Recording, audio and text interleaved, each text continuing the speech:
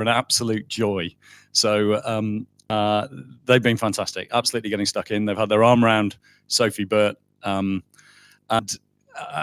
they've really kind of added to things, not just at Heroes Dinner, where we had that amazing, insightful chat really between Nick Trott, Dickie Mead, and the Franchitti brothers.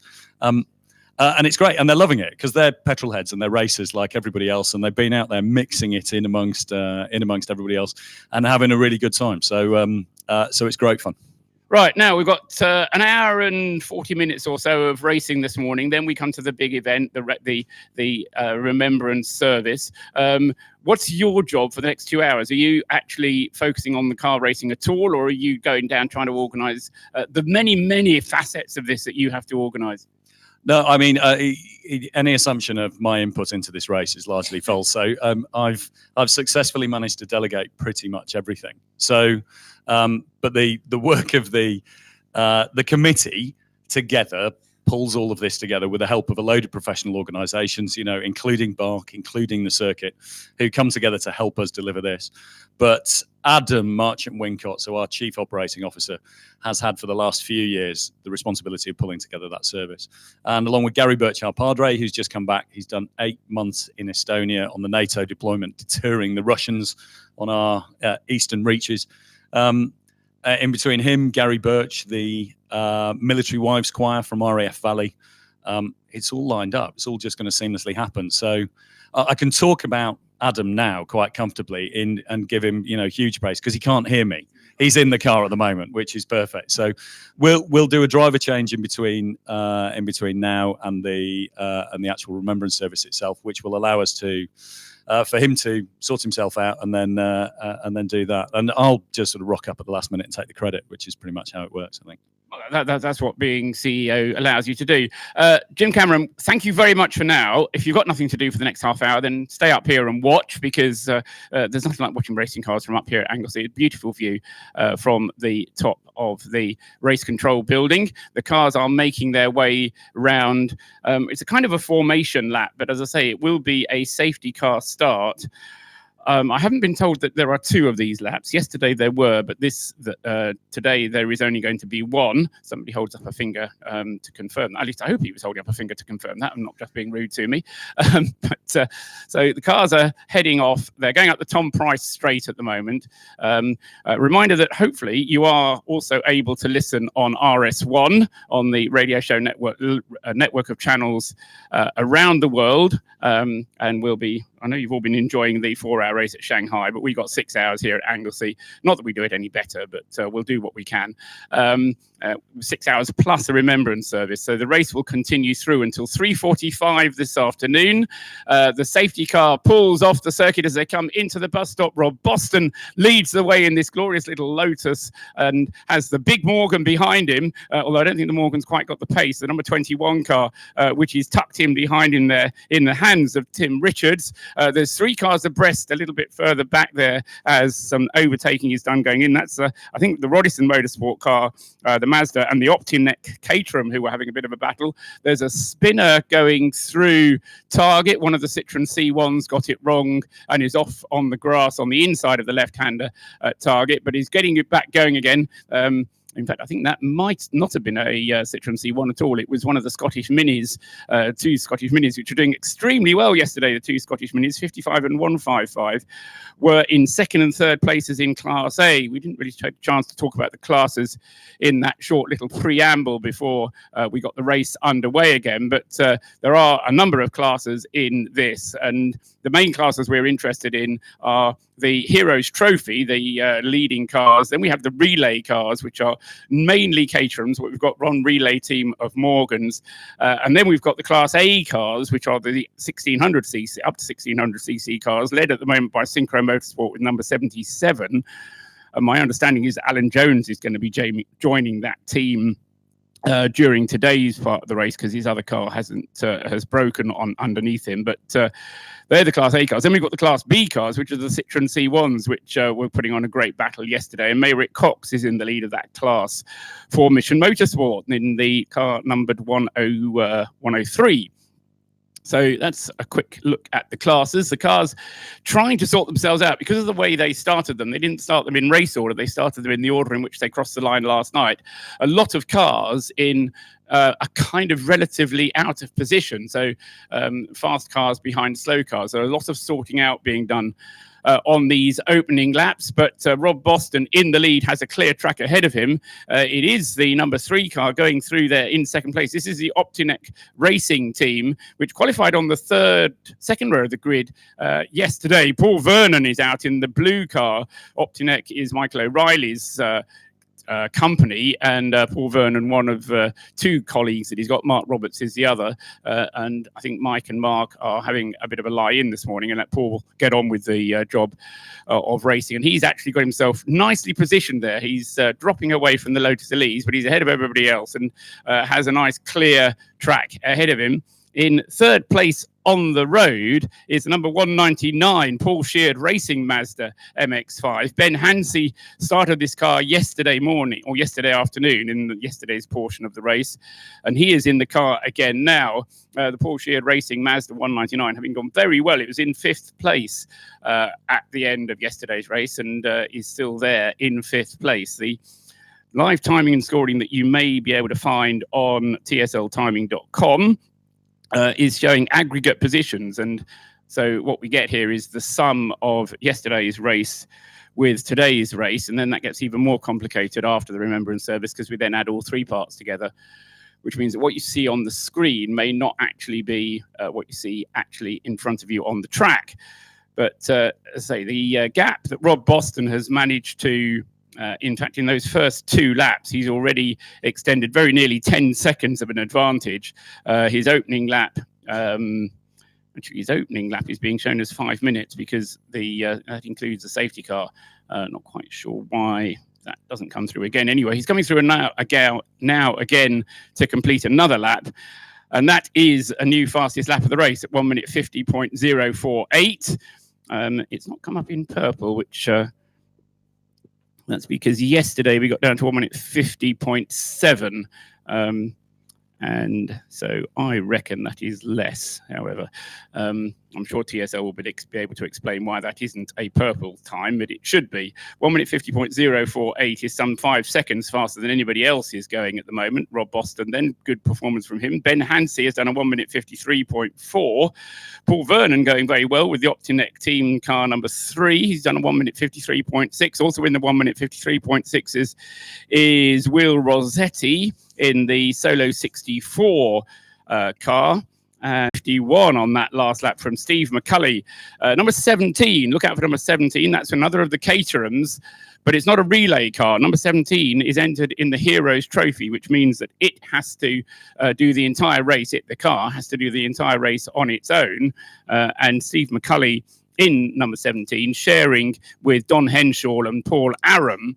But as I say, they all have to share the same car. So the car is the star in that number 17 team.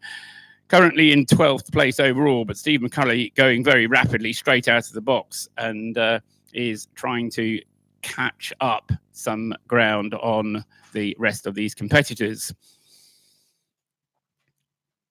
Big crowd of cars coming down through the corkscrew at the moment, and one of the, in fact, 2 Honda Civics amongst them there, looking much bigger than the little Caterhams that they're battling with. Got 2 teams of Honda Civics. You've got Ricky Coomber Racing, who's got 2 Honda Civics here this weekend, and also we did have 2 Honda Civics from Synchro Motorsport, but unfortunately, as I mentioned, one of them broke yesterday. The automatic engined gearbox car was overheating and ended up damaging the gearbox beyond repair. So the number 76 car is sadly out of the race. 77 car is going to continue.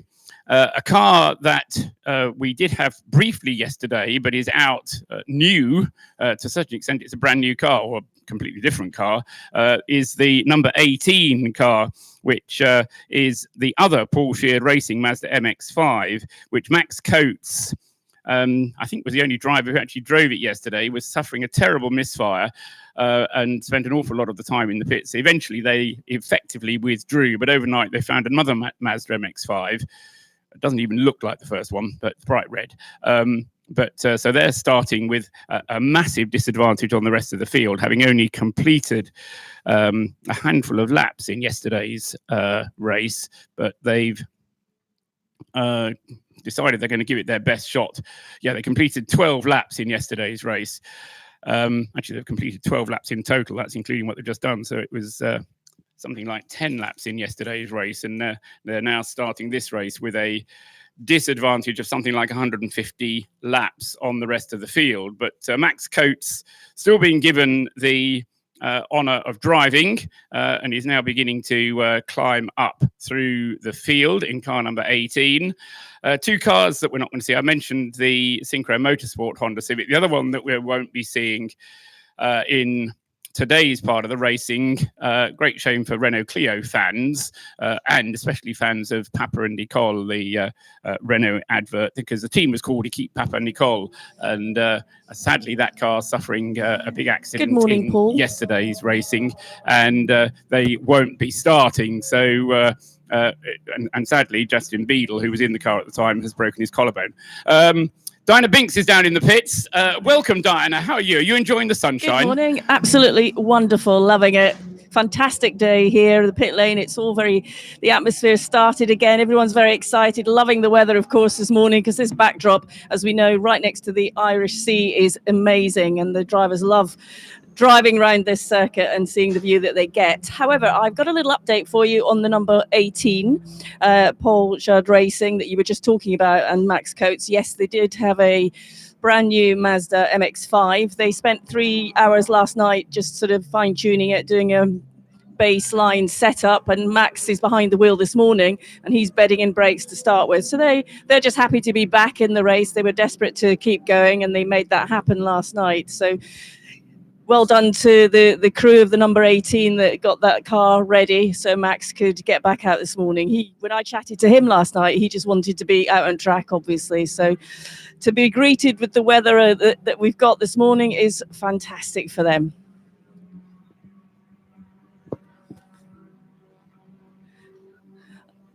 Thank you, Diana.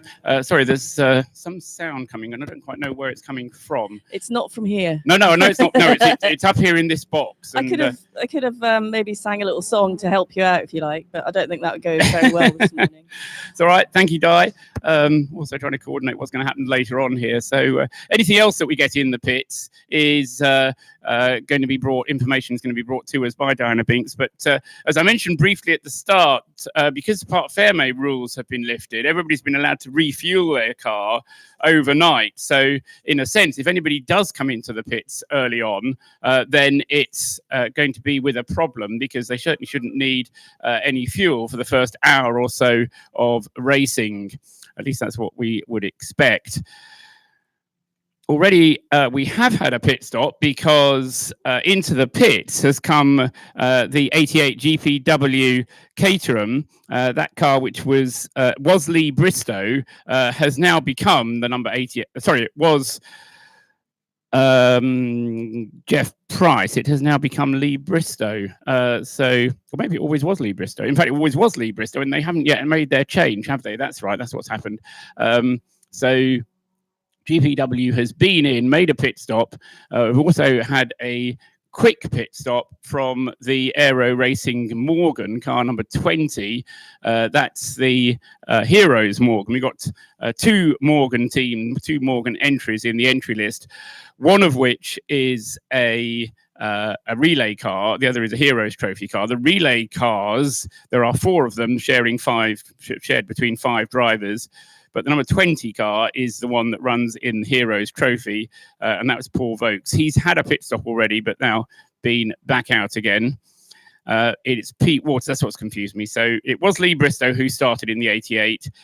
He's been into the pits. He's had a 4-minute pit stop, which is what the regulations say that any pit stop which involves a change of car has to take. So the 4-minute pit stop has been taken by GPW Racing, and as a result of that, the GPW Caterham team, now with Pete Waters driving, but that car has slipped from 3rd to 5th.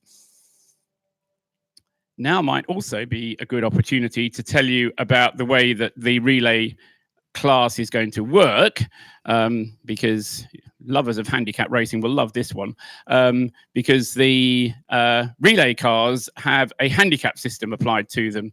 So we've had situations in the past where the overall winner has come from the relay class, and that doesn't enable them to win the Race of Remembrance, but they've changed the way that the winner of the relay class is going to be calculated because of this handicap.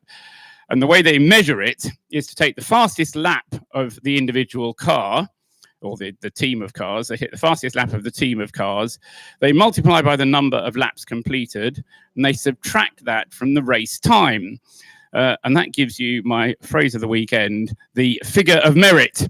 Once you have the figure of merit, you then put them into that order, and whoever has the lowest figure of merit wins the handicap. At 5 hours, it was being led by GPW Racing. But what we discovered was that it doesn't take very long to change the complexion of the handicap completely, because at one point, GPW Racing were down in, I think, 4th place. 3 hours they were leading, but I have a feeling after 4 hours, they were down in 3rd or 4th place in the handicap. So I was hoping to get the 6 hour position, but we had a power cut last night, so it all went horribly wrong. So currently, as I say, I think on the calculation of the handicap, we'll have Pete Waters in a commanding position for the relay handicap, but at the moment he's only in 6th place in the race. Into the pits has come one of the Scottish Minis, the car number 55. This is the Track Scotland car, which was started by Will Robson, and Diana Binks is down there and can tell us about it. Yes, the 55 has come in. They are going to do a driver change and refueling. So I asked them, were they not full of fuel already? And they said, yeah, we did fuel up before we lent out, but we are refueling as well. So driver change and refueling, early pit stop for these guys on the 55, but they're not reporting any problems to me. Thank you, Diana. And so some work going on at the back of the Track Scotland car. And as I say, this is the car. It was in 2nd place of Class A, but losing time in the pits at the moment. Meanwhile, to the lead of Class A, no, it's not got into the lead of Class A, has it? It nearly got into the lead of Class A. In 2nd place in Class A, Adam Kindness with the other Track Scotland Mini, number 155. The Class A still being led by the number 77 Synchro Motorsport Honda Civic, which was started in this portion of the race by Steve Davey.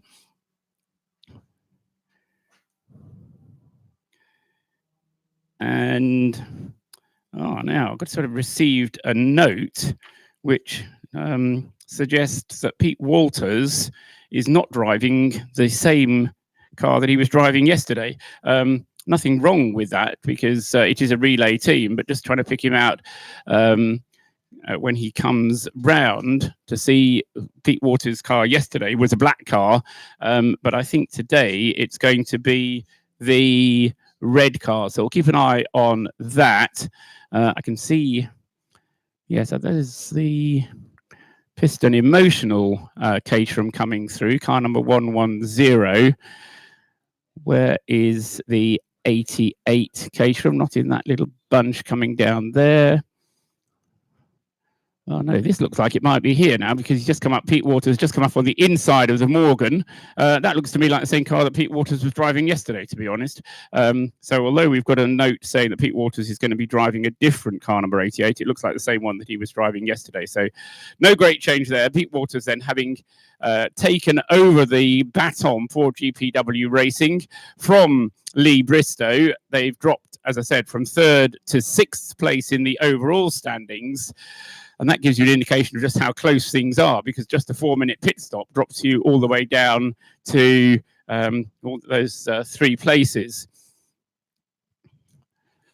Slightly concerned that James Cameron has got his binoculars trained out into the Irish Sea at the moment. I think he may be looking for invaders coming from the Republic. You can see something, James. What is it? So it's a school of porpoises.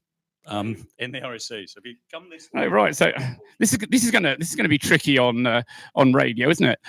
So out the way, so I can see I can see them doing their bit out there. So yes, we've got are they porpoises or dolphins? Oh dear, no, they're going to have to go and look in their boys' own book of new mammals there. But no, great to. I mean, this is just part of what goes on at Anglesey. We've got a Marshall's campfire over in one direction. We've got Snowdon peeking out in the other direction. We've got the sun shining beautifully, and we've got porpoises or dolphins playing in the Irish Sea. We've also got Rob Boston going very rapidly. Let's get back to the race. 1 minute 47.268, the most recent fastest lap time. And that is a purple lap, so I'm happy now. So TSL Timing, who have been looking after us this weekend fantastically. A 1 minute 47.268 for Rob Boston then. He and Pete Mansfield are doing this race as a two-hander, just the two of them doing the whole of the 12 hours in, as I say, 6 hours yesterday, 6 hours today, but still it's quite a tall order for the two of them to do it. They've practically doubled their lead in the first, 20 minutes of this race. We've had 20 minutes of it still gone this morning already, and they've practically doubled their lead. It was 50 seconds. It's now 1 minute and 50 seconds between Rob Boston in the lead and Brad Philpott in second place. Hello, Diana. What can you tell us? I'm with Danny Grist, who's in Team Jaffa Cakes, obviously my favourite team because they supply me the Jaffa Cakes all the time. The number 96 Mazda. Danny, you've just gone out to bed in and get a few laps in. What are conditions like out on the track this morning? They're drying up. It started off a bit greasy and slippery, but within about half hour's time, I reckon there'll be some dry lines and yeah, be able to push the boat out a bit more, I think. Massive difference from yesterday. I think you might have needed a boat yesterday, but you certainly don't need one today. I prefer my boat, to be honest, but the other guys seem to do better in the dry, so we'll let them have it today. Is everyone taking it relatively, not slowly, but, cautiously this morning just to get the first few hours underway? I would have thought so, but then I have had trouble giving way to other cars and they just seem to drive you out onto the grass, so that's a bit annoying. And not really where you want to be? No, not at all. Okay, so you've just handed over. Will you be getting back in the car later on? I'll be doing a stint later on and hopefully it'll be dry by then, so there'll be completely different lines. So thanks, Danny. Thank you. So Danny Grist there from the Jaffa Cakes team, number 96. The car currently in 5th place in Class A, 20th place overall. And yeah, what we didn't quite get to the bottom of was why the car had come into the pits, except if it was just for a driver change. I was talking earlier on, the minimum pit stop time for all pit stops, which involve refueling, change of driver, or in the case of a relay car, change of car, is 4 minutes. So it's the team responsibility to time that to be 4 minutes from pit in to pit out. The Jaffa Cakes car number 96 has just got to the end of its 4 minutes, so we'll be leaving the pit lane in about 3 seconds time. 3, 2, 1, away it goes. And so that car going back out onto the circuit. The regulation then specifies that not only does every pit stop have to be of 4 minutes, but the number of pit stops, you have to make 9 pit stops over the course of the 12 hours of the race. So if you can see a screen that has the live timing on it, then the final column is the number of pit stops completed. And you'll see here we are at this stage, just over halfway through the 12 hours. And of the top 4 runners, none of them have yet completed 5 pit stops. So they're kind of they're on either 4 pit stops in the case of Rob Boston and Dan Welch for Roddison Motorsport, or 3 pit stops in the case of Brad Philpott and Ben Hansey. So those cars are going to have to do a few extra pit stops at some point in order to get to the minimum requirement of 9 pit stops. Other than that, it's a very simple motor race. And as we've been saying, the spirit of the race is very much one to compete and enjoy yourself rather than necessarily go all out for competitiveness. And James Cameron is still up here. We'll have a little chat about that one because we always have a little bit of banter about this one, James, because you are always very concerned about the Mission Motorsport beneficiaries and the marvelous experience that you offer to all these drivers. And then I keep on getting excited because there's a motor race that breaks out. But you somehow manage to tread this balance between the two aspects of it, don't you? Yeah, and both are really important. You know, they're really good. One is the context for the other, so it's kind of the canvas that you use to kind of paint a picture on. One of those Morgans is really quick, isn't it? Yeah, I think that's the number 20 car, which Paul Vokes is driving at the moment. It's a big, powerful car, a Morgan, and it's your sort of car, actually, Jim. I would have thought. Have you ever had a Morgan?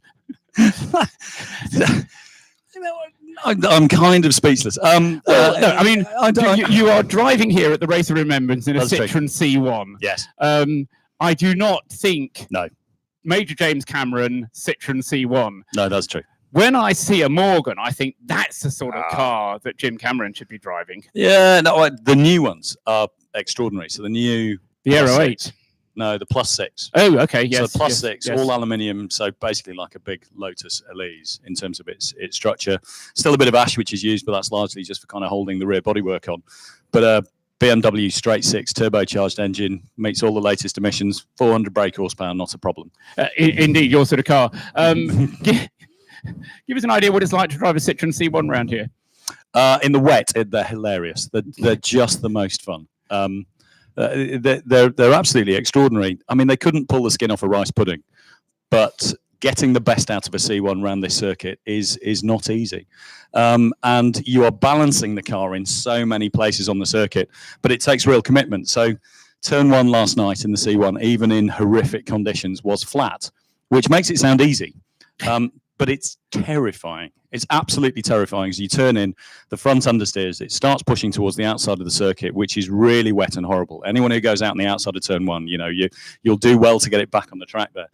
And you've just got to keep the faith and hang in there, because if you come off the accelerator, the car rotates underneath you. And in between that and church in the dark, they really are. It's a proper challenge of motorsport, that. Good.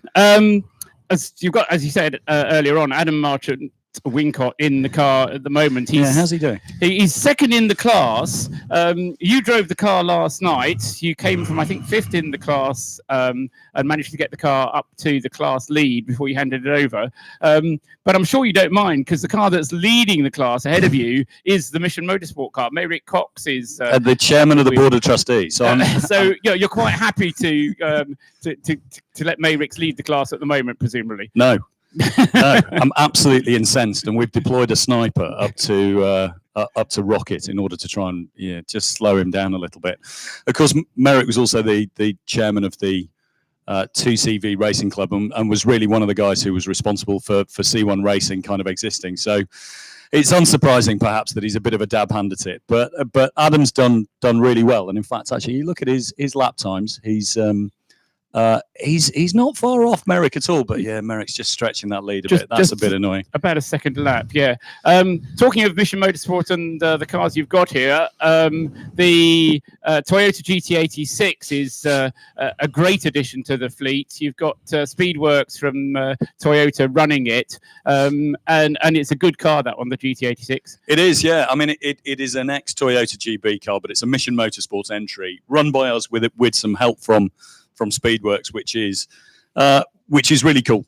And those things are fantastic. Just an absolutely lovely balance. It's a flat 4 engine, which Aston would like to point out is Subaru sourced. They're really great balance to the car. Fantastic fun to drive, and the team that's doing it's a brilliant thing. Looks great out on track. So the wrap was actually done by the Mission Motorsport livery team. So it's got this sort of snake-looking front end, and it's quite a striking vehicle. Dave Turnbull, who works with us, he's a Mission Motorsport beneficiary who's now a Mission Motorsport employee, and he's been helping and mentoring Matt Stringer. And of course, Matt's setting his business up, and Matt's in the car this weekend.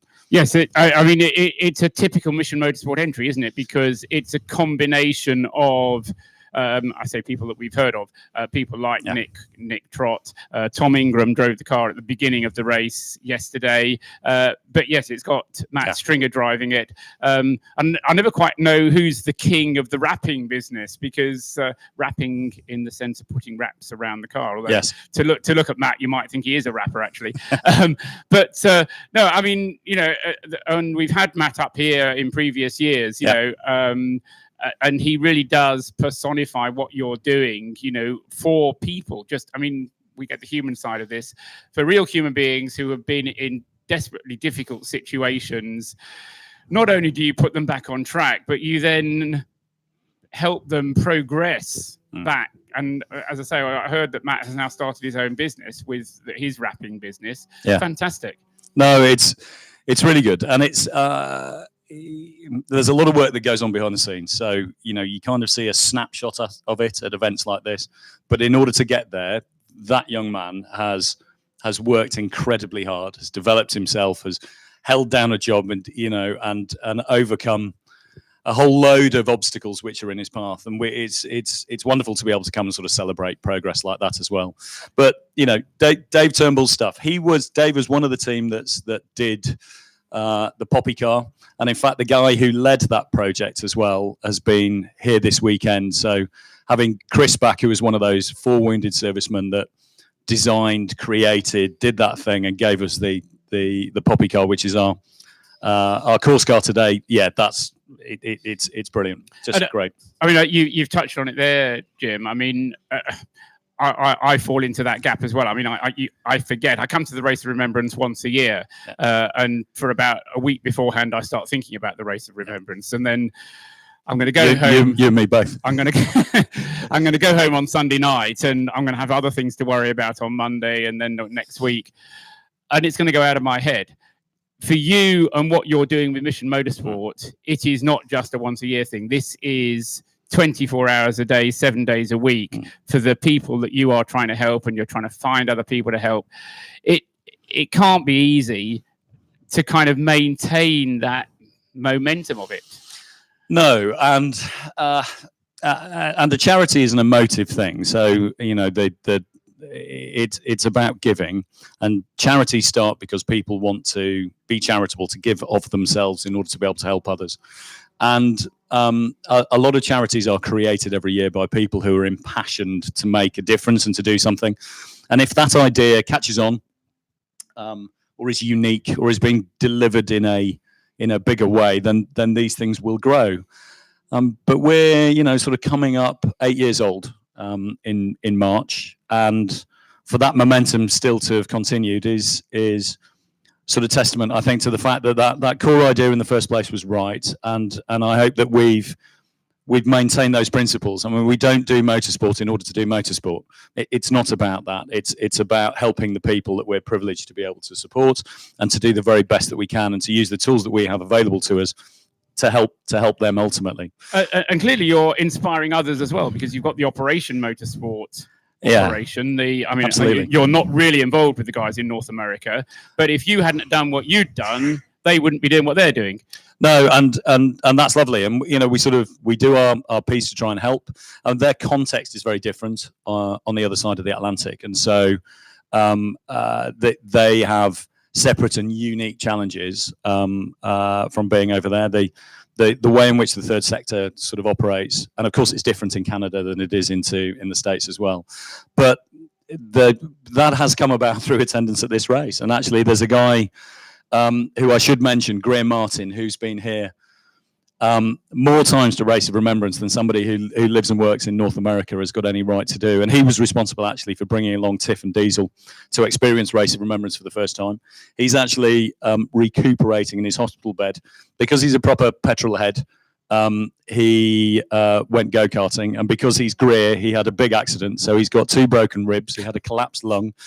And he's recuperating in bed at the moment, but I know he's been following the live feed. It might be a bit too early in the morning for him, but if he's out there, we're wishing him all the best and thinking of him as we'll be standing here for the Remembrance service, because I know how much that means to him. Yeah. Okay. Thank you very much, Jim. I'll let you just put that on hold. And as I say, if you have other things to do, feel free to go and do it. If you want to stay and watch from up here, then there are a few better places, as I said earlier on, to watch a motor racing event from. Rob Boston is continuing to go quicker and quicker. He now has a best lap of 1 minute 44.833, which, to put it in context, during day qualifying yesterday, we got down into the 1 minute 37. So we're still short of what we did yesterday in, on Friday in qualifying, but we're, as I say, going quicker than we have done in the racing element of this so far. Rob Boston then has opened up a much larger lead. Theoretically, he has lapped Brad Philpott, but I need to go down and talk to TSL later on because I don't quite understand. He is being shown as being on the same number of laps as Brad Philpott, but the gap is over 2 minutes, which is more than a lap time. So we need to kind of work out how that's going to pan out. There goes Brad across the line now in the number 73 Mazda MX-5. 2 minutes 22 is the gap first to second, and the last lap time was a 1 minute 48. So in effect, there is a full lap of difference between the first and second place cars now. And in third place is Ben Hansey, who has come up into third place. But Ben is only 2 seconds ahead of Dan Welsh. Now, that's not a change that we're going to be able to observe happening on the circuit. But Dan Welsh in number 5 is right up behind number 199. We can go down to Diana in the pits. Diana. I'm down here underneath. You can't see me from the window, but the number 420 Cockwombles car, Zoltan. What was your surname? Jaboy. Zoltan Jaboy. See, you're in 2 cars. That's why it confused me. I wasn't really sure. Just having a quick chat in the garage. You've just jumped out. You were telling me a bit of a story about last night. It seemed you had a tyre pressure issue, which was interesting. Yeah, we had a slight problem last night. We had a few clutch issues yesterday afternoon where the clutch wasn't engaging, so we drove for about 3 hours with no clutch and just synchronizing it with that. We got that fixed last night. The car and the last stint wasn't driving particularly well, and we ended up dropping like a stone out the back end of it and come in last night. I'm thinking the whole thing's gone a bit wry. The suspension's a bit knackered. Something's gone on, and turns out the tyre pressures are down by about 40 psi. So gone out this morning, and so far in 20 minutes I've overtaken 3 cars. So I'm quite happy that we're getting back there. So my rest of my day is going to be driving Caterham. So out of the C1 and into the Caterham. So I was going to say that. Who said this was a good idea? Doing 2 teams in one race. Well, the Citroen C1, how do you get the best out of those little cars? They're very nimble. And then, of course, you're jumping into the Caterham. So just tell me the difference between the 2. One is a heart rate of about 120. The other's a heart rate of about 160. So the C1s are good fun. They're very delicate. You've got to keep the momentum going. You can't be too aggressive. You've got to be aggressive, but not too aggressive. And it's all about the right lines to get the right tack times. But the Caterhams, again, completely different animal. They're a lot more grab it by the scruff of the neck, drive it well, and you don't have a lot less time to think in a Caterham than you do in a C1.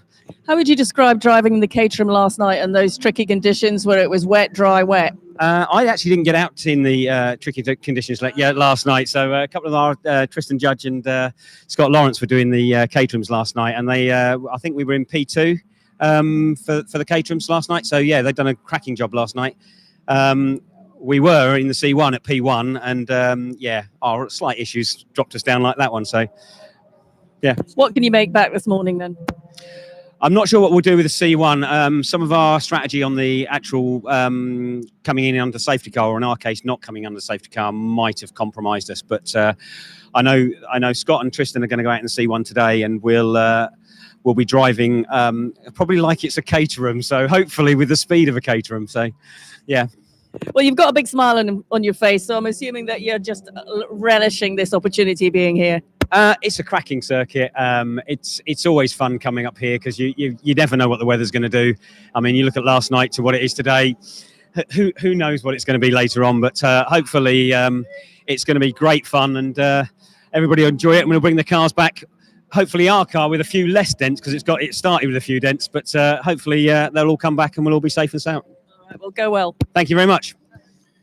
Thanks very much. Nice to hear from Zoltan Jiboy, and good to know how to pronounce his name as well, because we were struggling with that earlier on. The other thing for which we are grateful to Zoltan, or at least Jeff Price is grateful, because was for the steering column, which broke on him on Friday, and which Zoltan had a spare. So he, in the spirit of the race, has lent or given that to Jeff Price, and Jeff has been able to participate in the race as a result of Zoltan having a spare steering column that he was willing to part with. A new fastest lap of the race that I'll tell you about first of all, and then we'll come to a couple of pit stops that we've had, because a new fastest lap from Stephen McCulley down in, no, I've lost where he is. Stephen McCulley is in 9th place with car number 17, the DSP racing car. It's just done a 1 minute 43.420, which is a second and a bit quicker than the fastest lap that Rob Boston has done. Now, Stephen McCulley with his Caterham then, quicker over a single lap than Rob Boston. So Rob has a substantial lead still, but still a long way to go in this race. So there's every possibility that places could still change. Into the pits has come David McInulty with the number 69 Apple Green Lotus Elise. This car was up in 3rd place at one point yesterday. Is currently running in 6th, which is where it started this second section of the race. David McInulty sharing the number 69 car with David McInulty and Dan Holland. Danny Holland out yesterday night in the depths of the night. Had a very exciting race of it, ending up across the grass at one point, and at one point was actually also penalised for some slightly what was described by the organisers as avoidable contact. But Dan was doing his very best. Anyway, that car number 69, partly as a result of that penalty, has now been pushed down to 6th place, and I'm sure now we're going to be seeing a driver change, possibly, with Danny Holland getting back into it, or either that or Jason McInulty, possibly Jason McInulty getting back into it, and then they'll put Danny in for after the Service of Remembrance, which is less than an hour away now. They'll be bringing the cars. We'll be getting a checkered flag, actually. I did say yesterday they'd be stopping this part with a safety car. That was based on what they've done in previous years, but I'm told this year they're going to stop the race with a checkered flag, but the cars are then going to be lined up in the on the start-finish line and allow the drivers to get out and attend the Remembrance service in the pit lane. And luckily, we are going to be able to do it in the pit lane rather than have to all decamp to the marquee in the middle of the paddock, which, if the weather had been like it was yesterday, I think we would have had to have done. But so hopefully today it will be dry for the most part. Ben Hansey and Dan Welsh continuing to have their close battle, although the last couple of laps Dan has put in some quicker laps, and so the number 5, Dan Welsh Mazda MX-5, has just established now a 5-second gap on the timing screen. And as I say, if you're around the circuit, you can't see that gap because it's based on the aggregate of the two. And Ben Hansey then is trying to close up in the Porsche Racing Mazda on Dan Welsh, but Dan with a couple of laps quicker most recently, and the most recent lap from Dan was a 1 minute 48.0 compared to Ben Hansey, who got caught up in a bit of traffic and did a 1 minute 52. Pete Waters continues in 5th place in the leading relay car, and the handicap times have now been posted for the 6 hours, and disappointingly for GPW, they are only 6th on handicap at the moment. Piston Emotional, the 110 car, is actually leading on handicap at the moment, so we'll try and keep on top of that handicap race, but as I say, it is a bit complicated to work out, and we'll only know for sure who is in the lead of the handicap race when the race finishes, because it does depend on the fastest lap of the individual car. Look out for the Optinek car. That now has Mark Roberts driving it. So the number 3 Optinek car, which Paul Vernon started first thing this morning, they've now switched over to Mark Roberts. Mark is in 11th place in the overall standings, and on handicap, the Optinek car are currently in 4th place. change for position on that lap. What's happened there? Because Dan Welsh has now got himself ahead of Ben Hansey, a 1:47. No, that's right. Dan Welsh then for Rodison Motorsport ahead of Ben Hansey as it was. So Rob Boston leads the race. Brad Philpott in second, just over a lap behind. And then 3 laps behind that is the battle that's going on between Dan Welsh and Ben Hansey. Pete Waters in 5th place, David McAnulty in 6th.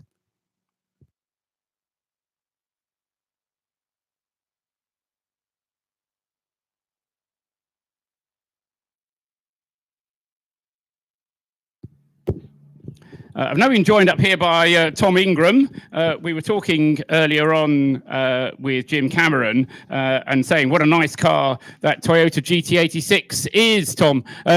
You were lucky in a sense. I don't know if that was luck or not, but you drove it at the start of the race anyway, when conditions weren't ideal, were they? No, absolutely not. It was very difficult conditions out there as well. And I had the joy of being able to drive this amazing track from being, from daylight into the night and seeing the whole thing change and the total dynamic of the circuit totally change. And it's great to see now we've got the circuit changing back towards a drier settings and the sun blazing down and a beautiful view that you guys have got up here from the commentary box. Have you been here before?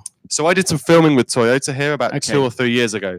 So the first chance I've had to really drive this circuit in anger was on Friday afternoon in qualifying, and it is an amazing circuit to start to drive around. And we've had amazing. It's been great fun. But again, I'm speaking as an observer. You're a racing driver, but to race here when there are 43 other cars on the track is very different from just either filming here or testing here or trying to get a fast lap, because you can't afford, if you're racing, to say, oh, I've got a bit of a car there, I'll drop back, I'll let him get away, and then you've got to fight for every corner, haven't you? And you've got to learn the track in a different way if you're going to race on it. Of course, and that's the difficulty of this, where you've got so many different cars of different performance. You've got guys from of different experience levels in the car as well, and it's very difficult, especially when conditions were as they were, to not trip over people and not lose too much time. That is quite difficult, and it's one of the things I've had to try and help with the guys that we've got in the car, to just explain that and say, look, don't think of these you see a gap and dive for them, because a lot of the guys are still getting used to driving on a circuit. So it makes it a totally different dynamic to something that certainly myself I'm used to. But I think we've seen some great racing so far, and we've seen some fantastic stuff going on, and full credit to a lot of these guys, because like you say, the conditions weren't fantastic yesterday. They were a lot of standing water, the weather coming in and all of a sudden losing the light. And we've had really, bar obviously the one, we've had very few incidents on track. Touch wood, that remains and stays. So full credit to everyone. I think they've done a fantastic job. And I mean, I'm sure you're aware there are drivers here having their first ever motor race. There's at least 2 drivers who only got their license yesterday or the day before yesterday. So not many. I won't say how old you are, but you've been driving for a number of years. You're an experienced racing driver, but you've got to be aware that there are drivers out there having their first ever motor race. At the same time, you're not in one of the fastest cars, so you've got people in Caterhams whose cars are faster than you. That's my excuse that I've been going with as well. Absolutely right, and full credit to them. They've performed absolutely magnificently, and we've seen for absolutely full credit. It's been really remarkable to see how these guys and girls have really come on over the course of just over the 2 days so far. And I think today will be fantastic. Now the circuit's starting to dry out. We can start to see a little bit more consistency in the circuit. That hopefully that gives them another big boost of confidence to start taking it up to the next level as well.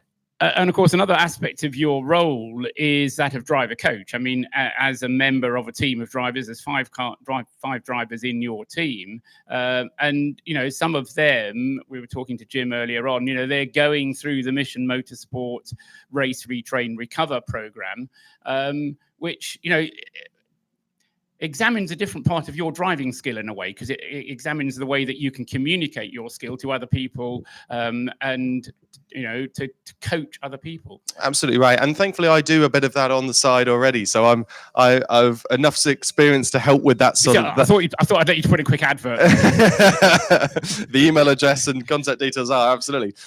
So thankfully I do a bit of that on the side already. So it's something that I really enjoy doing, and something I take quite a lot of pride in being able to help these guys out. And Matt, who's been in the car today, who's a beneficiary of the Mission Motorsport program, has done a fantastic job. Has really performed very amicably. Has done a really, really good job. Has just got on with it. Has not been phased by anything. Has been very confident and assured with his actions on track and how he's performing. So full credit to him. I think he's done a fantastic job. As the other guys we've all got in the car as well, they're all doing a really, really good job. And of course, we know you as a touring car driver, British Touring Car Championship driver. This is slightly a different animal because it's endurance racing, it's teamwork. You have to hand the car over. Is that something you've thought about getting involved in? I mean, there's a lot of endurance racing about these days. Is that something that you might get involved in more, either as a result of this or other opportunities that come your way? I've done a few bits and pieces, certainly not by any means a full-time assault at it. I raced at Circuit of the Americas a couple of years ago, the 24-hour race out there. And I've done various other bits and pieces. I've started to do a little bit more historic stuff this year. We've been with Marco Attard doing some bits and pieces, which has been fantastic fun, and I've really, really had a lot of fun doing that. So yeah, there's always stuff that I'm looking out for, and yeah, any sort of GT stuff and bits and pieces, I'm always looking to jump in and gain as much extra work as I can, if you want to call it. End of 2018 now, we're at the end of 2019 now, looking forward to 2020. What are you doing next year? Do you know yet? So we're obviously at the end of the first year with the new Toyota Corolla in BTCC spec. So it's been a real learning year for us to understand exactly how the car's been working and how it performs. So we're at the end of that first year and at the end of the year one of development. So it puts us in a really strong position now for year two of that project to really step it up to the next level. My plan is to win the championship next year. Of course it is. So there's a lot of pressure on us, and I think we're well suited, and we're in a good place to try and have a really good assault at that. And what are you doing between now and next March then? Just sitting on the beach, don't you? That's what all racing drivers do over winter. I know, isn't it? it's great. So yeah, I mean we've various projects that we're working on outside of the main motorsport fold, but a lot of the stuff that we'll be doing is getting ready and getting prepared for next year. So a lot of the commercial side of the business will obviously need to be sorted, but there's always plenty to do, and you try to get as much of that done as early as possible, so it's not that last minute rush that we always see. So just all sorts of crazy and fun things like helmet designs to race suits deliveries to garage boarding designs and everything in between that is that you get to stare at a computer screen and make pretty pictures all day long. And at no point there did you mention the gym word or the training word or the fitness word. Well, you see, I'm currently in my Ricky Hatton state where I've kind of had a very good season of being exactly on the weight I need, and I've definitely consumed my quota of calories over these last few weeks whilst it's getting cold. My winter coat, if you want to call it that. So yeah, it'll be I'm going to be one of those really annoying people you see in the gym on January, not really knowing how any of the lockers work and how any of the machines work, and you'll see me in there getting rid of everything I've put on over the winter. Good. Okay, Tom Ingram, great to have you up here. Much. You're out again later on, presumably with the GT86. We will be, yes. Yeah, hopefully it'll be nice and dry when I'm out there, and we can have some good fun. Go and have some fast laps as well. Thanks very much indeed, Tom Ingram, then, the driver of the 101 Mission Motorsport Toyota GT86. And that car at the moment running in 22nd place overall. Nick Trott is driving it. He just lost a place, actually, to Zach Lucas in the 999 Ricky Coomber Motorsport Honda Civic. Diana, down in the pits, whilst I've been chatting, away you go.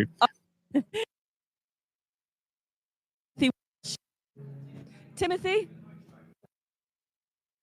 He's been cautioned. Timothy Walsh, number 9 Jaffa Cake Racing, Mazda. You came in a few minutes earlier, obviously. How was it out there this morning? Well, as a complete novice and a 60-year-old, first ever motor race, it's just great fun. It's absolutely brilliant. I'm really loving it. It is a bit tricky when cars come round you and there's 6 or 7 coming past, but hold your nerve, enjoy it. It's great fun. Recommend it to anybody. Well, I'm very impressed. But the other thing that impressed me with your car, when it came in, it's got this fantastic blue, pink, black livery, and it looks immaculate, I've got to say. It doesn't look like anyone's even squeezed past you. Well, the livery is thanks to some good pals that we have within the graphics industry. That's Rushton Graphics. They are really nice lads. Known them some time. And the way it looks so clean, I used to work for a cleaning company. So you said first time here, first motor race, first event. What an event to choose. Well, it's a baptism of fire. Decided at the Autosport show, and then a few beers, and then that was it. Decision made. So you couldn't back out then? I would have never heard the end of it. Have you enjoyed it? I mean, obviously, the first 6 hours of the race yesterday were in pretty tricky conditions, so that definitely was a baptism of fire. What's the biggest thing you learned? Well, I tell you, not only the conditions you've got to deal with, I've got some friends who race internationally, and I can sometimes criticise and pull their leg about it. I will never, ever do that again, because you cannot appreciate how brilliant they are. Really are good. It's a very different beast, isn't it? Being behind the wheel as opposed to watching it. You're lower down, you've got everything to contend with, you've got cars coming right and left, it's getting dark, it's raining, lights are bright, you can't see so well, but you've got to hold your nerve. That's right. And again, coming back, what the speeds I'm doing is vastly greater than what my friends do and what you see at Formula One. And no matter what you say or what you think they did right or wrong, you are wrong sitting in that armchair. It's a different beast. So you said you would recommend this to anyone. Why this event in particular? Well, it's got a fantastic cause. I am always at my village ceremony. I shed tears. It's always a very emotional day to me. And we lost a neighbour who really put his heart and soul in raising for a similar charity. So every lap I'm going around, I'm thinking of the lads who are here today, and I'm thinking of my neighbour, and I'm also shedding a tear at the same time. I'm not in my village. That's the most important thing, is to have the memories, keep them prominent in your mind, and they're a gift as you go about your business. Yes. I don't think anybody can put into words what we should really remember on this day. It's just phenomenal, absolutely phenomenal. The lads who are competing down there, and they've been through the wars, so to say. I would like to just go down there and shake their hand if I get time to say thanks competing with me and putting it with Captain Slow on the track. I'm sure you can, and I'm sure you're not Captain Slow, and it's great to see you enjoying it. Thank you very much. Great. Thanks, Diana. Tim Walsh down there then from the other Jaffa Cake racing car. That's the number 9 car, which Tim and Stuart Humphrey, just the two of them driving throughout the event here at Anglesey this weekend. They're outside the top 30, so we have to flick down to the second screen. Currently running in 37th place overall out of the 42 cars that are still running.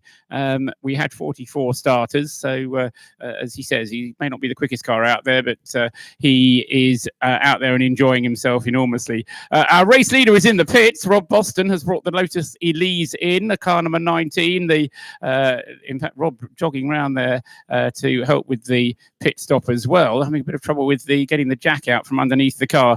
Peter Mansfield getting ready to get into the car. It will be, again, a 4-minute pit stop for this car, and they're coming up to 3 minutes and 20.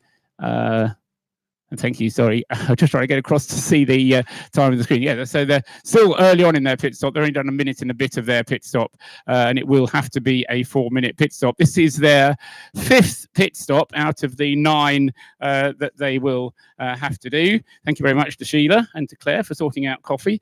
And so the pit stop for the race leader, it should not lose the lead through this pit stop, although he'll have to be careful because Brad Philpott is still going very rapidly in the TWP Mazda, putting in his first personal best race lap a couple of laps ago at 1 minute 45.274, is just 3 seconds slower than the best from the Lotus. So not really a fair fight. They do run in 2 different classes, the Lotus of Rob Boston Racing and the Mazda of TWP. But but the way the Mazda was going yesterday in the rain, Brad Philpott, well, his teammate John Munro, was leading the race for a fair chunk of it. Then they got a bit unlucky with their strategy, and the Lotus had a couple of pit stops under the safety car, which benefited it, and that gave it that advantage. But as I say, we started today's element of the race with the gap only 50 seconds between the two of them. The Lotus Elise still there, lots of dashing about with work going on the car. I can see Diana Binks down there having a look at what's going on, and she'll probably get to talk to Rob Boston at some point, and he'll be able to give us his impressions of driving round. But I'll say the gap is still continuing to come down whilst the Lotus stays in the pit lane. 2.5 minutes currently on the clock for this pit stop. The team manager comes round to the front of the car. It indicates to Peter Mansfield that he has to fire up the engine, and then they'll be able to get on its way once again. Say this is the 5th out of the 9 pit stops that the car has to make, and we were hearing from them earlier on, they can make those pit stops whenever they want. So if they can make them under safety car conditions, somewhat easier to do it than if they're doing it under race conditions. 3 minutes 50 on the clock. They send the car out. Peter Mansfield has to pause at the pit exit in order to get his driver ID identified.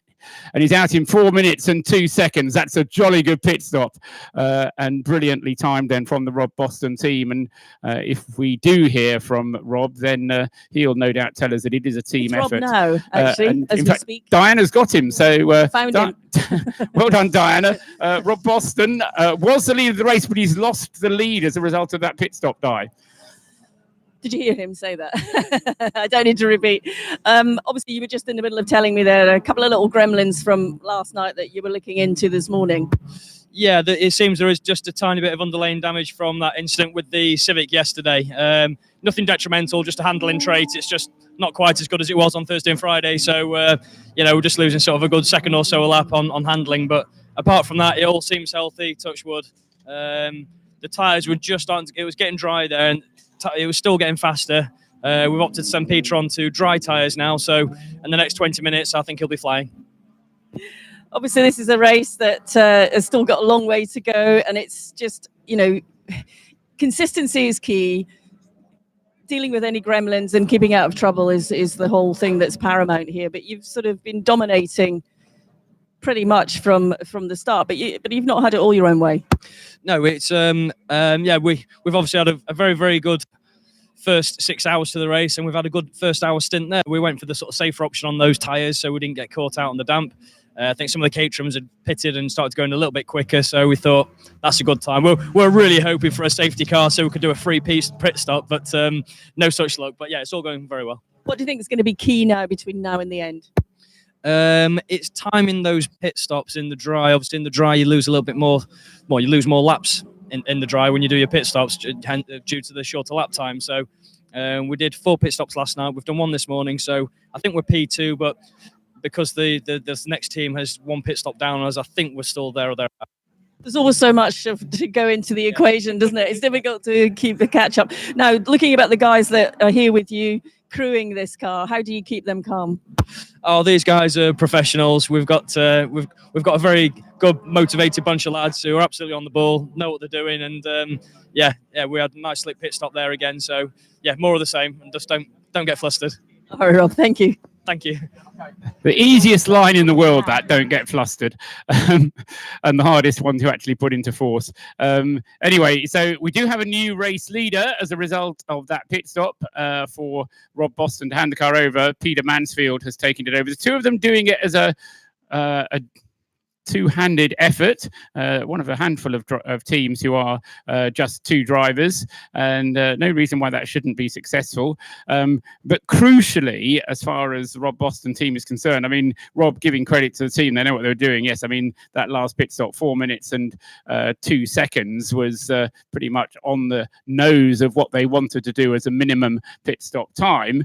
But it has meant that the lead has gone to Brad Philpott, but Brad's car team, the TWB TWP Mazda has only done 3 pit stops. And here we are over 7 hours into the race now of the 12. And they're going to have to do another 6 pit stops before the end of the race, whereas Rob Boston and his team only have to do another 4 pit stops before the end of the race. So those 2 extra pit stops will cost the Mazda, all told, 8 minutes. Now, if they get lucky and can come in, as Rob was saying, if they can come in during a safety car period, then that will be a benefit for them, and that is going to be their kind of hope, I suspect. We just had a yellow flag at target, which I think some people might have thought was going to turn into a safety car, but it wasn't. It was just a car spinning and continuing, and so no harm and no safety car, more importantly.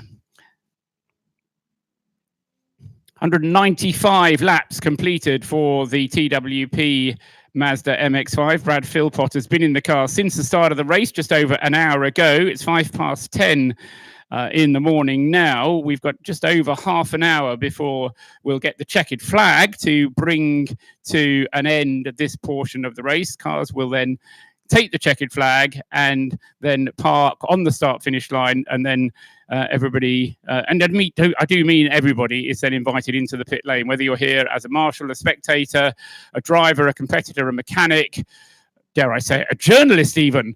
You could go down into the pit lane and to observe the act of remembrance at 11 o'clock. And as I say, we'll try and get as many people into the pit lane as we can for that. As far as the radio stream is concerned on RS1, on the Radio Show Limited network of channels, then we will be streaming the Remembrance service as well. Diana's down there in the pits again. Diana? DSP Racing, number 17, Caterham. Steve McCulley's just brought the car in for a driver change, and the guys are still doing the pit stop just next to us.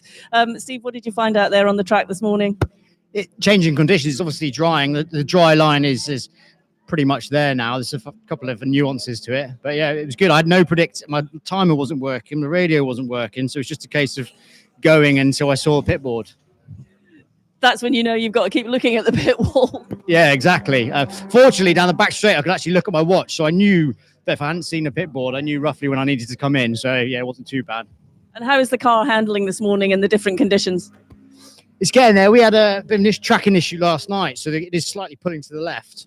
But actually, you know, she's pretty good, to be fair. We had the throttle cable broke on us 8 minutes from the finish last night, so we lost quite a bit of time, which is a bit gutting. But so far, she's going really well.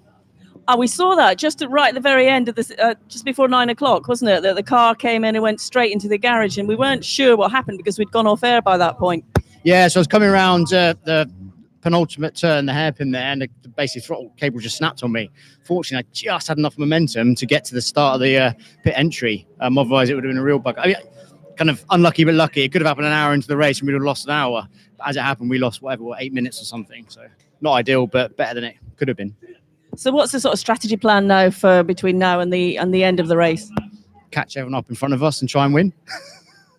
Apart from that, yeah, just keep it consistent. I think consistency is key. We've got a really good pitch strategy. Looking forward to the Remembrance service, obviously, because that's what this is about. Once we've done that, then heads down to the end of the race. Thank you, Steve. Cheers. Yeah, and whilst you got Steve, he actually did fastest lap of the race at one point. So give him congratulations for that. Yeah, Steve did. Okay, apparently you put in the fastest lap of the race at one point. Oh, right. No, I didn't know that because my lap timer wasn't working. That's good to know. I think keep it broken because the car goes more quickly with the lap timer broken. No, he has just been pipped on fastest lap in the meantime by Pete Waters' Caterham. But significantly, both of those Caterhams, the hero car that we've just been hearing from Steve McCulley there, Don Henshaw has now taken the car over, and Pete Waters in the GPW car going significantly quicker than the Peter Mansfield, now driven by Peter Mansfield, Rob Boston Lotus. So we heard Rob telling Diana a moment ago they've got that slight handling issue, which is costing them a little bit of time. Could yet cost them the race because there's still a long way to go. I mean, we've only got half an hour in this portion of the race, but then we've got 4 and a bit hours to go when we get restarted after the Remembrance service. So there's still everything to play for. And this race is, although, as I mentioned a moment ago, the Rob Boston Racing Lotus has the advantage as a result of having done those 5 pit stops ahead of the Mazda. It still is a very finely balanced race as well, with some fast Caterhams behind. The other Mazda team that we've not really heard from, I don't think yet, number 5, the Rodison Motorsport team. Dan Welsh has been in the car since the beginning of this race as well. He's been out there for more than an hour in this segment. We know that the Mazdas have good fuel consumption. John Monroe was up here last night and telling us that they could run in the wet for almost 2 hours on a tank full of fuel. So I think they'll be probably hoping to do a tank full of fuel to get them through to the Remembrance service. They're not allowed to refuel in the last 15 minutes before the checkered flag, so they've got 15 minutes to come in, and if they don't come in during those 15 minutes, they'll have to wait until the pause in order to refuel the car. But they will be allowed to refuel the car during the Remembrance service, won't they, Claire? Now she's worried. They were allowed to do it overnight, but she's not sure whether they're allowed to do it during the Remembrance service. Turn your mic on and tell us. She's not sure. I think you better say nothing if you're not sure, Claire. So we need to clarify whether or not Part Ferme rules apply during the Remembrance service. They certainly didn't apply overnight. Well, I think that might be a bit difficult because the cars normally line up. They're not going to get into the refueling area, so they're not going to get into the refueling area. So I don't think that they will refuel. What tends to happen is, as I said, the safety car pulls up, although they're getting the checkered flag this time. But then they pull up in 2 streams and stay on the grid. Yeah. So logistically, they're not going to be able to get into the refueling area. So I think we've kind of answered the question by working it out. Not the best way, but it works. Don Henschel going through with the DSP Racing Caterham there, looking very rapid. Car currently in 11th place. What we didn't know, thanks for Diana for finding that out, was the problem, that throttle cable. But as Steve McCulley was telling Diana, that could have been a lot worse. That would have cost them at least half an hour if it would have happened during the race. So the fact that it happened when it did was, with the best will in the world, actually a good thing rather than a bad thing. A personal best lap from Dan Welsh, the Rodison Motorsports Mazda number 5, still going very strongly. I was mentioning Dan's been in the car since the beginning of this segment of the race, as has Brad Philpott in the TWP Mazda. Those 2 Mazdas going very strongly. Into the pits comes the number 18 car. This is a brand new car from the car that was being driven yesterday. This is the other Paul Sheard car. Joe Marshall is in the 199 car in higher up the field in about 4th place. And the other Paul Sheard car has now completed 46 laps in total. That's in addition to the laps that it did in the first part of the race. Just trying to remember how many laps it did in the first part of the race. It did 9 laps in the first part of the race, so it's done 46.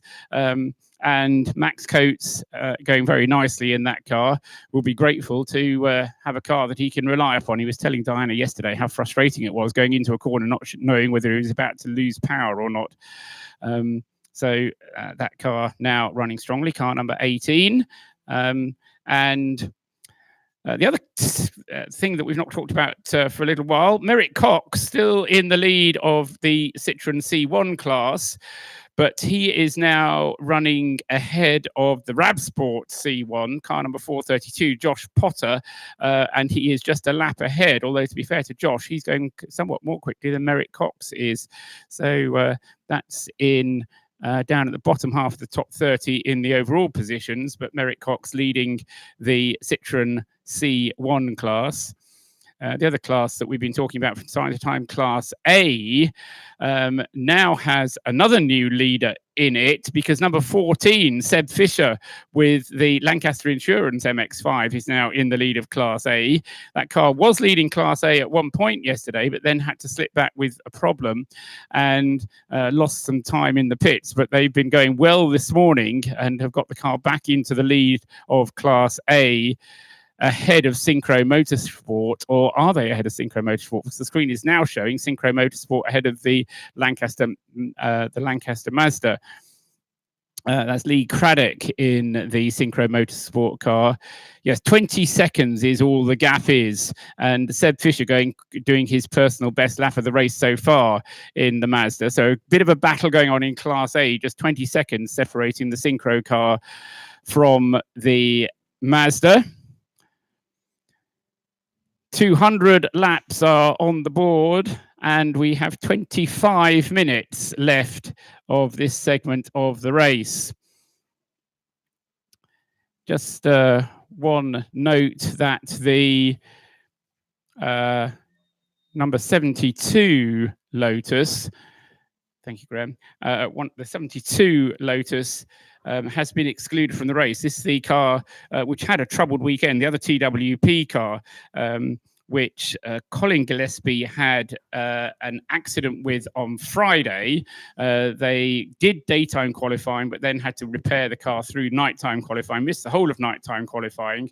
Had a good start to the race, but then finished part one of the race in 24th place overall. Had a couple of issues with the car, but were excluded overnight. And Claire Smith might be able to tell us a little bit more about it. They had a pit offence, I think is the best way to put it. It was a kind of like a yeah, that's the only way to describe it, a pit offence, which the clerk of the course was very adamant about, and the guys appealed it, but the stewards are kind of like upheld it as such. Well, it didn't uphold it, actually. They said that it was inadmissible. So unfortunately they are excluded, yes. So the 72 car then presumably, if you just go the right direction through the screen, now has, yes, it's still being shown on the screen, but playing no part in today's racing activities. So the 148 laps that were completed yesterday is all that that car will be credited with. So we'll add it to the list of non-finishers. Strictly speaking, not a retirement, but a non-classified finisher. Into the pits comes Dan Welsh. So the number 5 Rodison Motorsport Mazda down there in the pit lane. It's been a good run from Dan this morning. Now, what's going to happen next? Because Rob Austin drove this car yesterday, and apart from one very small glitch when he came in and lost 3 laps in the pits, Rob drove an absolute blinder yesterday, and that 3 laps is 3 laps which they've just not been able to get back. And the car currently undergoing pit work. It is doing its 5th pit stop now, so that's kind of the number of pit stops that most of them done so far. I can see Diana down there in the pit lane. Who have you got with you, Di? You're spying on me. I'm afraid. I can see everybody. We're waving. I'm with Max Coates. Right, okay, Max with his brand new car. 2-car Max, they call him. 2-car Max. Something like that. He's not laughing. Max, obviously we know there's a new car this morning, and the team worked hard last night. You got a new car here to replace the one that was damaged, that wasn't going to be able to continue. That's what's had to happen. And you went out this morning, you've had a few laps. What have you found? Yeah, so we the first car, we don't really know fully what's wrong with it, but something valve related in cylinder 1. So basically that was a no-go. We had another car in the truck, so we pulled that out, checked it over with clerks of course and scrutineers and whatnot, and got it back out on the road. So there's a few modifications we needed to do last night, like sorting indicators out and lights and things like that. But yeah, nothing too difficult. So yeah, lads have done a good job, but I think it's kind of, in keeping with what we're all here for today, is to, try and persevere and keep on going where we can. Well, you've worked so hard to get here. You wanted to be part of the event. Once it's underway, you want to keep going as much as possible. So testament to you and the team for doing out on track, but that's where you want to be. Yeah, exactly. It's all about going out and having a giggle. So, we're just trying to sort of be generally quite cautious. We know we're sort of well out of the race. So, yeah, don't want to sort of ruin it for anyone else, but just go around and have a laugh and enjoy ourselves anyway. There's a lot of people before this venture in even a race. So this you've got to take consideration when you're out there on track and maybe take the I need to win head off. Yeah, the I need to win head off has gone yesterday at about 3:30 or something. So yeah, but anyway, it's not all about that all the time. So if we come here and we enjoy it and we all leave with a smile on our face, then we've done what we come to do, really. Max, thank you for chatting, and good to see you back out on track. Enjoy the rest of the race. Thank you very much. Well done then. So Max Coates has now handed the number 18 car over to Guy Colclough. So Guy's getting a go. I think Guy did have a go yesterday. Certainly drove the car in qualifying, but as Max was saying there, that car on over 100 laps adrift of the rest of the field, never mind the guys at the top of the field. 203 laps now completed by our race leader. Another improvement, personal improvement from Brad Philpott, an indication, if nothing else, that conditions are getting better. We haven't had any rain. I shouldn't say that, but it stopped raining at some point in the night, and we haven't had any rain this morning. But it has taken at least an hour, up to, let's say, an hour and 20 minutes into this portion of the race, really, for a dry line to emerge. The sun may be up, but it's fairly low in the sky, and so it takes a wee while to dry the track out. But we are getting down to what is close to a dry track now. And as I say, Brad Philpott, a personal best at 1 minute 43.814. Peter Mansfield lapping somewhat slower than that at 1 minute 47. He wouldn't pretend to be as quick as Rob Boston is, but Peter nevertheless going as quickly as he feels comfortable with in the Lotus in second place. Pete Waters is third with 88, the GPW Racing Caterham team car. We were told he was going to be driving a different one, but as far as I can tell, it's still the black car that Pete Waters is driving, his regular mount. Paul, and with Paul Turner from the 513 just come in for a driver change. Diana, over to you. TCS Paul Turner. Motorsport.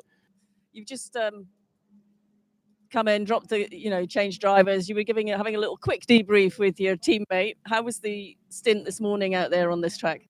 Yeah, well, it's changing. It's drying out. We've virtually got a dry line now, so the pace is improving, and some good racing out there. Everyone this morning is just delighted that the conditions are so much better. How's the handling of the car changed for you today? Oh, massively. I mean, to a certain degree, with a little C1 with such narrow tyres, it didn't make such a huge difference. What we're finding is the other cars are coming at us so much quicker that we've got to be so quick in the mirrors and watching what's going on. So you're not only trying to race a guy in front, you're also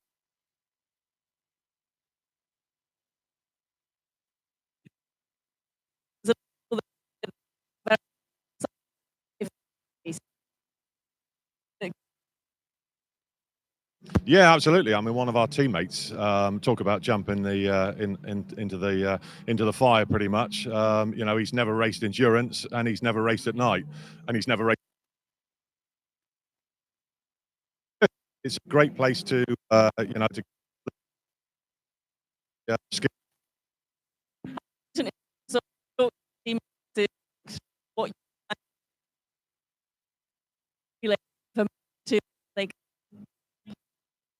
Yeah, it's critical. I mean, as any driver, you go out, it takes a lap or 2 laps to sort of get into it. So if the driver that's just been out can say to you, which corner's still a bit damp, where the dry line is, how it's going, whether it's still a karting wet line or it's a dry line, it's pretty important, really. You enjoying it? Yeah, no, it's good. It's a shame yesterday we were in P1 and we a bit on it seems like, and we stuck it in the first corner. We're enjoying it. It's good, and it's a great course. So that's what it's all about. Thanks, Paul. Thank you. Cheers. Thanks, Rich. Diana, you're cutting out a few times there, Diana, so I'm not quite sure if you're at the limit of where the radio mic works, but we were cutting out a little bit. Our race leader is in the pits, the number 73 Brad Philpott Mazda TWP up at the far end. So Brad done a good job this morning. He's driven the car for an hour and 20 minutes, which is presumably a tank full, although from what John Munro was telling us yesterday, the car would go a little bit further than that. Brad will no doubt tell us when he gets out of the car how much fuel they had left in that car. But they do need to stop now, because otherwise we'll be in the last 15 minutes and they're not allowed to refuel during the last 15 minutes before the checkered flag. So probably just playing it safe at this stage. They have to make these extra pit stops anyway. That is just the 4th pit stop for the TWP Mazda.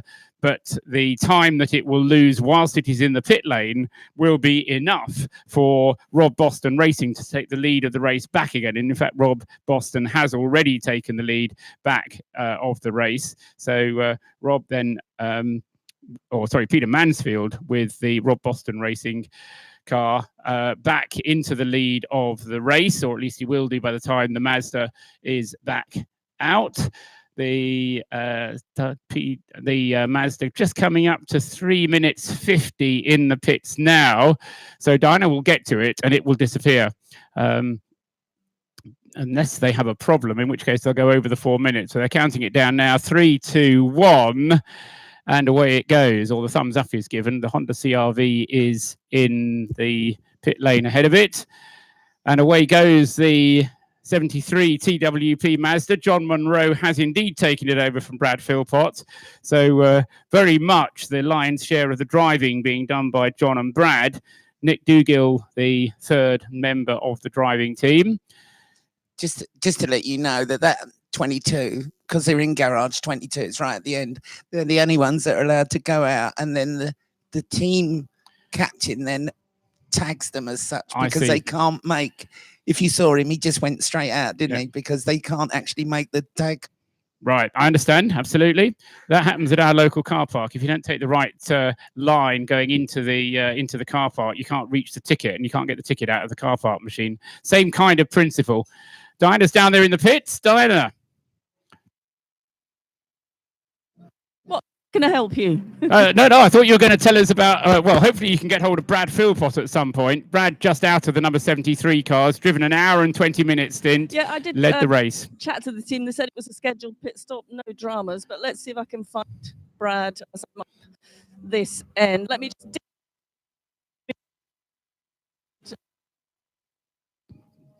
No, we're not hearing you, Diana. You'll have to come to a point where our radio mic can sense where you are a little bit better.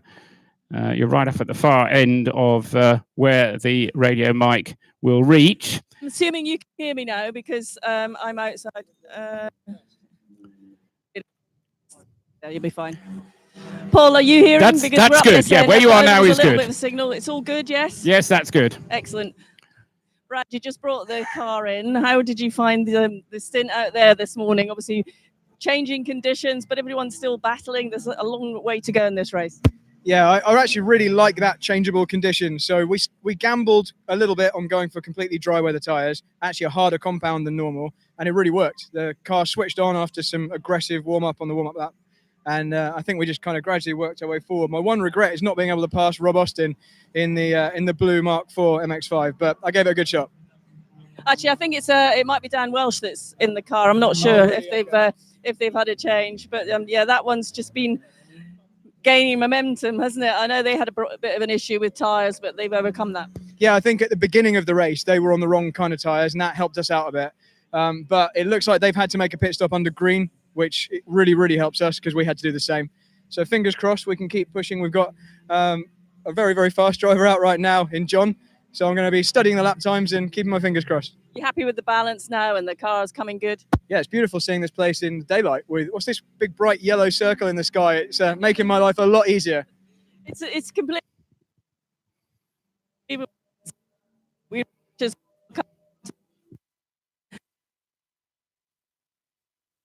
Yeah, and that's going to be another new experience for me. So I'm looking forward to the atmosphere of that, and the whole event so far has been brilliant. So thanks very much, Race of Remembrance. And what about this team of people you've got here in this garage? How are they performing? So I met these guys on Friday, just kind of parachuted in at the last minute, and I could not have felt more welcome. They're a supremely hard-working bunch of individuals, and just seeing the list of things they did to the car in the night with no electricity in this garage is phenomenal. So massive thanks to all these guys, and the car is performing perfectly thanks to them. Brilliant. Thank you, Brad. Thank you. Well done, Diana. And so Brad Philpott then having his first time out, clearly enjoying himself, enjoying the Race of Remembrance, and he's having a good run of it as well. What Diana didn't ask, and this is not a criticism, and he wouldn't have given you the answer anyway, was what the fuel consumption was like. Because if the car would have stayed out a little bit longer, then that is going to give them an advantage. However, they do need to hope that they're going to get another safety car, because that's where they're going to be able to pick up the time, is if they can pit under safety car with that extra bit of fuel that they've got. Jeff Price is up into third place with the number 88 Caterham, so GPW into third place overall, and the latest handicap standings actually puts GPW in second place in the standings as far as the relay handicap is concerned.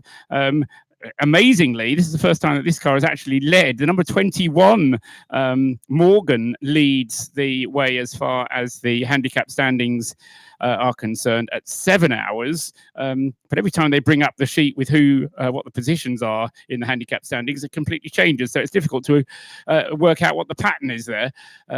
But no, I do like the way they've done this handicap. It certainly adds a little bit of interest to it. You can thank the man to your right for that. Is that true?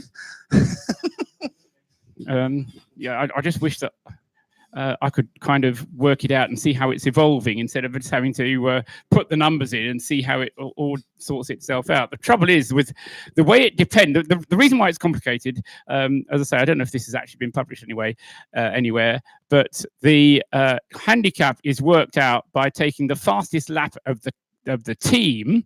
So they've got 3 cars. It could be any one of those cars, whichever has done the fastest lap.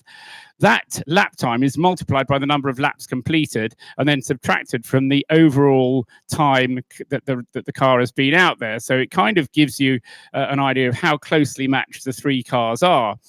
The trouble is, with a race like it is at the moment, where the track is getting faster and faster and faster as the race goes on, every lap that they do tends to be an improvement. So every time that an improved lap is set, it resets the kind of target time that you're then measuring. So it's a very cleverly worked out system.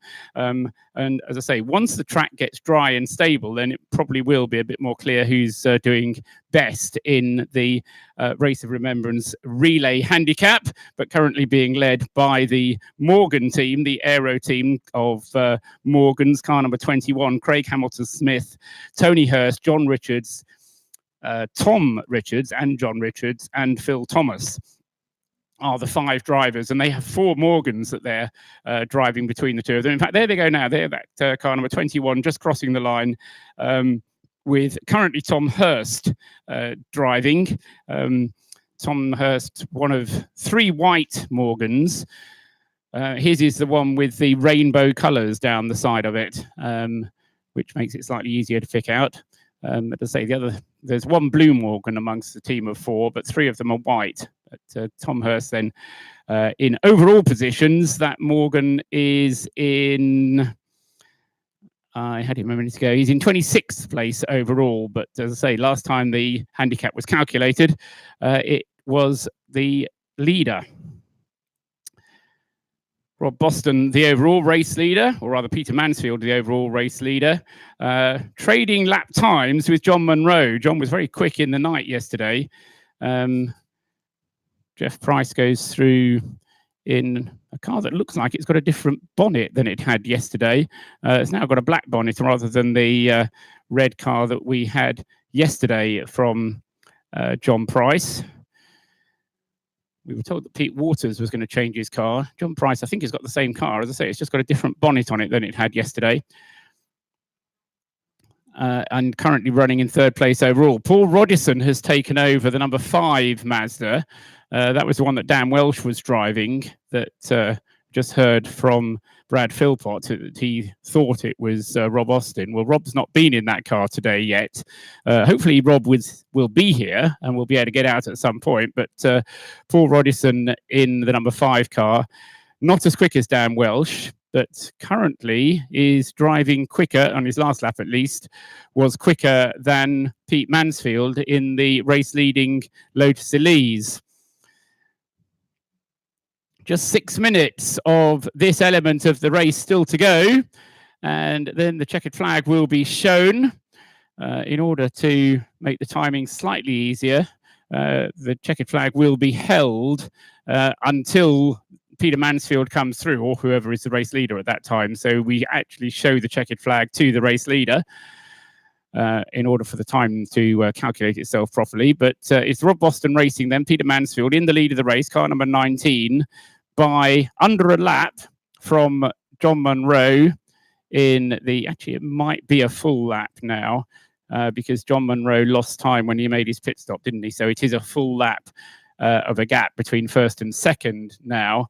Jeff Price in 3rd place in the relay GPW Caterham.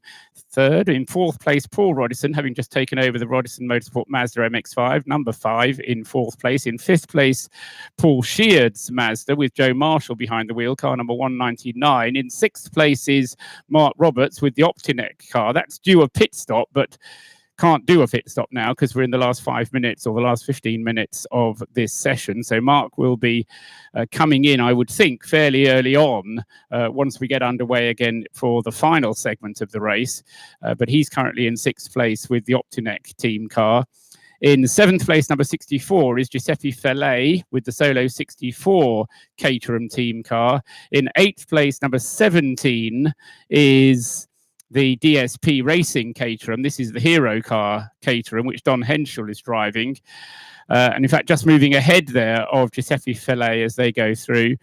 John Chiverell is ninth with the Piston Emotional team, Caterham, number 110. And then in 10th is Ricky Coomber's Honda Civic, car number 99, with Gavin Pickering at the wheel of it. Then Zoltan Shiboy is out in the Cockwombles Caterham, number 41. We saw him in the Citroen C1 earlier on, but he's now out in his Caterham, Zoltan. He's 11th. And then in 12th place, Ben Buckley with the Racy McRaceface team, Caterham, car number 7. So relay cars still going strongly, although the leading car is only in 6th place. We've got relay cars in 6th, 8th, 9th, 11th and 12th place as far as the overall positions are concerned.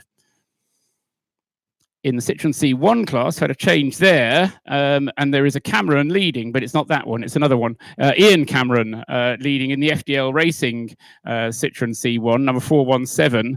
The Citroens having completed a few more pit stops. They were very clear that whenever there was a safety car yesterday, they were coming into the pits to do their pit stops.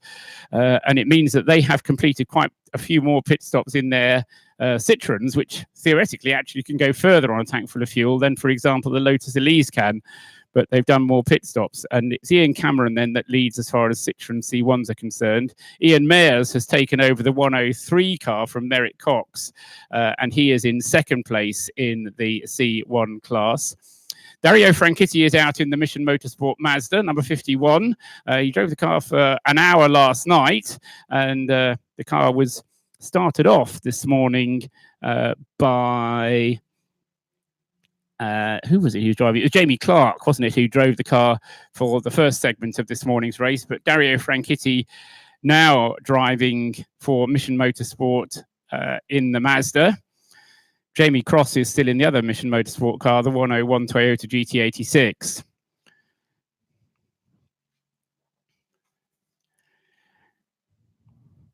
Three minutes left, so probably this lap plus one more for Peter Mansfield in the Lotus, number 19. Yes, definitely a new bonnet on number 88. Just going through there. And they've got themselves, they're sufficiently close together. They're all on the same number of laps there. Jeff Price in number 88, Paul Rodison in number 5, and Joe Marshall in number 199, all close together, same number of laps completed. So we'll see how that pans out in the final part of the race. At the moment, it's just a case of reeling off as many laps as you can. And as I say, we'll bring this portion of the race to a close with a checkered flag. Cars will then form up on the pit straight, and then we'll be handing over to the guys downstairs who will be running the Race of Remembrance for us. There may be a short break in the broadcast whilst we unplug one plug and plug in another, but hopefully we'll be able to hand that over seamlessly. Claire is shaking her head at me. She says, no, we won't have to have any John has kindly told us that it should be smooth and seamless. See, smooth and seamless. Kerry, if you're listening back in London, we'll have a smooth and seamless, transition to the Race of Remembrance service. And if it's not, then you know who to blame. In other words, me. Is that what you're saying? Saying nothing at all. There goes Peter Mansfield onto his last lap. So last lap of this segment, 213 laps. The car completed 162 laps in the first 6 hours. He's now just gone on to his 214th lap in this segment and has turned through target, heading up towards the banking. He's already through the banking, coming back down the hill and into this very, very fast right-hander at Church, where the car really wants to skate away from you. The backdrop of snow on the mountains behind it. Snowed overnight up there, didn't it? A lot more snow on the mountains this morning than there was yesterday. And all that rain we had was probably snow up in Snowdonia. Peter Mansfield goes up towards Rocket, turns left, goes for a moment out of our sight, and then turns back to the right again through the long loopy 180-degree corner, and then goes up towards Peel, gets that beautiful view, and then doesn't know where he's going. There's absolutely no visibility at all. The road drops away, and you think, well, it must be here because that's where it was last time around. And down through the corkscrew then goes Peter Mansfield, turns right onto the Tom Price straight, and slightly uphill all the way up to the hairpin at the top of the straight there, through 180 degrees. Very tricky under braking up there. It's not nearly as forgiving as the banking hairpin is. But then you get through that 180 degrees, back onto full throttle, up through the gears, and then down onto the brakes again at the bus stop. And Peter Mansfield will be coming down now. The checkered flag will be prepared, and there it is. Is being shown to Peter Mansfield. Sorry, the guy with the hat was hiding his flag, but he waves it to Peter Mansfield then. 214 laps completed, and he has a lap of an advantage. So he's extended that lap. The order the same as it was at the beginning of this segment, number 19 leading from number 73, but the gap has been increased from being 50 seconds to being a full lap. So it's been a successful portion of the race for the Rob Boston Racing team. John Munro doing a good job in that in the short time that he drove the car, having picked up the car from Brad Philpott. The pair of them going very well. They should have more fuel aboard, I reckon, than the Lotus has. So, but they still have an extra pit stop to make for the TWP team in second place. In third place is the number 88 car, as it was at 6 hours, the GPW racing car now. Jeff Price is the main driver. Paul Rodison with the Rodison Motorsport Mazda number 5 is fourth, as it was at 6 hours. Then the 199 Joe Marshall driven Paul Sheard Racing Mazda MX-5 is fifth. In sixth place is an improvement for the Optinet Racing team, number 3. I won't say it's because Michael O'Reilly hasn't been driving it that car has improved, because that wouldn't be fair. But Mark Roberts and Paul Vernon, having driven it this morning, has moved the car up to 6th place. 7th place is Don Henschel in the DSP car. That's in the number 17 Hero Racing class car. In 8th place, number 64, Giuseppe Fillet for the Solo 64 team. That's another Caterham relay team. Waiting, there it goes now, number 110 going through the Piston Emotional team with John Shiverall driving the car at the moment, is 9th. In 10th place, number 99, Gavin Pickering for Ricky Coomber. Just looking down to the Class A leader, that is now the Lancaster Mazda, car number 14. So that is a change. The Lancaster Mazda was down in 6th place in Class A, so they've had a successful time in this segment of the race. Although they are a pit stop short, but nevertheless, we'll have to put an extra one in. And leading the Citroen C1 class is the FDL package racing car, Ian Cameron, car number 417. Cars not quite going where they should do, but they very nearly did. Certainly Peter Mansfield did. No names, but yeah, it was, they should be in just single file, and then the other file comes along the left-hand side of them. Yeah, well, it was Dario Franchitti who didn't know where he was supposed to be going. So, yeah, he should know by now. Claire, a great first part of the race. You enjoyed that? Yeah, I wish I was in it, but it's good to watch it up here, especially here. Look, it's like the Algarve. It's lovely and warm. Jim Cameron is up here. Jim, hi. We've done well. We've got through that portion. We now have to take a deep breath and swallow hard, don't we? Yeah, we absolutely do. And so there's a couple of points of housekeeping now, because clearly everybody were coming in. You're seeing the post workers and the marshals coming in towards the centre. For those who've got things in the paddock, as you leave your paddock garages and all the rest of it, please just make sure that things are secure, that you've secured your stuff, that your motorhomes, all the rest of it are locked, that all of those bits and pieces are done. but then bring yourselves down. Please come and join us here in the pit lane as we do something that's pretty unique in motorsport and indeed in the rest of the world. So looking forward to seeing us together. Let's all get ourselves together and just enjoy the moment and the sunshine. Wear your sunblock just in case you're in danger of heat stroke. It's an important consideration here in Wales at this time of the year, but looking forward to seeing you in the pit lane. Thanks very much, Jim. Yes, I formally invited everybody earlier on to come down into the pit lane, and I really do mean everybody. In whatever capacity you are here at the Race of Remembrance, then you are more than welcome at the Service of Remembrance. It will take us a few minutes to organise everybody, and as Jim was just saying, that includes giving us enough time to get all the marshals in from their respective positions around the international GP circuit, on which configuration of Anglesey we are running this weekend's events. The cars looking absolutely splendid down there on the grid as they've taken up their positions in these two columns. Very military fashion from all of them. Drivers will be getting out, and as I say, they will be joining everybody else in the pit lane. We'll also be joined down in the pit lane by the RAF Valley Military Wives Choir, and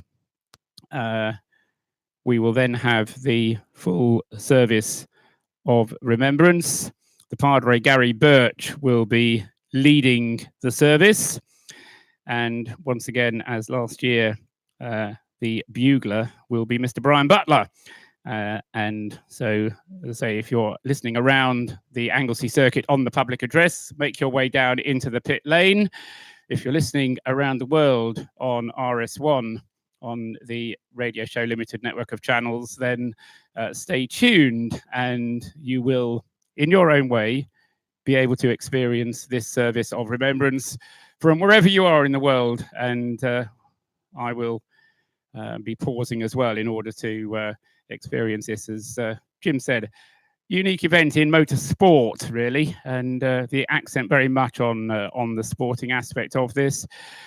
A lot of people have gone to a lot of trouble over the years, months, years, centuries to get us to where we are. And this is a moment where we can pause, we can reflect on some of the sacrifices, some of the troubles that people have gone through, both physical and mental, to get us to where we are today.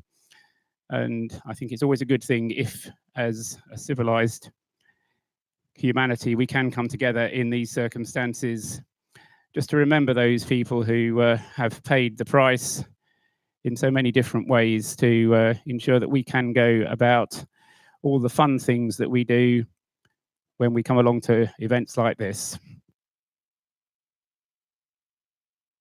So in the meantime, we'll, as I say, allow people to gather in the pit lane. As I say, the RAF Valley Military Wives Choir will be leading the singing. And once again, Anglesey bathed in very, very pleasant sunshine, an ideal setting to experience this moment where just for once we can cast our mind and think about other people and what they've done.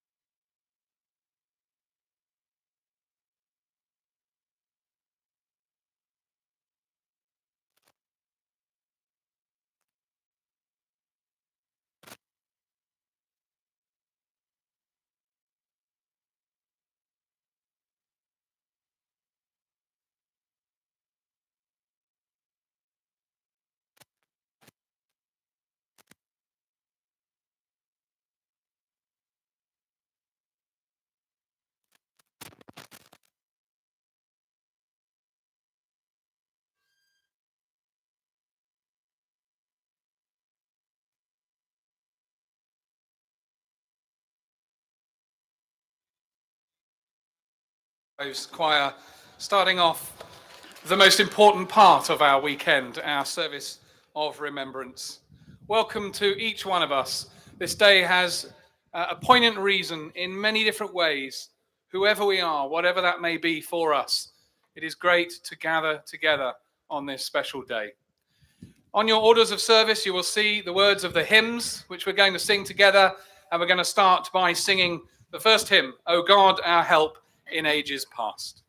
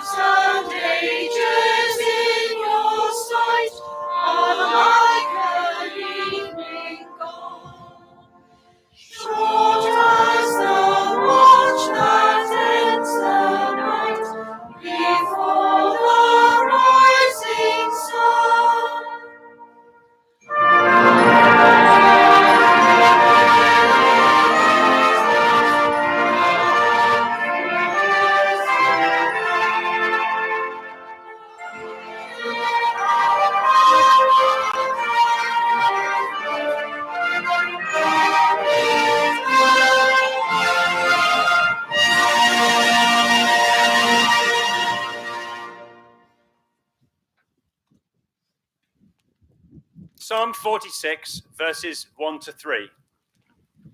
God is our refuge and strength, an ever-present help in trouble. Therefore we will not fear, though the earth give way and the mountains fall into the heart of the sea. Though its waters roar and foam and the mountains quake with their surging, we will not fear.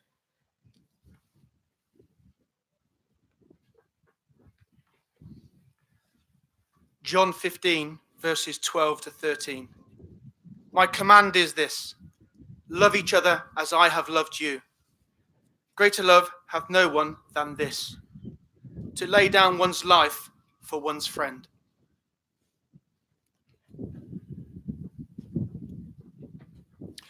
We know, we've read it and we hear it from James very often, that this is a race weekend wrapped around a remembrance service. And this is that point. And today, across the country, around the world, and over this weekend and tomorrow, many will stop and remember. I wonder, what does remembrance mean for you? I want to share some words of a school teacher, once a reservist Lance Corporal, who wrote about remembrance, and maybe something of this will strike a chord with you. He says, as a young Army cadet, remembrance was an annual parade, remembering those from my hometown who died during the World Wars. When I joined the reserve forces, it was a moment for those lost from my county, but now with friends at risk, both regular and reserve. On operations in Northern Ireland, remembrance was the places others had fallen, their names on a board above the weapon loading bay, the place you visit before and after a patrol. In 2003, remembrance was anticipation, for the 11th of November was our last gathering before flying to Afghanistan. Since the 28th of January 2004, remembrance is why him, not me. What if? It is Dave losing his eye, Paul losing his hearing, our interpreter breaking his leg, and Daz's quick actions saving my life, and the guys remaining behind while I was taken away. It is, to me, the German and French medical teams who fought to save me, and the hospitals in Kabul, Koblenz, and Birmingham that put me back together. It is the Red Cross, Headley Court, my unit, the Royal British Legion, the Army Benevolent Fund, Help for Heroes, Care for Casualties, the NHS, the Not Forgotten Association, all helping rehabilitate me. And most importantly, remembrance is the impact on my family and friends. Assessing what I had gained, not what I had lost. Looking at who I could be, not who I was. Since 2005, remembrance is Chris, George, Tomo, the 3 Marks, and the familiar, if unknown, faces of those others returning through Wootton Bassett. It is the injured, physically and mentally, and the battles they still face. It is the love, comradeship, determination, understanding, education, generosity, optimism, and humour that will help us heal. Remembrance is running a marathon with other injured veterans through New York City. It is marching past the cenotaph, knowing the recognition from the public belongs deservedly to the empty ranks, not to us. Remembrance is January at a graveyard in Bedfordshire, swapping memories, trading insults, catching up on a decade's gossip, laughing, smiling. It is also knowing we would do it again if we have to.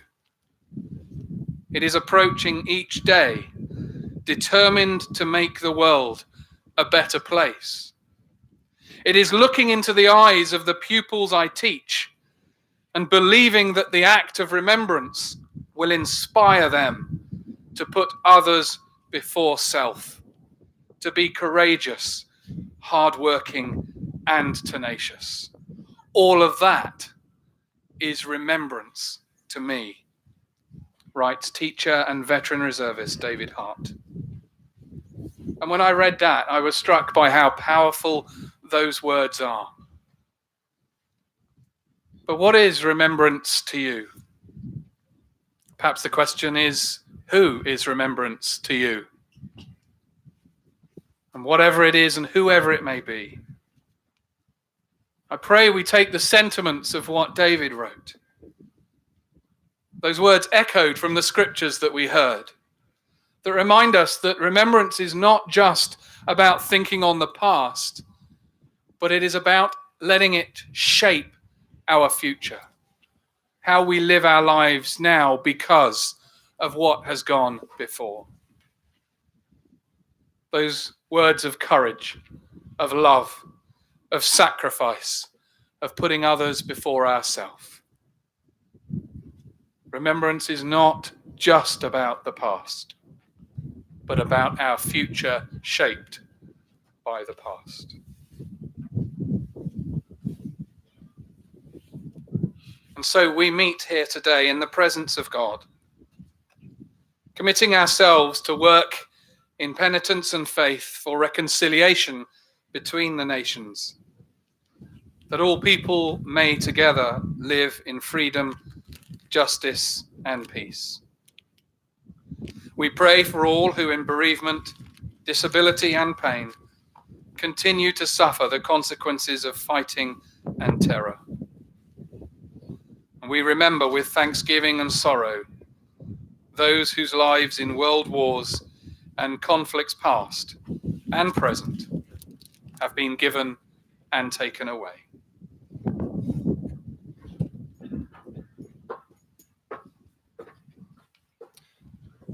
They shall not grow old, as we that are left grow old.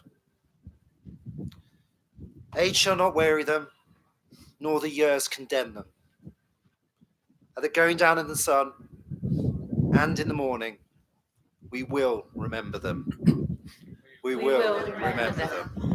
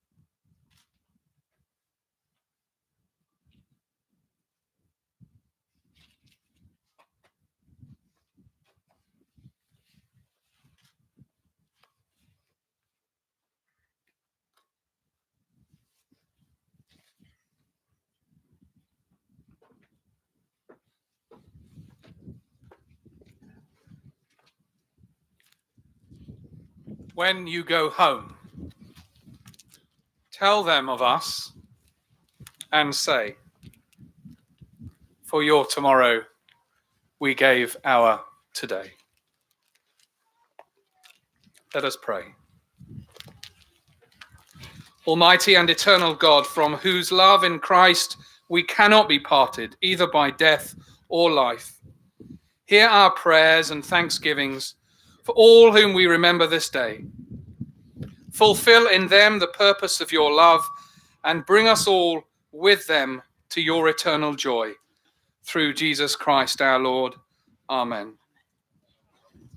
We pray for the leaders of the nations, that you may guide them in the ways of freedom, justice, and truth.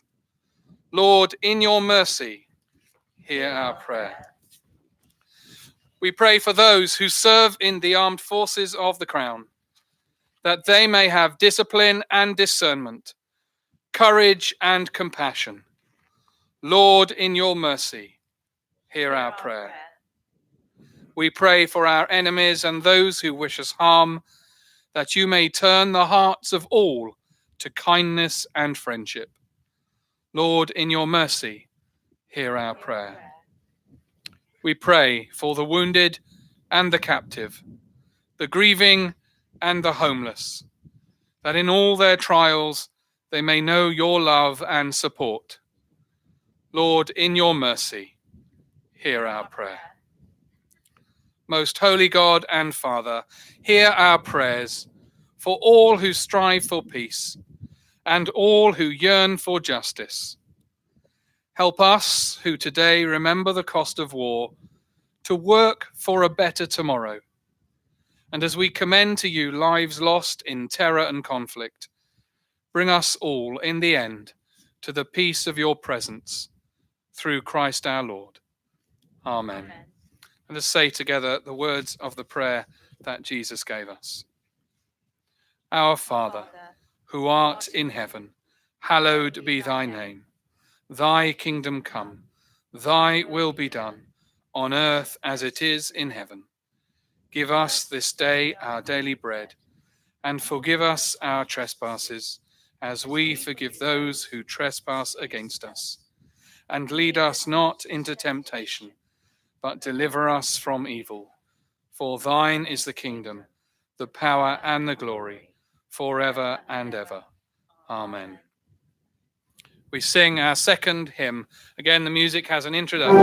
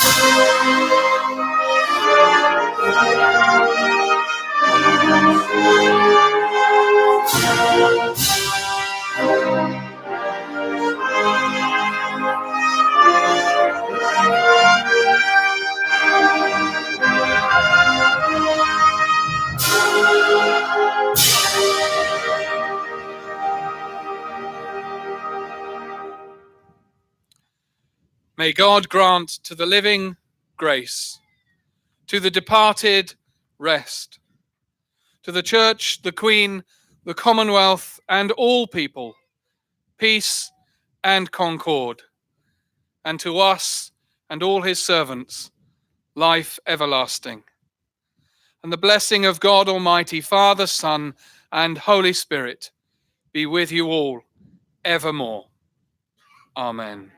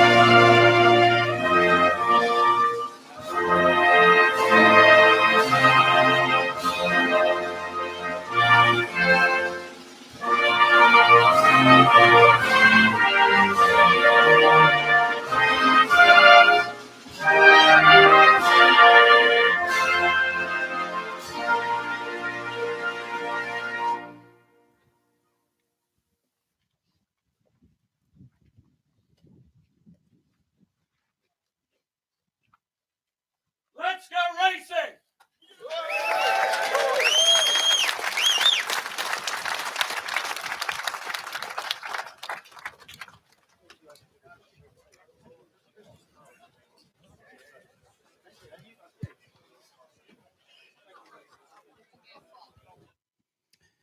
Well, thank you very much, everybody. Thank you especially to the RAF Valley Military Wives Choir and to all those involved in officiating at the Service of Remembrance, in particular Gary Birch and Brian Butler, the Padre and Bugler.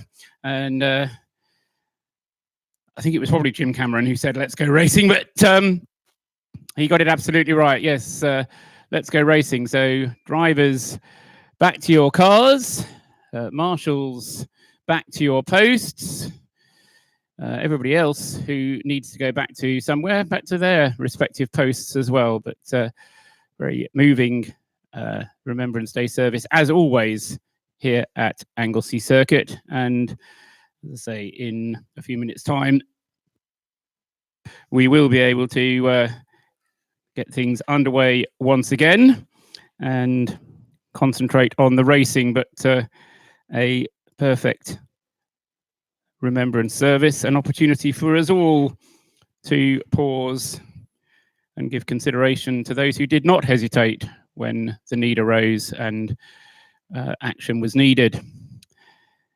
I can see down there on the grid Peter Mansfield getting his helmet on and getting himself ready to get back into the Lotus Elise. Always a difficult time, this, when you've had to calm the adrenaline down and go through a different process and then get your helmet back on and gear yourself back up to go racing again. But some of the drivers will have done it before here at Anglesey, others won't. And as I say, for those who have done it before, they'll be perhaps better prepared than for those for whom this is the first experience. No, it's really quite something else. If you've never been here, if this is the first time you've just witnessed something unique, and you're probably thinking, "Wow, I know I did the first time I came here," but it is what this is all about. And Jim said earlier, why people keep coming back. Lots of regulars are coming back to this because it is such a lovely, unique thing. I mean, that was just beautiful. That was does me every time. Yeah, thank you very much. Yeah, every single car is wearing a poppy. So I think the cars have personalities as well. Absolutely. And so there'll be the cars, as I say, with their poppies as well. Now, what's happening down at the 51 car? they sneaked Mario into the number 51 car. We did have Dario Franchitti at the wheel, I'm pretty sure, of the number 51. Although I now see that that's being shown as Sophie Burt. That might just be a glitch on my timing screen, but I think that's Marino Franchitti's helmet that's about to get into the 51 car. They shouldn't change driver. The same driver should absolutely start. The one that pulled it up to the grid then takes it away, and there's a minimum one racing lap, as we've said before. So that was what I thought the theory was. So anyway, if a driver has changed, we won't talk about it. As I say, drivers pretty much getting prepared. We will have a little bit more of a delay before we actually get underway with racing because, let's say, most importantly, we need to get the marshals back to their posts, and the Anglesey Grand Prix International GP circuit is quite a long way around with a lot of elevation change, and to say the marshals having come down from the top of the hill now have to climb back up to the top of the hill in some cases. And of course, ambulances and rescue units have to get back to their stations. Easy for some others to get back into their slots in the pit lane. And so for other units who need to get out onto the circuit, they will now be heading off. I can see one of the medical vehicles just going out of the pit lane now to take up its position on the far side of the circuit. Just to recap where we were at the point where the race was interrupted. And as I say, the gaps as they were at that point will be preserved. So we do now have a very complicated race because it's the sum of three parts. Part 1, 6 hours yesterday. Part 2, an hour and 41 minutes today. And the remainder, we don't actually worry about a counting up. We worry about counting down, which might mean that we don't actually get to 12 hours, but we will be going now straight through until 3:45. I can see Diana Binks down there on the pit wall. She doesn't have a bobble hat on, and she's taken one glove off. It must be really warm, Diana. It's warmed up, absolutely, Paul. So I've got no bobble hat on, but I'm just going to... I think I can get onto the grid still, but I think they're going to just go straight off, to be honest. But I shall have a look. We were missing a driver who I'm assuming has arrived. He's there now. That's good. He was getting changed, so he was getting back into the car. So no drivers around on the grid. They are just going to make their way straight off now. All the drivers are in the car as they make the way. So nothing much to report from down here, Paul, apart from everyone's getting ready again to get the next part of the race underway after that superb service this morning. I think it was one that was highly appreciated by everyone here, very respectful and very emotional for many. Exactly. That's why people come, as we've been saying. It's a bit of a cliche, but it's absolutely true. It is a remembrance service with a motor race attached, and everybody who was here will have been wanting to be part of that. The other important element is the safety car that's arrived on the scene now, the Jaguar F-Type Poppy car with let's say safety car on the side, flashing lights on the front. Even though the cars are in two rows, they will move off with the left-hand side drivers first. And of course, during that period, as we suggested, there was no refueling. The cars sat on the grid throughout. So teams will have to calculate how much fuel is aboard and make the appropriate calculations. The other thing we'll be doing, as I say, in the remaining, because we are now counting down, as I say, the race will run through till 3:45 or 12 hours, whichever comes first. And actually, we may be on to come slightly earlier than that because we've got 4 hours and 20 minutes in order to get up to 12 hours. And I reckon that might actually then enable us to finish the race before around 3 o'clock. So we'll see how that pans out. But as I say, the curfew for the circuit tonight, at least, is at 3:45.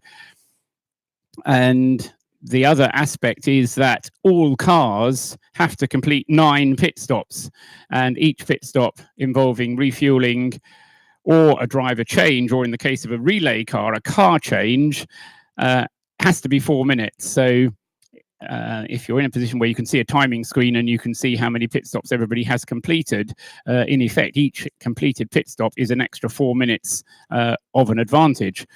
So Peter Mansfield at the wheel of the Rob Boston Racing Lotus LEs, car number 19, has completed 5 pit stops. In second place, Nick Dougill at the wheel of the number 73 TWP Mazda has completed 4 pit stops.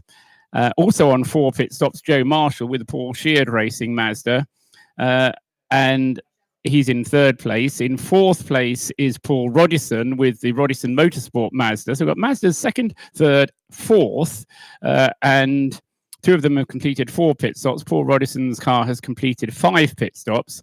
Pete Waters is next up then for GPW Racing with the... Yes, no, I see what's happened now. They've kind of swapped those 2 cars around. What they've done is they've kept Pete Waters with the black car. No, they've swapped the car, haven't they? That's right. But they've given him a black bonnet. So that is a change that has happened, because that car is, in effect, Jeff Price's car, but it's got Pete Walters' bonnet, so hence the slight change there to what was going on. Pete Walters then in the race in 5th place. On handicap, he could be anywhere, to be honest. The handicap currently has him in 2nd place. Sorry, I didn't mean to be flippant. The handicap currently has him in 2nd place. But all they can do really is just try and go as fast as they can, and they will continue to go as fast as they can until they get to the end. And it's all about being as consistent as you can and getting to where you can at the end of the race, and then we just work out what the handicap says. 2 minutes to go until the safety car sets off. Claire? Yeah, that was Danny Holland, and just confirming, because Danny was asking, once the safety car comes in, can you then pit? No, you've got to do 1 complete lap, then you can pit. Racing lap. 1 complete racing lap. Racing lap. You don't have to talk about a complete lap, because, as I say, they won't stop anywhere but at the end of a complete lap. It's a racing lap. When you're behind the safety car, that is not a racing lap. No. You have to complete a racing lap, and then you can come into the pits. So we'll be expecting to see the number 69 Lotus then coming in, I would expect, if Danny Holland is... He looked very keen. sufficiently concerned about the matter to come up to ask you, Claire. Then that will be the reason that he's very concerned then. 1 minute to go before the safety car sets off. I say that slightly presumptuously, because the man holding the 1 minute board hasn't actually lifted it up yet. There he goes. 1 minute then now. I did just get slightly ahead of myself, but I've always thought it's better to be ahead of yourself than to be behind. And as I say, the safety car will then be heading around on another lap, and the circuit bathed in sunshine now, and it will be down to this rather lovely Jaguar being driven by Alan Farrimond, and he will lead everybody around. He was in his military regalia combined with race suit for the service of remembrance. 30 seconds to go. It will be single file, although the cars are in 2x2 at the moment. It will be single file for the restart. Peter Mansfield, I should say, in the Rob Boston Lotus leading the way. Nick Dougill second in the number 73 Mazda. I think that is just behind, isn't it? It's just 3 cars behind. Yeah, the 73 Mazda then is exactly 1 lap behind the Lotus then, Pete Mansfield. And I would imagine, actually, no, now I'm being shown that it's John Munro. So I had thought that might have been another change. So anyway, John Munro now being shown as the correct driver behind the wheel of the TWP car. Joe Marshall for Paul Sheard Racing in his Mazda 3rd. Paul Rodison in the Mazda 4th. The screen is now telling me it's Jeff Price driving the GPW car. So we had some different drivers listed on the screen, but they're now reverting to what they should do as the cars move off. So Jeff Price at the wheel of the GPW Caterham, leading the race on scratch as far as the relay cars are concerned. Then Mark Roberts with the Optinet car. and they'll be coming in fairly shortly, I would have thought, for Michael O'Reilly to take over. He's not driven the car yet this morning for Optinec. Don Henshaw for DSP, number 17, the Hero Caterham. That's the car running as a Heroes Trophy car, as opposed to all the other Caterhams, which are relay teams. That's 7th place overall, second in its class, though, to the Rob Boston Lotus. Next up, number 64, Giuseppe Fellet in the Solo 64 Caterham team car. John Chiverell for Piston Emotional, 9th in number 110, and 10th, Gavin Pickering in Ricky Coomber's Honda Civic, car number 99. That car continuing to go very well. And Gavin Pickering having done most of the driving so far today. In fact, I think Harry Ormerod may have started it, but I don't think Ricky Coomber's driven that car yet today. So hopefully he's all right. Then we've got Zoltan Jiboy with the Cotwombles Caterham, number 41. He's followed by Ben Buckley in the Racy McRaceface team Caterham, car number 7. And then after him comes the 69 car, the Able Care Lotus, that was up in 3rd place at one point, but then slipped down to 6th at the end of part 1 of the race, and has now slipped down to 13th. So some problems there for the number 69 car in this section of the race. Jason McInulty is currently in the car, but we expect that car will go over to Danny Holland fairly early on in the this part of the race. Number 22 is next up in 14th place. That's the Operation Motorsport car, the North American entry with Travis Hill driving, and then Seb Fisher next up in 15th place overall, number 14, the 1600cc engined Mazda, leading Class A. Green flag is waved, and we're back underway again. We're racing to the end now, and we are going to get away with it before 3:45. We're going to run it until another 4.25 hours, 15:35. Yeah, that'll take us to 3:40 thereabouts. Yeah, so just before 3:45. So it will still be daylight just by the end of the race. The 2 Morgans go through nose to tail. One of them is a Heroes car, and I think it is the Heroes car which is just ahead of the relay team car. Ian Payne in the Heroes car, the relay team car currently in the hands of Tim Hurst. The 2 predominantly white Morgans, 20 and 21, running nose to tail through the banking, picking their way through the traffic, and it gets very tight indeed there. This is a rather slow Caterham amongst them as well there. Normally the Caterham's pretty quick, but there's a Caterham there coming through school now makes his move up on the inside of the Citroen, but I'm not quite sure which Caterham that was, but he was certainly making slow or heavy weather out of coming out of the banking down towards school, but they're all safely underway, and as I say, we're now back to racing again.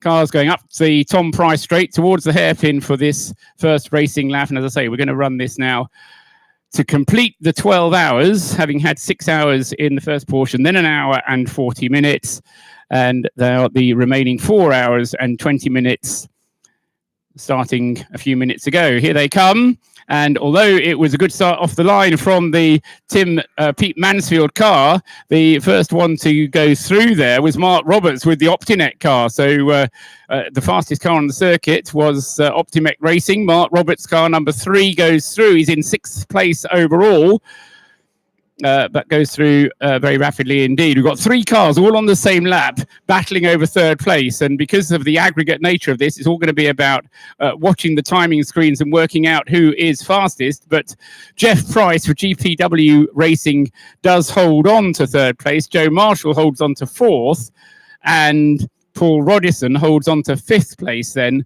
in the Rodison Mazda car number 5.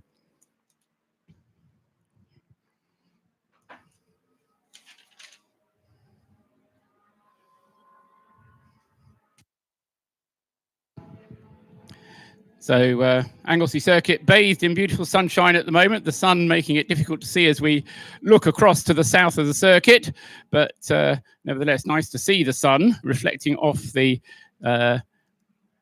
Irish Sea, I suppose. There's a bit of a battle going on at the back of the field. Paul Rodison at the wheel of that number 5, Rodison Motorsport Mazda.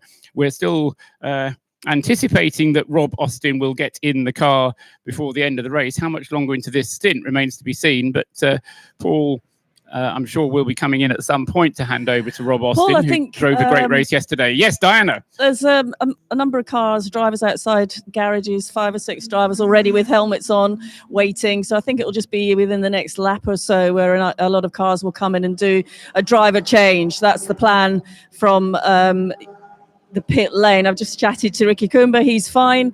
It will be Chris that gets in next. And there's a car coming in, so I need to move.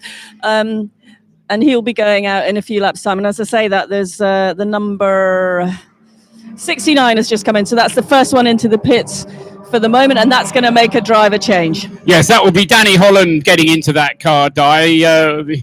He dashed up here just before the restart to find out when was the earliest he could get into the car. And amongst her many roles, Claire Smith is playing here. It's that of driver strategist for the number 69 team.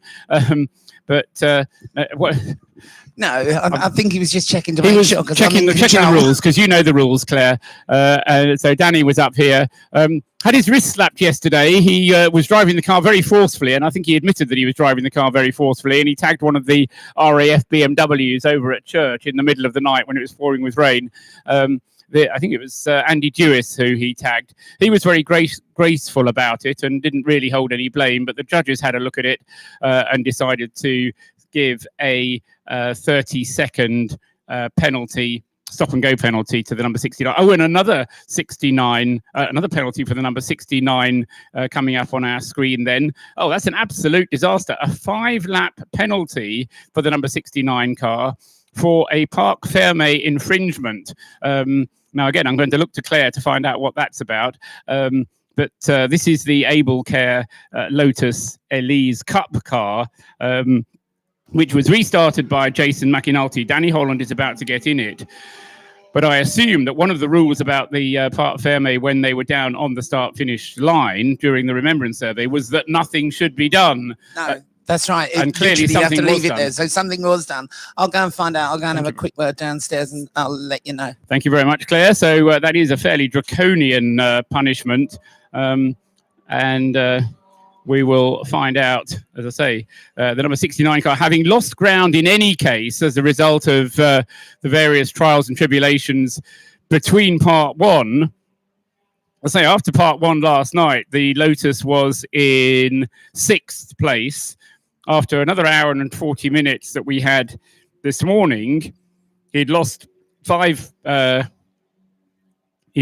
places, down in 13th place, just come into the pits now, and is down into 14th place. And it's going to go worse from now, I think. 999 is in the pits as well. That's Zach Lucas, who's brought the car in. And he will be handing that car, the number 999 car, over to either Mark Simmons or Chris Threadgill.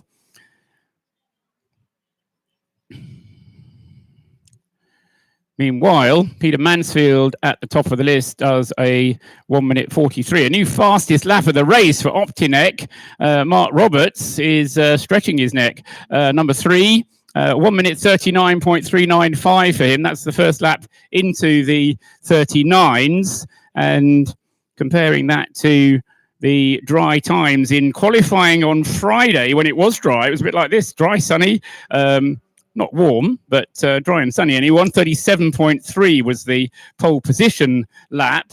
And Rob Boston did tell us that that car has a slight handling issue, the Rob Boston Lotus. So I don't think we'll be seeing as quick lap times from that car, but certainly a great lap last time around from Mark Roberts in the number 3, a new fastest lap of the race at 1:39.876. Joe Marshall is also going rapidly, as quickly as that car has gone so far. Number 199 in 4th place still, with a 1:42.975. Joe needs to find 16 seconds. in order to catch up with the GPW car.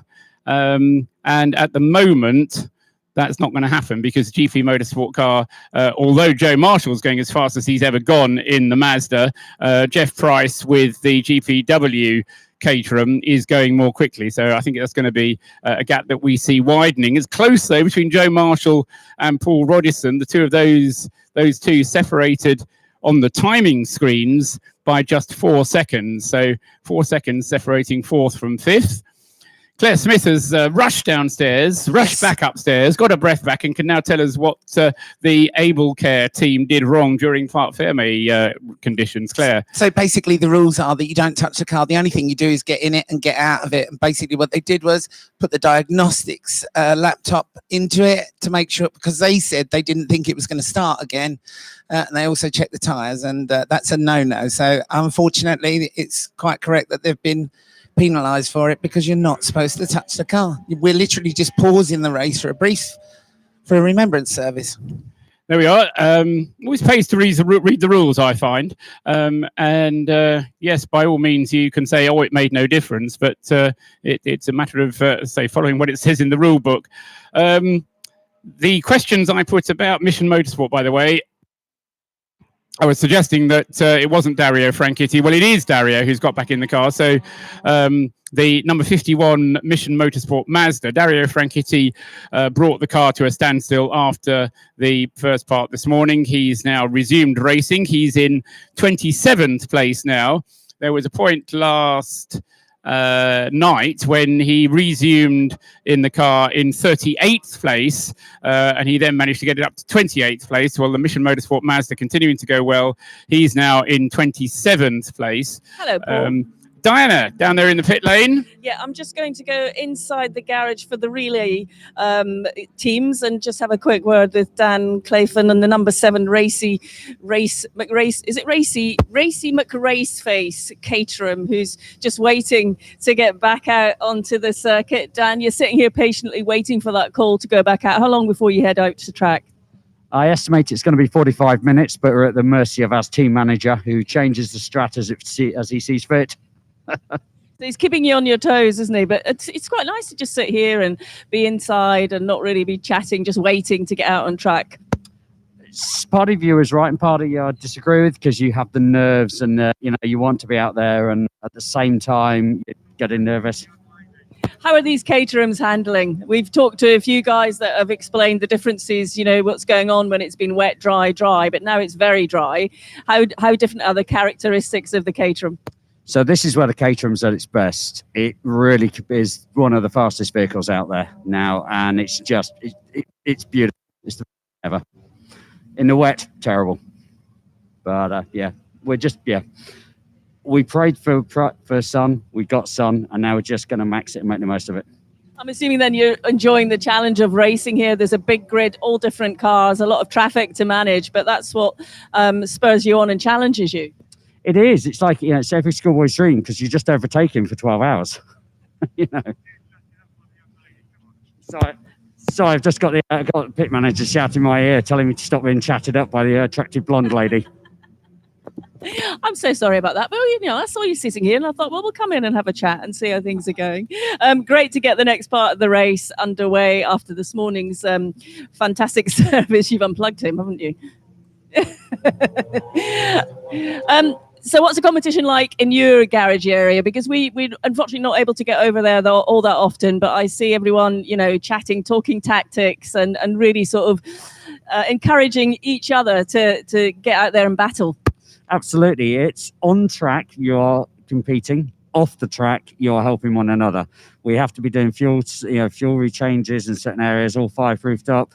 There's not enough drivers to do it in your team, so you have to help one another. And that's where the Caterhams are really, really good. We all know each other away from the track. Some of us have been friends for many years, and it brings it all together. It becomes a proper team effort. So it's great when you get that fantastic team spirit. Totally. It's one of the reasons for coming here. Obviously, the main reason is for the remembrance service and for the fallen comrades. But the second reason is to catch up with friends and have fun and drink tea and eat chocolate biscuits. Okay, that's great. Look, thanks for chatting to us. Have a great rest of the race, and I apologise to your team manager for taking up your time. I hope he doesn't mind. That's his problem. Might actually turn into that problem because we've got a safety car out. It was Dan Clayton we were talking to, wasn't it, there? Because we've got a safety car out on the circuit, and I have to admit, I can't actually see the reason around the circuit. It's great to be able to see in daylight around the circuit, but there are some parts of the circuit that are out of our view, and we do have a safety car now, and that is going to almost certainly mean that the Raceface team will come in and make a pit stop. Ben Buckley is out in the car at the moment. A lot of other cars have chosen this moment to come into the pits as well, including the number 73 John Munro Mazda. That needs to make a pit stop because it has now completed 5 pit stops, the same as Peter Mansfield and the Rob Boston Racing team.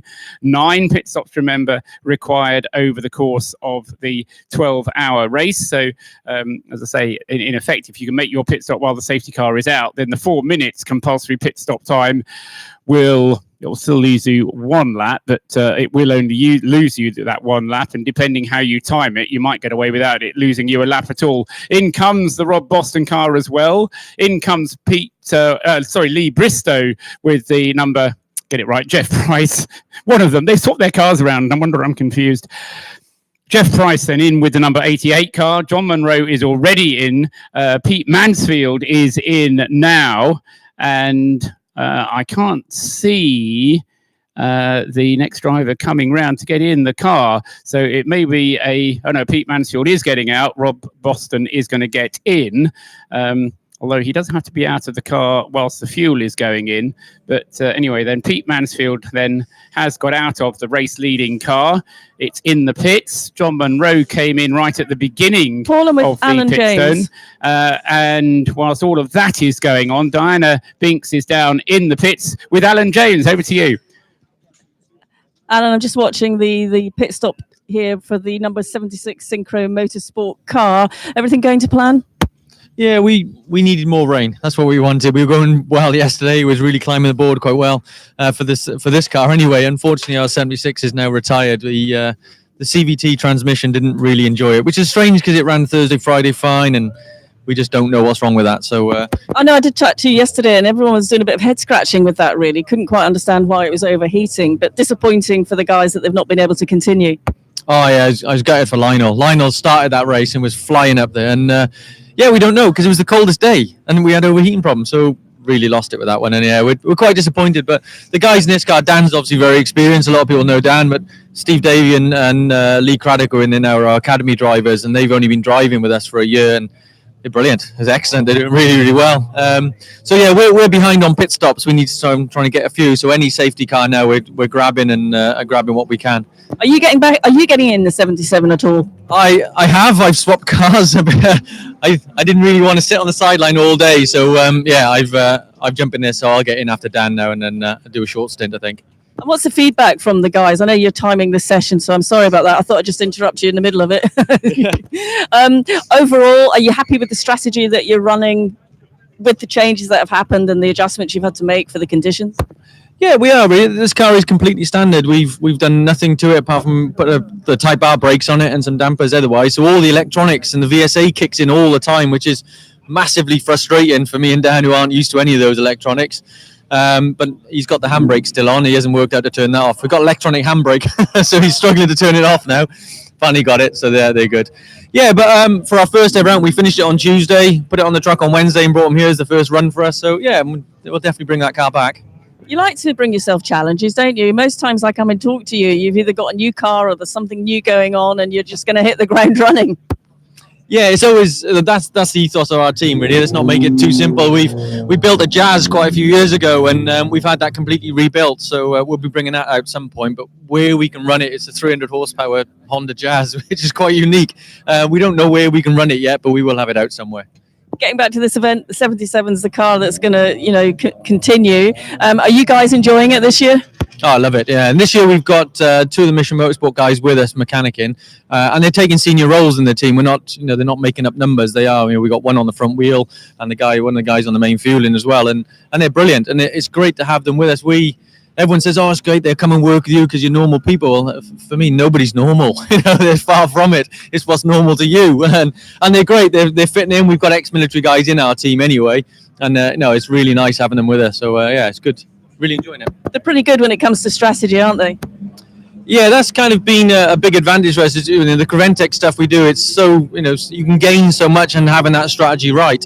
So it's kind of a little bit natural, but when it's weather like this, or we've had, yesterday, and we had a plan, and then we looked at the weather this morning, and it's like, it's going to be nice and warm. We've got to change everything now, and then we don't know how long the fuel will last, or how well the tyres last. They're road tyres, but at the moment we seem to be getting close to an hour stint, so that's quite good.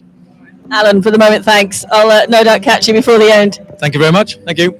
So the safety car is in, and because of the amount of traffic that was going past the start-finish line, the red light was on at the end of the pit lane, which was causing a bit of a hold up there. And Rob Boston, who's taken over the number 19 car again, effectively lost a lap in the pit lane queue there, and it has allowed John Munro in the number 73 Mazda to catch up a little bit, but because he came in under safety car conditions as well. So in the end, it's actually probably going to be about the same gap between the two of them. So it's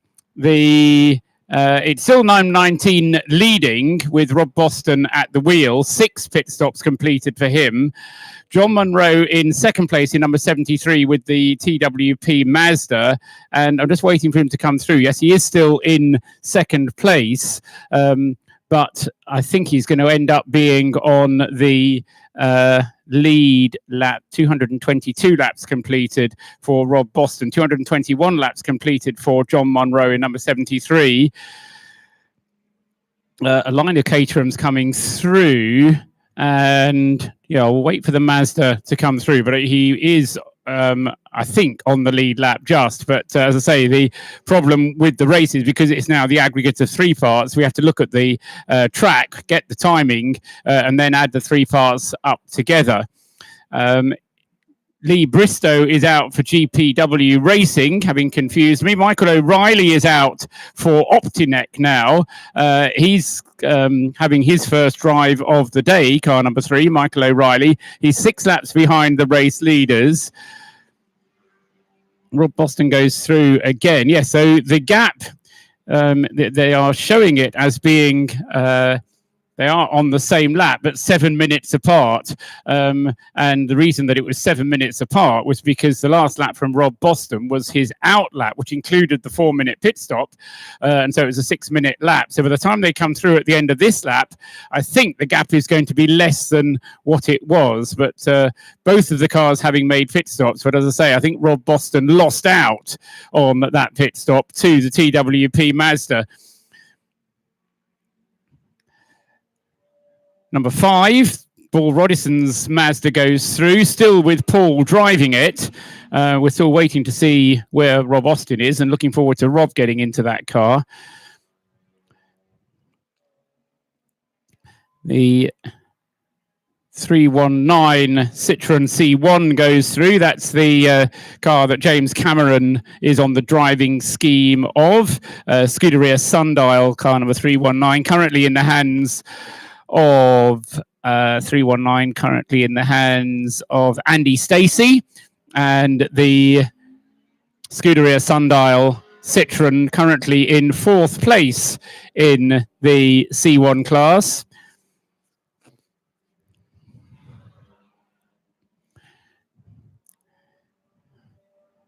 The number 69 Lotus, having had that penalty, a 5-lap penalty for a Parc Ferme infringement, now being shown down in 25th place. So Danny Holland at the wheel. He's lapping pretty quickly, to be fair. Danny Holland, his last lap was a 1 minute 53. From the number 22. But that was a problem for him last pit stop out. Down in the pits, Diana. I'm with Mark Pombo. He's just jumped out of the number 22 Mazda Operation Motorsport car. It's, well, you're just changing over. Travis is jumping into the car now. How was the few laps that you've just put in? The car was great. We were trying to stretch the fuel strategy here, so I think we were the cause for the caution, but the car is great. These Mazdas sort of suit the nature of this circuit here. Yeah. I mean, the Mazda handles great around here. It's fun to be driving on the left side and looking up and trying to see drivers' hand signals when they're all on the right. I'm not used to that, so it's been pretty fun. The service this morning was great. It's just a very unique experience. I'm glad I was here. I'm a veteran too, so from the Armed Forces, the Army in the United States. Yeah, this is a big thing for us here, and everyone that comes to this event, absolutely, that's the reason they're here. The racing is a way of, everyone gelling together and remembering, which is very, very important. And also you come back to the competition side, there's so many benefits from the personnel that are here that are working with the race teams and the experiences that they are getting. Sure, yeah, I mean, that's really what this whole weekend was about for us, was to try to engage and excite and empower as many of our veterans here on the state side and Canadian Armed Forces as well, to try to get them involved with what we're doing. Is this your first time at the Anglesey circuit? Yeah, it is. I've never been across the pond, if you will, to go racing. So this has been fun. So that is quite a challenge in itself, and I hadn't really thought of that. The fact that you're driving on the opposite side, so things are very different from you. Yeah. It's been, but it's been exciting. You just got to get used to it. Once you get the feel for it, it's like driving anything else. Just trying to figure out exactly where you are on the track. So you've not been here before, not across the pond. What was your first impression of Anglesey when you arrived and you saw the nature of this track and how it's right next to the Irish Sea? Because it's pretty unusual. There's no more picturesque racetrack I've ever been to in my life. It's just insane. Looking out over, if you're not careful during cautions, you catch yourself like looking at the scenery. So it's beautiful. It really is. Did they convince you to go for the swim before the race started, or did you manage to? Started the race, so I was able to get out of that, but we have several of our team members that did go do it. That would be a bit of a wake-up call. Yes. Okay, so I'll let you, Travis is just jumping in now, I'll let you just get your breath back, but thanks ever so much. I'm glad you're enjoying the event. Appreciate it, thank you. Interesting conversation. Thank you, Diana. Travis Hill, yes, and as he said, he was that cause of that last safety car, but revealing that the car had run out of fuel. I mean, yes, it's all very well to push it to the limit, but you don't want to quite push it to that much of the limit, but at least they know how much fuel capacity they can get out of the Mazda MX-5. That's the number 22 car. The other thing, talking about the swim earlier this morning, we have yet to have this confirmed, but I understand it was a member of the Operation Motorsport team that won the Biathlon of Foolishness yesterday. And if you weren't listening to us when we were introducing the race yesterday before the race actually started, Jim Cameron organises this event that he calls the Biathlon of Foolishness, which involves running around the circuit and then swimming out to sea and then swimming back again and then running a little bit further. But one of the Operation Motorsport team did win that, so we understand, subject to scrutineering and all the other usual post-race inspections that have to be done. Congratulations to Operation Motorsport. The car going quite well, at least it was before it ran out of fuel. And the car, Travis Hill, down now to 19th place. But before that, it was up in 14th place. So it was going quite nicely, as I say, until they decided to run out of fuel. But they were, quite, as I say, comfortably within the top 15, but now losing ground whilst they get it sorted out and get some more fuel into the car, and then they'll get back underway again.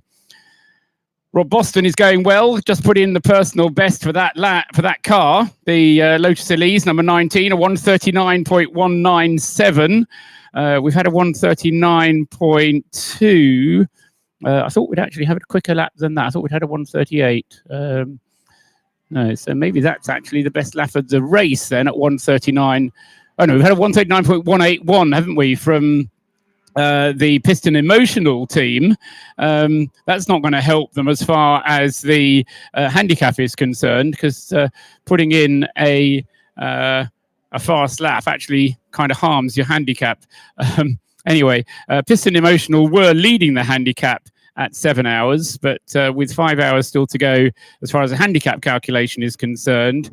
3 hours and 50 minutes of the race still to go until the 12 hours is up. But the fastest lap of the race thus far, I reckon, is that 1:39.181 by Guy Smith in the number 110 car. Got a stop and go penalty for 103. One of the Mission Motorsport boys. Yeah, they did 6 seconds. They were supposed to calculate their pit stop time to 4 minutes, and they got to 3 minutes 50 and waved him off, I think. The 103 car being the Citroen C1, isn't it? So that will be a bit of a pain for that car to have to come in to make that extra stop. Yes, it was number 103, which is the Citroen C1. The 103 car currently third in the Citroen C1 class, and currently with Jack Hillier behind the wheel. Andy Stacey losing out in the Scuderia Sundial car. The Citroen C1 class currently being led by car number 432, Richard Barnard. In number 432 has a 1 lap advantage over the FDL car. So the Mission Motorsport guys were doing quite well in the Citroen C1 class, but they've now just slipped down to third and fourth with RAV Sport and FDL cars. The more professional Citroen C1 teams coming to the fore as the race proceeds and getting up towards their requisite number of pit stops. But even a Citroen C1 isn't going to be able to get to the end of this race without at least 3 more pit stops, I would suggest. But what the Citroens have done is to make good use of the safety car periods when they've had them. There goes number 22, the North American Operation Motorsport operation. We were talking to Jim Cameron about how their operation was inspired by what went on with Mission Motorsport, and great to hear from Travis Hill a couple of times. Works as a driver coach now. He is an ex-vet, but or once a vet, always a vet. Yeah, so number 22 now in fact, it's still in the hands of Travis Hill. So having spoken to Diana, he's now got into the car and continued on his way. Tom Ingram is out in the Toyota GT86, car number 101. So look out for number 101, the Mission Motorsport GT86, going rapidly, a 147 from him on his last lap. Who else have we got out there? We've got Dan Wheeler in the Synchro Motorsport Honda Civic now.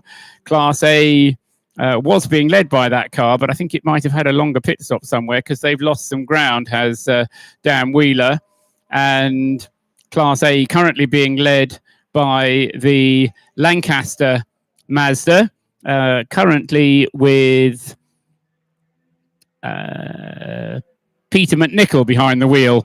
So Pete McNichol in number 14 leads Class A, still just ahead of the 2 Track Scotland Minis, with Long and Dawson in the second and third places. In car number 55, Gordon Long, and in number 155,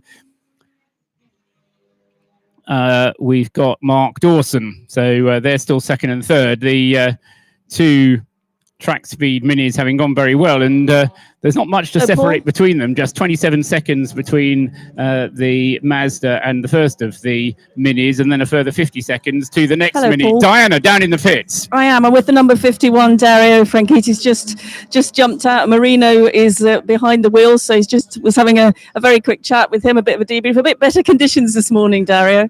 It's beautiful out there. It's absolutely stunning. Under safety car, I was looking around at the view, looking at the mountains with the snow and looking at the sea. That was under safety car. I was focusing a little bit harder when we were racing, but that's fantastic. It was really, really good fun out on the track. And then the service, the Remembrance service, I think that really, to me, that I didn't really understand the event until I participated in that. That is unbelievable. I mean, it brings it home to everybody, doesn't it? When you experience that and you're watching and you see all the veterans and the uniforms, and You just go, you know what, you take that deep breath, don't you? Absolutely. And you've been seeing people round about the different garages all weekend just getting on with their jobs, and then you see them standing there with the hats on, some with uniforms on, a load of people with medals on. You just think, okay, fair play. And then you see what it means to them, what it means to the veterans, the service, and it's so moving. And then it's like, right, let's go racing again. And it definitely is. They said it's a remembrance service with a sort of race going on at the same kind of time, and that's definitely what it is. But what a wonderful event. And it's a massive focus for everyone like that. They're focused on the event, they're putting in a performance, and then they're doing what they do. Yeah, exactly right. Exactly. And I said it the other night, I think the mindset of people in the forces, people in racing, I think it's to a degree it's similar. It's like, get it done, whatever it takes to get it done. And this is the perfect environment, and I've had an absolute blast. I really have had so much fun. How's that Mazda handling? The Mazda's all right. We've used it for the last sort of 10 hours or so, but it's a lovely little car. It's coping really, really well. So yeah, I just, as I said, just having a really fun time racing different cars and getting in some good old battles out there. Well, that's what you want to do, don't you? You want to just keep going, and there's a big grid here. There's all different cars, as you said. It's so much more fun without that pressure, but you're still, you know what your trait is. Yeah, exactly. You're still out there racing, but it's just for the pure fun of it. And there's a big difference in experience levels, and in some cases talent levels, between all the different cars and speed. But the respect between cars has been incredible. I've been absolutely shocked by it. A lot of the people I've raced against, including myself, could have learned something back in the day from that.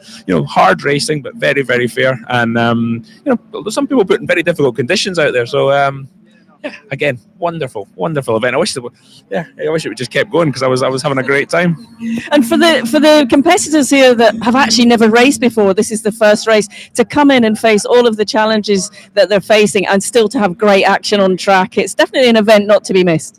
Absolutely right. I think a great example of that is Sophie, the beneficiary in our car. Sophie's never, we said it yesterday, she got her license a couple of days ago. It had to get posted to the track.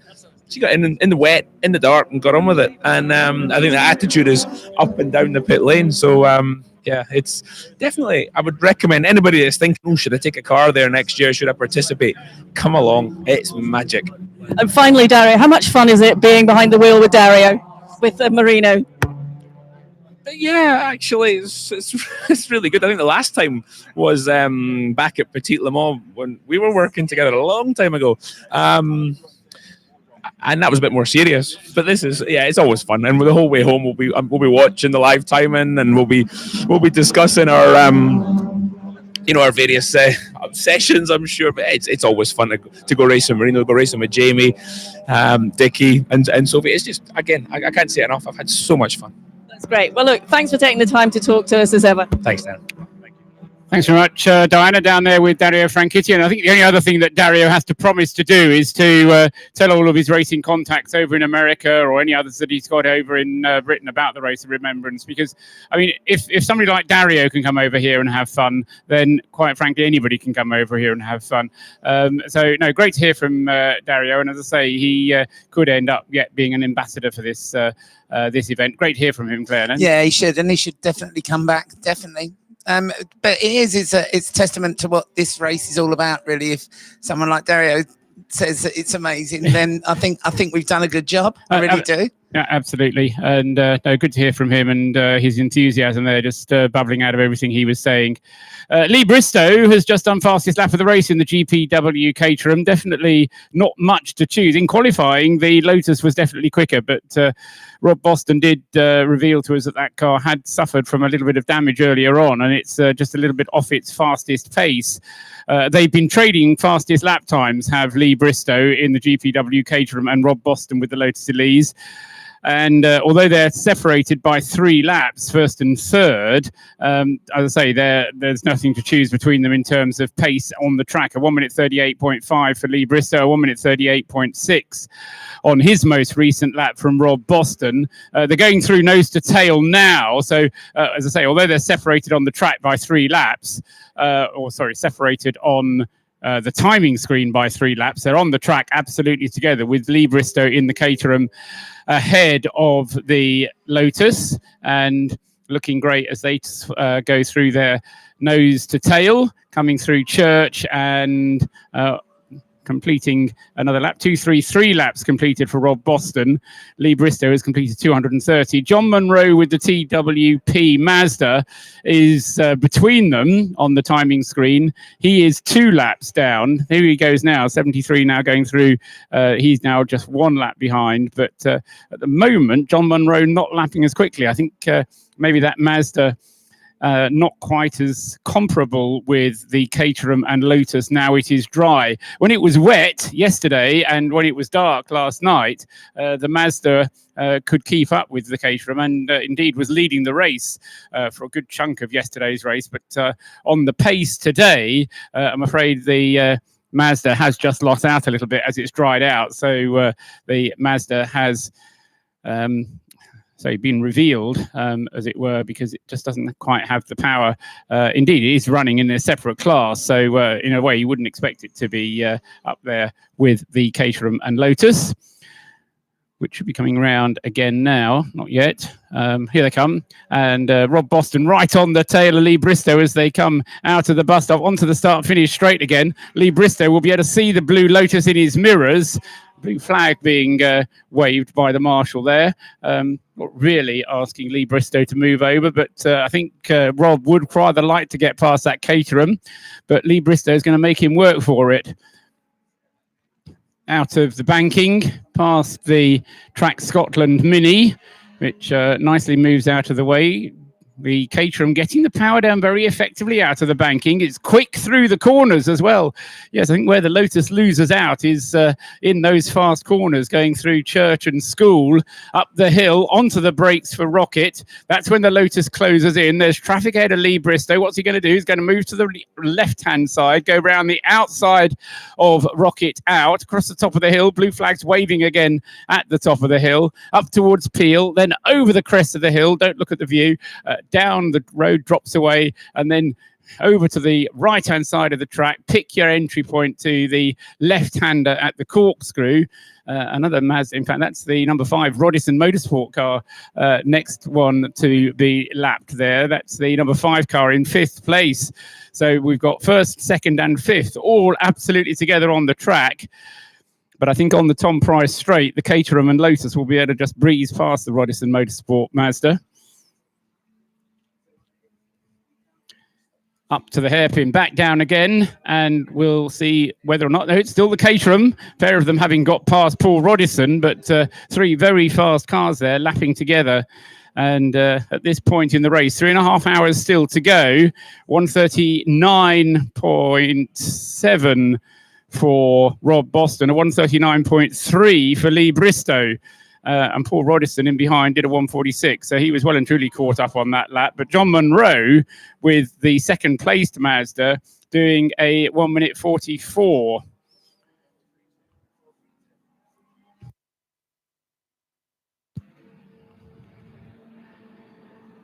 Giuseppe Fillet moving up the ranks a little bit. He's up into 6th place in number 64, the Caterham. Paula Ram in the number 17 Caterham in 7th place. And then Michael O'Reilly just down has lost a couple of places there. Not quite sure where that happened from. But Michael O'Reilly then with the Optinet car, number 3, the relay cars not really going for overall positions, but more worried about where they're going to be on handicap. And hopefully at the end of the next hour, we'll get another update as to where we are with the handicap positions.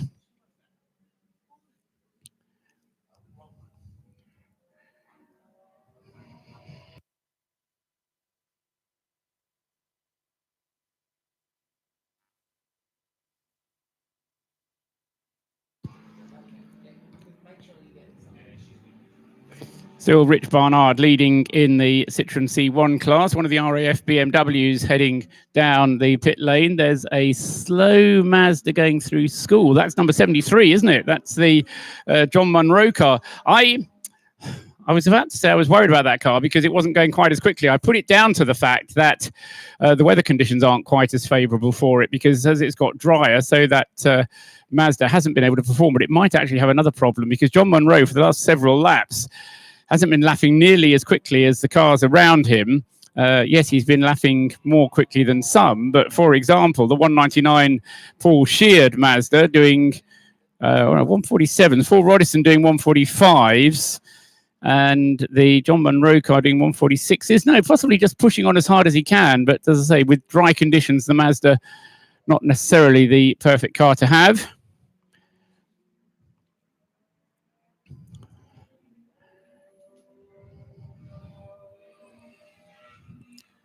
As we reported, the Mission Motorsport Mazda number 51 now with Marino Franchitti driving, going through in 27th place overall, just ahead of number 4, one of the RAF Motorsport BMWs, or the RAF BMW, Paul Cook driving that car.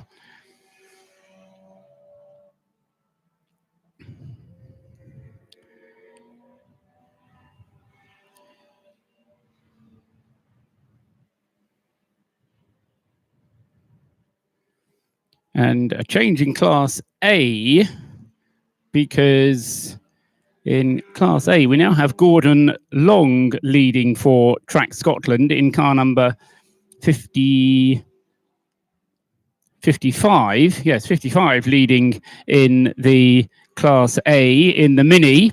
And Gordon Long then into the lead of that class. I didn't quite see what happened, which has put him there.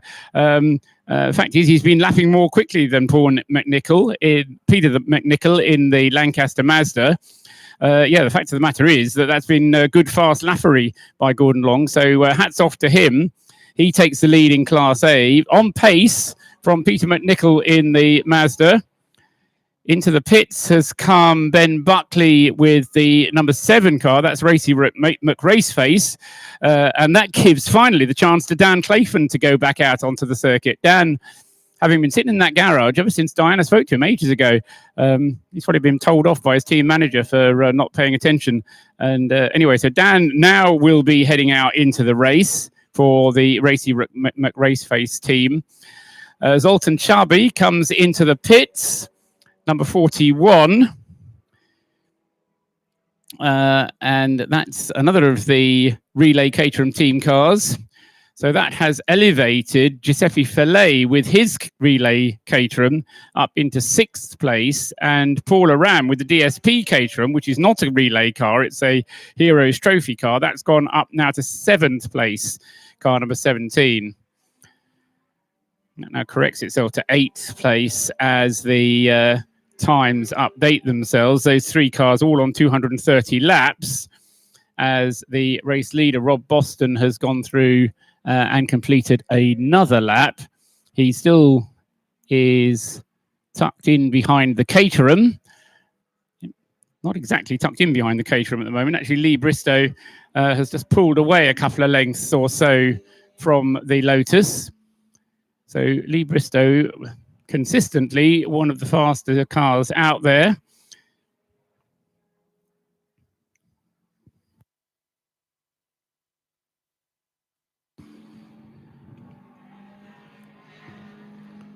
And still this extra pit stop completed by the Lotus, which is going to stand it in good stead, unless the TWP car can get a little bit of extra luck from another pit stop. But at the moment, both the Caterhams and the Lotus getting quicker and quicker and quicker as the track gets more and more dry, conditions more and more suitable for the more powerful, better handling cars. We're getting now to within a second of the pole position time. The pole position that Rob Boston set was a 137.39.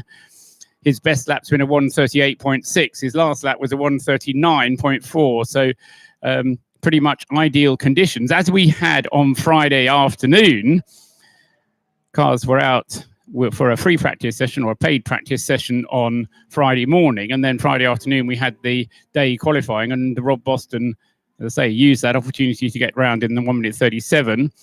A new fastest lap of the race, though, from Lee Bristow last time around, number 88. Lee's going great guns here. I was giving him credit last night for being the night owl, the night racer. Well, he's going well in the daytime as well. So Lee Bristow has certainly done his fair share of driving for the GPW team and is now just beginning to draw away from Rob Boston, who, we'll see. It'll be interesting when he comes in to see whether that handling problem that he described to Diana earlier on is getting any worse, because at the moment he's just losing a tad of ground. 1:38.417, fastest lap of the race for Lee Bristow. 1:38.6 is the best that Rob Boston has done, but it was a 39.0 for Rob on that last lap. And as I say, they're running close together on the track, so it's easy to compare the two of them. There goes the Track Scotland car across the line. Gordon Long in number 55, rather muddied Mini. And I'll say it's, despite that mud, leading its class. Gordon Long, number 55. The Mazda from the Lancaster team in second place with Peter McNichol.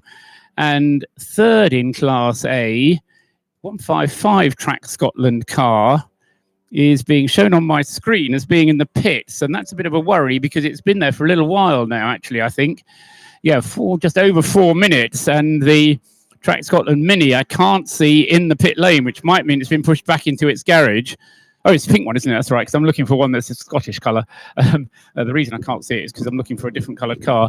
Yeah, it's the pink one that you drove, isn't it? That's right, Claire. No, I didn't drive the pink one. We drove 360's one was cream, and then it was grey. And I seem to remember seeing you in a pink car, but anyway.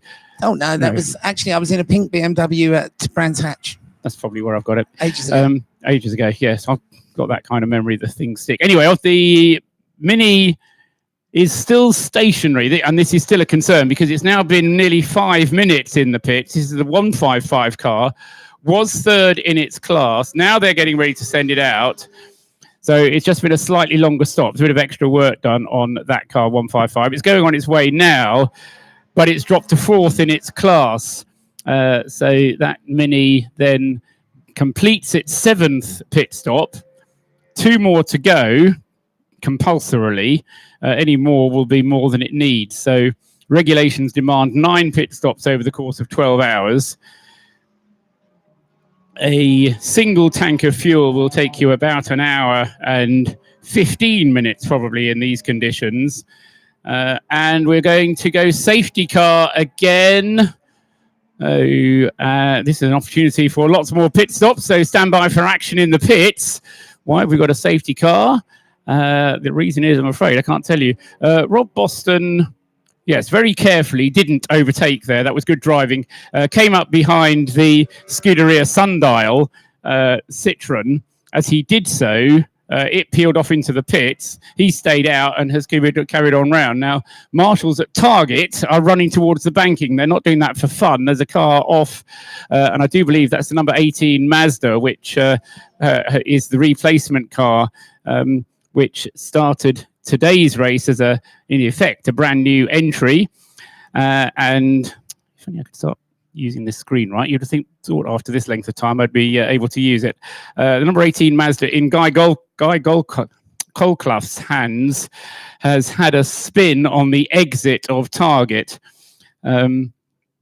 It's kind of halfway between Target and the banking, and because the marshals post that the banking is on the outside, the marshals at Target have got to run up and get it. This is better than the biathlon of foolishness.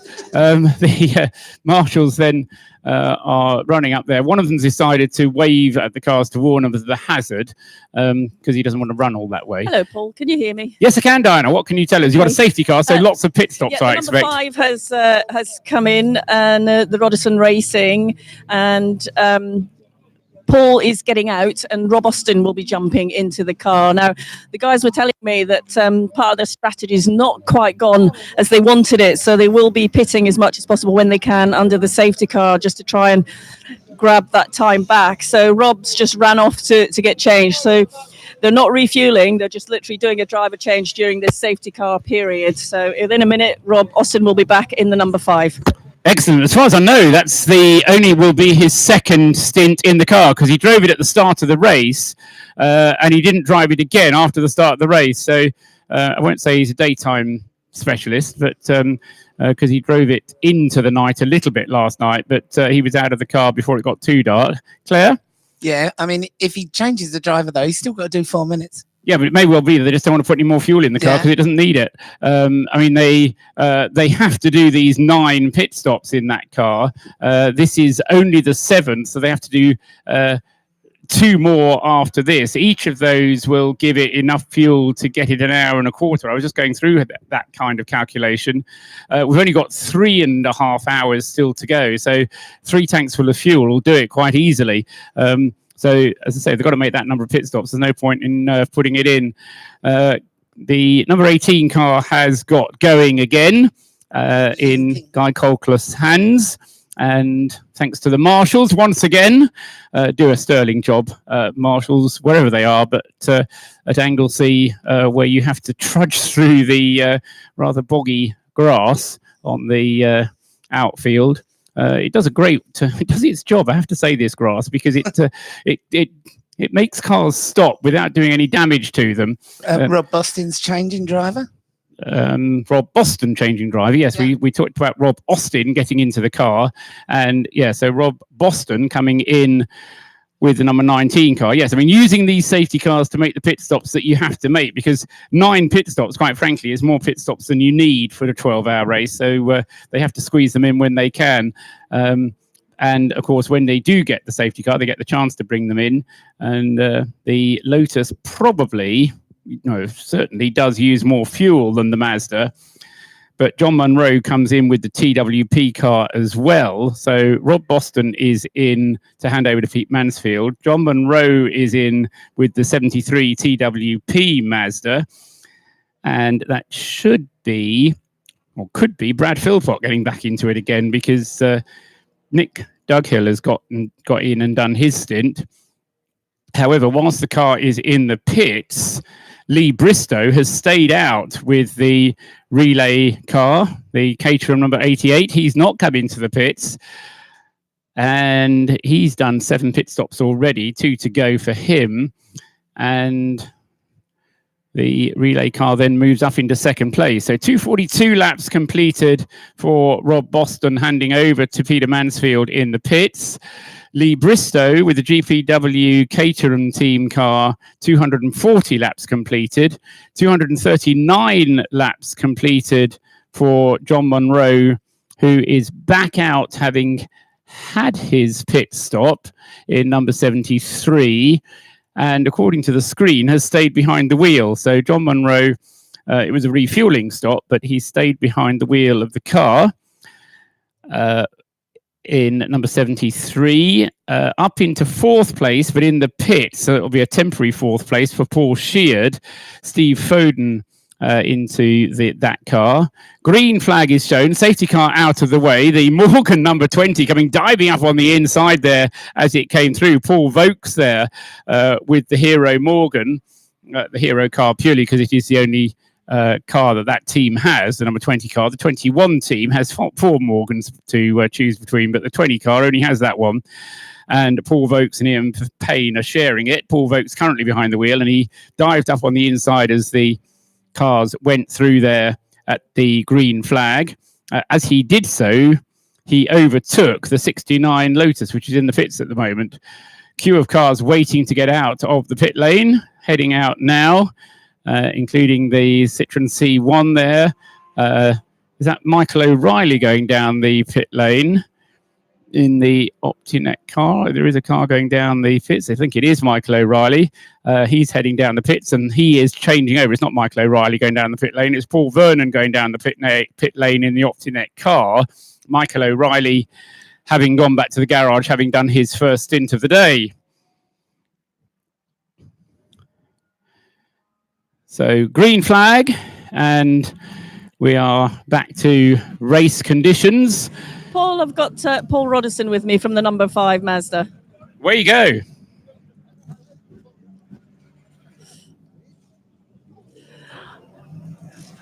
Paul, that was quite an interesting pit stop. You came in, you made a decision to come in at the last minute because the safety car came out. I think Rob Austin had like 5 seconds to get ready to get in the car, so I bet his heart was pumping. He was still sat in his jeans apparently, but yeah, I saw that the sheared car had gone off. Realised there was going to be a safety car. We've got a couple of stops that in hand that we've got to use, so it was a last minute decision. We've got a decent pace now if you get a clean lap, but you've only got to catch one car on one corner on a lap, and you know it takes it away from you. But interesting now, it's drying up. It's going to get very competitive because everybody wants to be the fastest driver now. They do. It is at that point, isn't it? The last few hours, it always sees a bit of a difference. And of course, you want to go for it, don't you? You've been running this race for a number of hours, and you want to have that performance. Yeah, we've not got the fastest car in a straight line. I think we've got a reliable car, touch wood.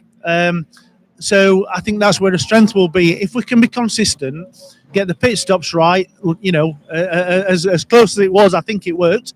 And then I think, there's still a few hours to go yet. Did you enjoy the stint?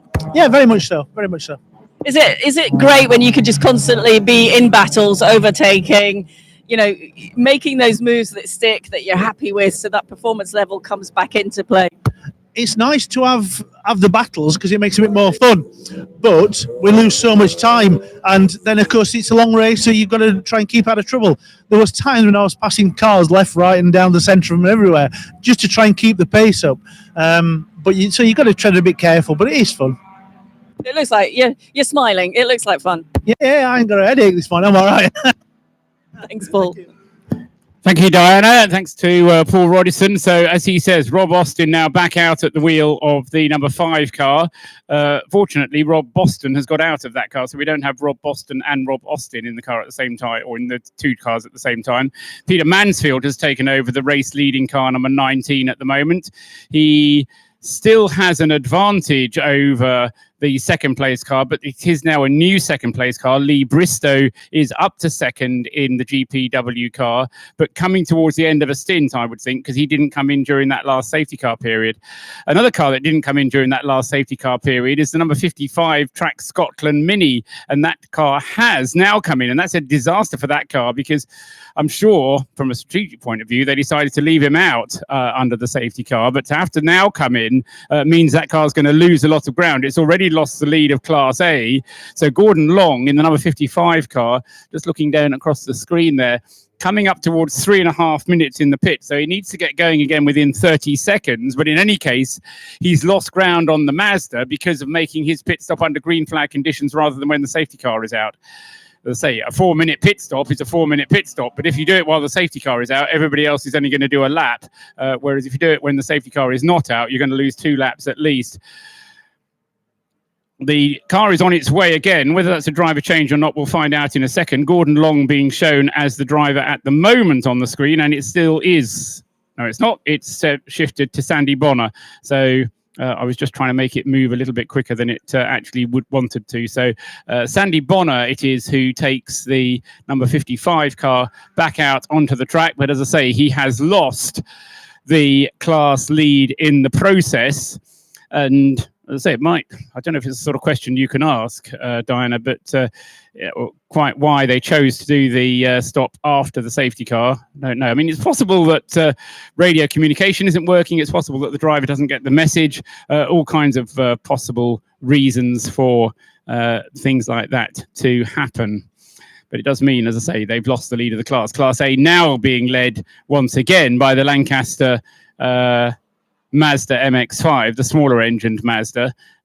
Mazda's participating in the Race of Remembrance, some with 2-litre engines, some with 1600cc engines. Peter McNichol, though, with the Lancaster Insurance car with a smaller engined version of the Mazda, but leading the class. Class A in car number 14. Second in Class A is still being shown as Sandy Bonner in the Track Scotland Mini. In third place in Class A is now the Jaffa Cates Racing Mazda. So finally, number 96 is into a podium place as far as Class A is concerned. I think that's the first time it's been in one of the podium positions. Andy Bailey at the wheel of the number 96 car in third place in the class, but not that far ahead of the other Track Scotland car, number 155, which is Lowell Forsyth at the moment.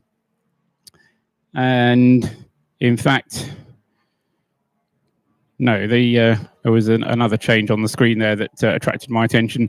It's Andy Bailey going up to second in the class, isn't it? So Jaffa Cake's now second in the class. So Mazda's in the lead of Class A with Lancaster, in second place with Jaffa Cake, and then the two Minis from Scotland are in third and fourth places. So losing out slightly on that last safety car cycle.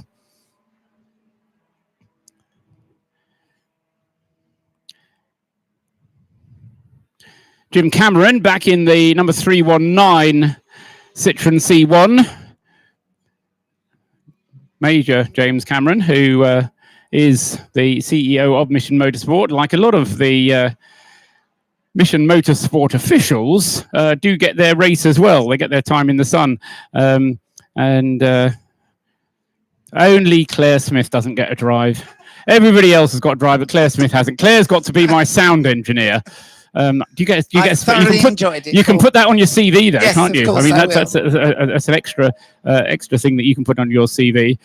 So Jim Cameron, we're just talking about him. He's just moved up to third in the Citroen class, moving ahead of the 103 Mission Motorsport Citroen. These two Citroens, both running out of the Mission Motorsport garage, but Jim Cameron's car under the name of Scuderia Sundial. I think that's just a reflection as to how slowly they go round and whether you need a stopwatch or not. But the other Mission Motorsport car number 103, that was the car that had a penalty earlier on. Currently, Jack Hillier is driving it. In fact, he and Jim Cameron are just 13 seconds apart, so there's a bit of a battle going on between the two of them. I think Jack is actually a tiny bit quicker, so Jim's going to have to get his head down and see if he can catch up that 13 seconds, waiting for the 319 to come round on its next lap. In fact, I can see the pale blue with its kind of, it's fitting almost Gulf colours, the brand new Citroen C1 that Jim Cameron's in. So what we can't do is to measure those 13 seconds with a stopwatch across the line. We're going to have to wait until the TSL timing screen catches up with itself and adds the previous portions of the race together. And then we can say whether or not Jim is gaining or losing. Last lap, Jack Hillier lapped more quickly than Jim Cameron. And by making that sentence long enough, I might have actually given Jim time to get round the hairpin back down through the bus stop. Here he comes through the final left-hander. Car leaning over to the right-hand side, all the weight on the right-hand side with Jim as well behind the wheel. And across the line he goes, and it's a 2 minutes 4. He's gained a little bit back on that lap. So he'll be down to 13 seconds behind, I reckon, by the time they come through at the completion of the lap. If we were doing this on FM, I'd have said he was probably listening. Remember, those cars have to keep the radio, but he's clearly he's going to give it a go, isn't he? Well, yeah, no, he's pushing on as hard as he can, and as I say, because of the way that the timing screen is working, it actually gives him the position, and we then have to wait for Jack Hillier to come round before he. Oh no, he's actually going to have lost out, isn't he? Actually, he'll have lost it's a second and a half he's lost on that lap. So Jack Hillier is closer than he was. Sorry, Jack Hillier has moved away. So Jim Cameron is now 12 seconds ahead. So no, it is working. They're roughly the same. Dinah Binks is down there in the pits. Go ahead. Yeah, the number 77 Synchro Honda is in to take a penalty. I don't know if you've were aware of that, but the car is now in here taking a slight penalty for not turning the engine off during the pit stop, and it's Dan Wheeler behind the wheel, so that's not going down too well with the team. But in fairness, it's a road car, and it's a bit more tricky to, if you turn the engine off, if you touch the pedal, it fires the engine up. So 10-second penalty, I think they had. 30 seconds. 30 seconds. Oh, okay. Well, he's just left the pit lane now, so. Yeah, steam from between his ears, I suspect, on that one. Yeah, I mean, your point is it is a road car. I mean, I was lucky enough to have a look in it earlier on before the race on Saturday, and yeah, I mean, all the road trim is still in there. I mean, they've taken some of the bits and bobs out, but it is very much a road car, having its first ever motor race, but the car itself is quite old. And I said, what are you going to do with it afterwards? And Dan jokingly said, oh, we're just going to throw it away. But no, they're going to use it, carry on using it as a test mule, Synchro Motorsport, with their close association with Honda. And they will carry on using it as a test car, so it won't just get thrown away. A black and white driver warning flag is going out to Henry Ormerod from Ricky Coomber. Talking of Hondas, Ricky Coomber's Honda number 99, which has been dallying around the top 10. Can't quite decide whether it wants to get into the top 10 or not, number 99. It was 10th when we stopped the race for the Remembrance service. It was 9th when we stopped the race last night, and it's currently being shown in 12th place. But the good thing for Henry is that that car has now completed its 9 pit stops. Won't be able to get to the end of the race from here, but it doesn't have to worry about doing any extra pit stops. Lee Bristow there going through 3 abreast on the inside of the start-finish line, causing a couple of people on the pit wall just to lean backwards. Lee Bristow came out of the final corner, suddenly found the car, 2 cars in front of him, blocking his way. So he had to come right over to the left-hand side and managed to get fast. Still managed to turn in a lap of 1 minute and 38 seconds. He is 2 minutes and 13 seconds adrift of the race leader, Peter Mansfield, and he is lapping 8 seconds a lap faster. So the way the timing works puts him on the same number of laps as the race leader, but as I say, 2 minutes behind. Thanks very much to Sheila for bringing up coffee, keeping us alive.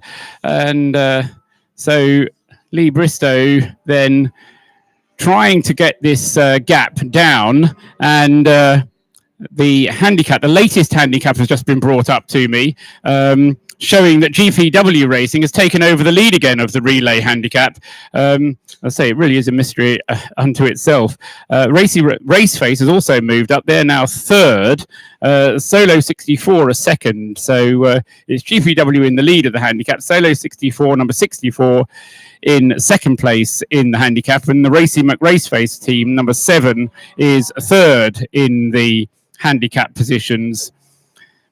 But as I say, what amazes me is the way that this handicap changes so much from 1 hour to the next. So I always knew that it was going to be a tricky one to predict, but there is no sense in which somebody is moving ahead and getting better and better as a result of continued good work. The thing that worries me, Paul, is that I know you, and I've known you a fair bit, and I know what you're capable of, and you're the person I listen to at sort of like events like Radio Le Mans, when you turn around and say, right, they're due to come in now.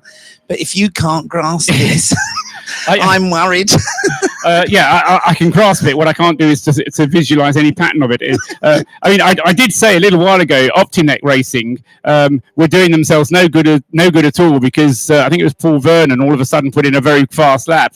If you put in a very fast lap, it actually works against you in the handicap, because the way it works is to try and measure the gap between your best lap and your kind of worst lap, and the closer your laps are together, the better off you'll be. So anyway, it's GPW at the moment. Their figure of merit is 6 hours and 4 minutes. Their handicap result is 155. So it's 155 for GPW, 156 for Solo, 157 for Racy McRaceface, 159 for Cockwomble. So it's between those 4, with let's say Racy McRaceface really coming right into the reckoning now with their number 7 car. Can't find where my bulletin after 7 hours was. Racy McRaceface were actually last at 7 hours. 8 hours, they're up into 3rd place. So maybe they're the team to watch. Yeah. Another stop and go penalty. That's for 199, Joe Marshall with the Paul Sheard racing car. We're not told what the stop and go is for. I don't think it's a pit stop infringement, because I think they would tell us how long the stop and go would be. We're just being told it's a stop and go for 199. So my guess would be for track behaviour, either track limits or a contact that could have been avoided.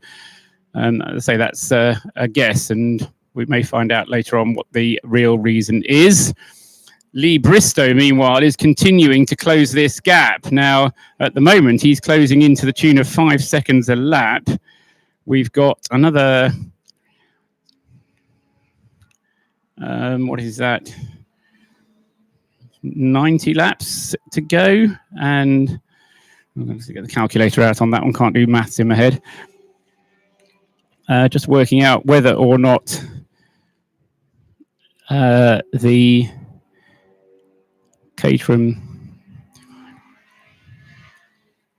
Yes, he certainly is in a position that Lee Bristow or the Caterham team could close in on the Lotus before the end of the race. Bearing in mind, Peter Mansfield isn't as quick as Rob Boston. Most of the GPW drivers equally capable of lapping at around about the same lap time. Pete Waters and Jeff Price, the other two drivers. Although I'm not quite sure how well the other two drivers' cars are, because we did have that slight change of car with Pete Waters switching over cars. So I wonder if Diana's going to be able to find this out, but if she does, she's going to have to go up to the tent, to the marquee where the relay teams are, to find out exactly what's going on with GPW Racing and whether they have two cars that are fit to run, or whether they're now running this relay race just between two cars rather than three. But certainly Lee Bristow's pace is very impressive. It has been impressive throughout the race, and continuing to come down that gap, down to 1 minute 52 seconds now between Peter Mansfield and Lee Bristow. John Munro with the TWP Mazda still clinging on to third, but still having an extra pit stop to take. They really need another safety car. We've got two more pit stops for the two leaders, which is just about what they need. They've got a little bit of flexibility. I'd say about 40 minutes of slack. So if they get a safety car, then they could take another pit stop. But as I say, they need two more pit stops in the remaining 3 hours. Coming up to, in 2 minutes' time, 3 hours to go in the race.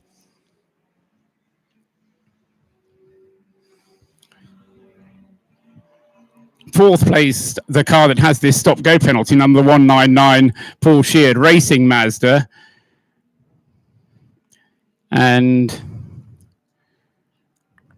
145 that time around for Pete Mansfield. Do get the impression that he does struggle a bit more with the handling of the car. Rob Boston possibly in a position that he can drive around the problems a little bit better. But so Peter Mansfield at the wheel of the leading car, losing 4 or 5 seconds a lap to the second place car. Rob Austin in the number 5 Rodison Motorsport Mazda is going well. He's closing in on the Joe Marshall Paul Sheard racing car, bearing in mind that car has a stop and go penalty, which it hasn't yet taken. And I would say that message has been on the screen for a little while.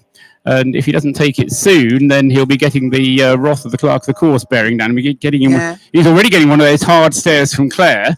Well, no, it's gone from the start-finish straight. It's not on that board anymore. So, although it's still showing on the timing screen. That's because he's been in for it. Oh, yeah. So he's been in, he's taken that stop-go penalty, and he's headed off on his way again. So that's why it's gone off the start-finish board.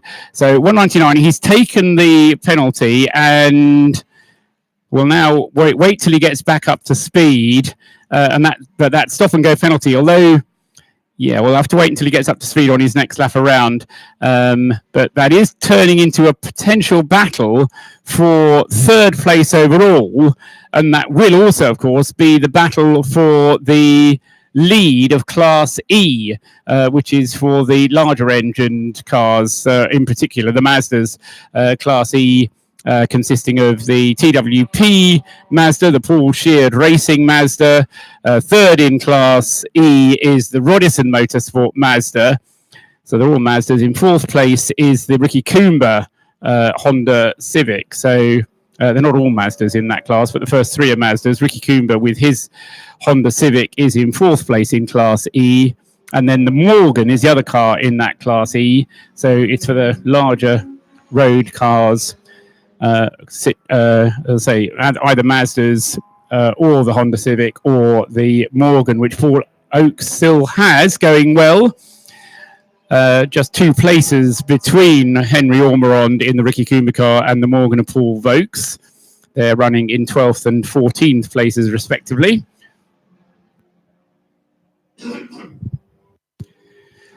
So Joe Mazda having had that stop, Joe Marshall in the Mazda, having had that stop and go penalty, now lapping quickly again, 1:43 on his last lap. That's quicker than anybody around him. Not as quick as Paul Aram, no, because Paul Aram's in a Caterham, of course he'll go more quickly. Rob Austin's last lap was a 1:45. So Joe Marshall actually lapping more quickly than the Mazda.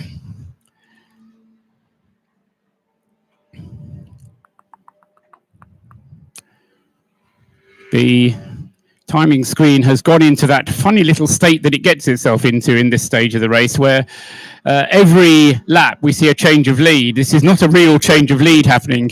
I'm not quite sure if people are watching this online as well, but what you might be seeing on the online timing is that the lead seems to change on every lap, and it's purely because we are watching an aggregate race here. So they take the first 6 hours, which has a classification and a gap between cars numbers 19 and 88 of 2 laps. And so, in effect, the GPW car in this morning's part of the race, of which we've had over 3 hours now, this morning's part of the race, he's taken 2 laps off the Rob Boston Lotus Elise, but because he had a 2-lap lead before, the positions are actually quite close, and Lee Bristow is closing in all the time. He's closed that in the last 15 minutes by some 30 seconds. So there's no doubt about it that Lee Bristow is going to be able to take the lead of the race on the road if he's able to continue. But I think he's going to run out of time in which to do that. Lee Bristow will be due in for a pit stop, I would think, as soon as he gets a safety car period, if not... well, he'll have to come in before if the car runs out of fuel. But Lee Bristow's been out there for quite a long while. Just goes through and completes another lap. And as I say, he's shown on the timing screen as taking the lead of the race, but he doesn't really take the lead of the race because in about 5 seconds' time, we're going to get the Lotus Elise coming across the line, and that will then show the gap at being something like 1 minute and 30 seconds. Okay, 1 minute and 27, wasn't far out. Lee Bristow then, a 1 minute 38.003, fastest lap of the race for Lee that time around. And that is, within 0.7 of a second of pole position time then for the GPW car. In fact, because I'm just wondering, what was the pole position, the fastest lap in qualifying for a Caterham was a 1:37.6. We're down to a 1:38.0 then, so within 0.4 of a second of the fastest lap in qualifying. Lee Bristow going very strongly indeed with this number 88 GPW car. Just smiling to myself because, of course, setting fastest lap doesn't help you as far as a handicap concerned, because it makes it harder for everybody else to lap close to that time. Anyway, into the pits comes the Hero Caterham, number 17. Paul Aram brings the number 17 car into the pits. This is the only Caterham in the race that's not running as a relay team, and it's been running very well, to give it its due. Number 17 may think of a Caterham as being a bit of a sprint car, but I think the DSP team has demonstrated quite seriously that this is a car that can be raced for a long distance as well. And Paul Aram then bringing the car in, number 17, out of 5th place, and he will be handing it over, I would guess, back to Steve McCulley, because Steve started in that car this morning. Then he handed it over to Don Henshaw, and then Paul Aram has had his turn behind the wheel. I must say hello to Miles Stammers because he has very generously made a donation to Mission Motorsport. When you had Tom Ingram up here, I posted on Facebook that Tom was in the commentary box, to which Miles then replied, "Can you please get me his autograph?" And very kindly, Tom signed a Race of Remembrance program. And I said, "Well, what's that worth? It must be worth a donation to Mission Motorsport." And Miles has very kindly donated and has just sent me receipt, £50 towards Mission Motorsport. So that's very well done. And I will send you that particular program, I promise, Miles. So thank you very much for your donation. Sorry, Paul, I know you, but No, that's absolutely fine. I'm only here to commentate. You're here to fundraise. Yes. If we can work together and both achieve our objectives, then that's a good thing. I'm also here to make you sound good. Well, which I'm doing very well. Absolutely flawless. I will also sign programs for donations to Mission Motorsport should anybody want to. And so will Claire, and so will Sheila, and so will Graham Kylo. Anybody will sign programs and send them off to you if you want to make a donation to Mission Motorsport. We will not. We will stoop as low as it is necessary to stoop. Lee Bristow, slightly slower that last time around, at 1:39.010. Where is Peter Mansfield? Kind of have to wait a little bit longer for him each time around to come Paul around. with the number 17. Go ahead, Diana, down there with Paul Aram, just out of the DSP Racing Caterham. Paul, you've just jumped out. How's the race evolving for you? A complete contrast to last night. In the dry today, it's a lot more physical. I'm certainly sweating a lot more. I need this water, but totally dry line. Our biggest problem now is tyres going off, and just how long a pit stop's going to take. The Caterhams are the quickest to get in and out of, and I think, to be honest with you, I did notice that when you jumped out, not for any other reason. No, it's really tricky, isn't it? Because the cage is up basically over your head, so you've got to manoeuvre yourself out of that cage and then get out of the car. yeah, it is pretty tricky. It'd probably help if I lost about 2 stone as well. But no, I'm still managing to pedal it around. We've got a quickest driver in now, so he's going to be setting some blistering laps. Mr. McCulley's pretty sharp. Good with the tyres? No, he won't look after them. He'll shred them, so that's the problem. We'll probably be looking for another set of tyres at our next stop. So that's the biggest concern now, is it, to the end of the race, is the tyres on the Caterham. But how would you describe driving this car and racing it? These cars are unbelievable. I raced them for 4 years, and then I've had 2 years in a Citroen C1, and I can't believe how slow the C1s are. They are fun. They're great fun. And last night in the weather, I probably preferred to be in one with a heater and a CD player and a windscreen wiper. But racing this again today has probably rekindled a love affair for them. Well, they're very strong, aren't they? We see a lot of Caterhams, and certainly in events like this, and everyone that jumps out of them says how fantastic they are to race. There's just nothing else like it. No, bang for bucks. Caterham Seasons Racing is going to be great value for money for the speed and the hits that you get. How much are you enjoying the event this year? It's great. We've done it since 2014. Won our class first year, lost our class second place second year, came back. Today, I think we need a bit of a miracle. Car 19 is laps ahead, but you never know. A few hours to go. And how would you describe this team here with the number 17? They've been doing some pretty good work during the pit stops. Oh, these are top blokes. They've been with us every single year since the Race of Remembrance started. And as you can see, they're totally committed, very enthusiastic, and they had a late night last night. Oh, did they? Yeah. On the car, not on the alcohol. Yes, I know about that. Thanks. Thanks. Yeah, the idea of I'm not quite sure where the idea came from, but to have the Parc Fermé rules suspended for overnight was great news for everybody except the mechanics, who said, "You want us to do what? For when?" But normally Mission Motorsport, normally Race of Remembrance, we can't work on the cars overnight. Oh yeah, we can do it this time. It became too difficult to police, truth be known, and for issues of safety, Paul, why not? You know, if a car's hanging I quite bag of understand. nuts. I quite understand, That's what we do. and I certainly don't disapprove. I'm just taking the mickey because the other great unsung heroes of motorsport, other than marshals, are the mechanics, because they work their little socks off, and just occasionally you give them Parc Fermé rules, and they love Parc Fermé rules because they can't work on the car. When you then suspend them, they go, "Oh." It's funny you should say that. Last night it was in the Big Tent, and a team member come up to me and he said, "Is Vital going to be here early in the morning?" So I said, "Well, no, they'll be here about 8:30. So he said, "Yeah, but you've done away with Parc Fermé rules." So they'll, and we can't get any fuel now. And I said, well, you can. I said, technically, you could take that car down the road and fill it up at Tesco's.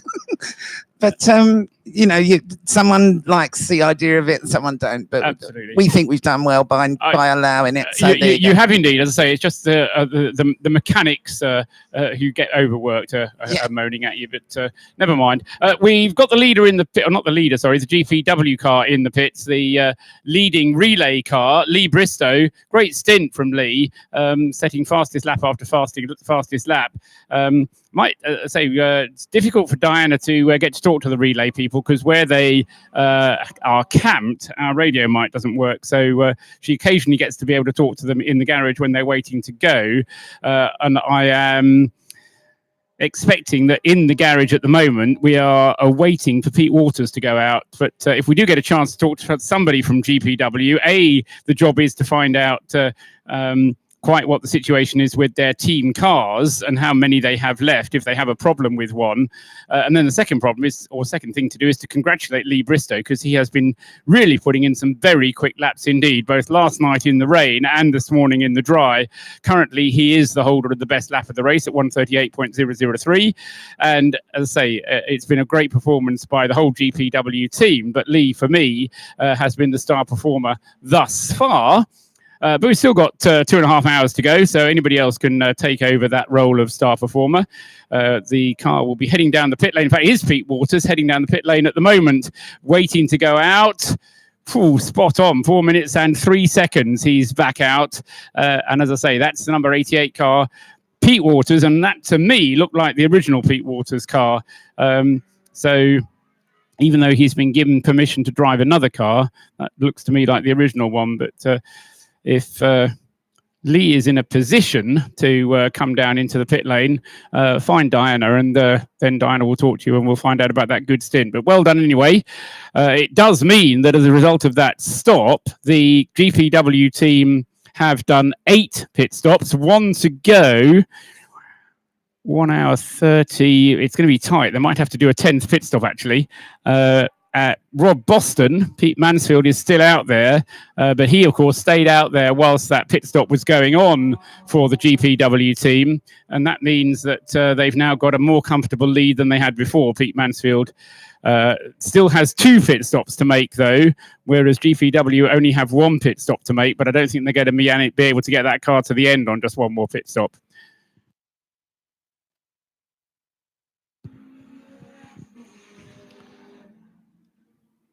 The battle for third between the two Mazdas, 73, John Munro and Joe Marshall for Paul Sheard, car number 199. At the moment, John Munro actually just being shown as moving up into second place, but that will turn itself back on its head again after Pete Waters comes around.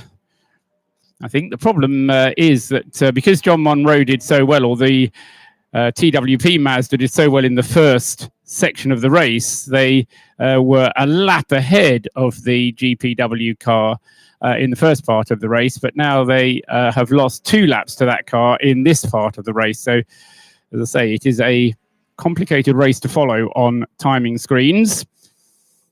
Pete Mansfield goes through completing 261 laps. We have had 9 hours and 15 minutes altogether of the 12 hours of the 2019 Race of Remembrance.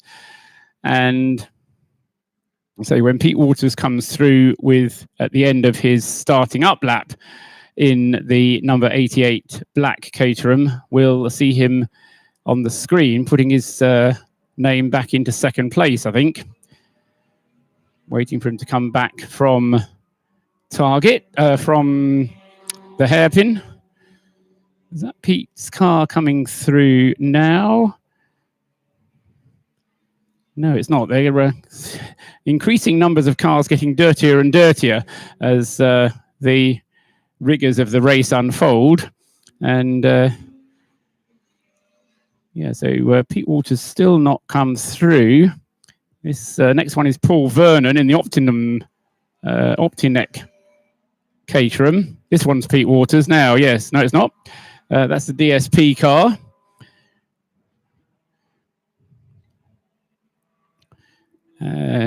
Finally comes round. Yes, finally I've got the right car through. That's the number 88 car. Pete Waters goes through.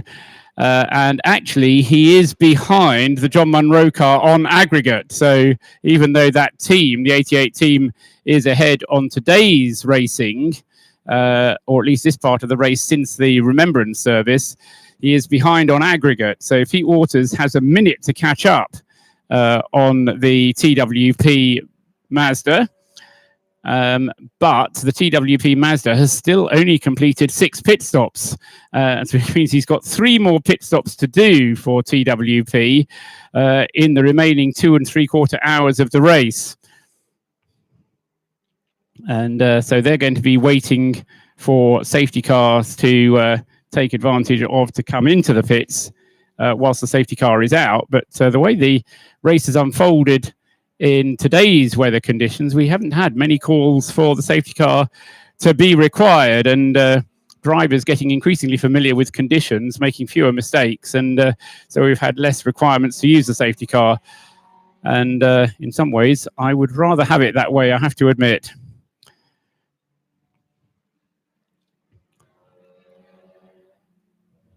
So top 3 in the overall positions, all in different classes. The Rob Boston Racing Lotus Elise of Pete Mansfield, just completing 262 laps, is the leader of Class D.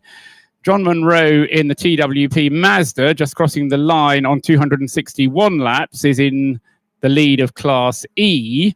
Pete Walters in the GPW Caterham number 88 black car, just having started his stint, his relay stint, is in 3rd place overall, but leads the relay class in overall in race positions. Whether he leads on handicaps is frankly anyone's guess. He's in 3rd place overall. Other class leaders, the Class A for the 1600cc cars is being led by Andy Bailey in the Jaffa Cake Racing Mazda number 96.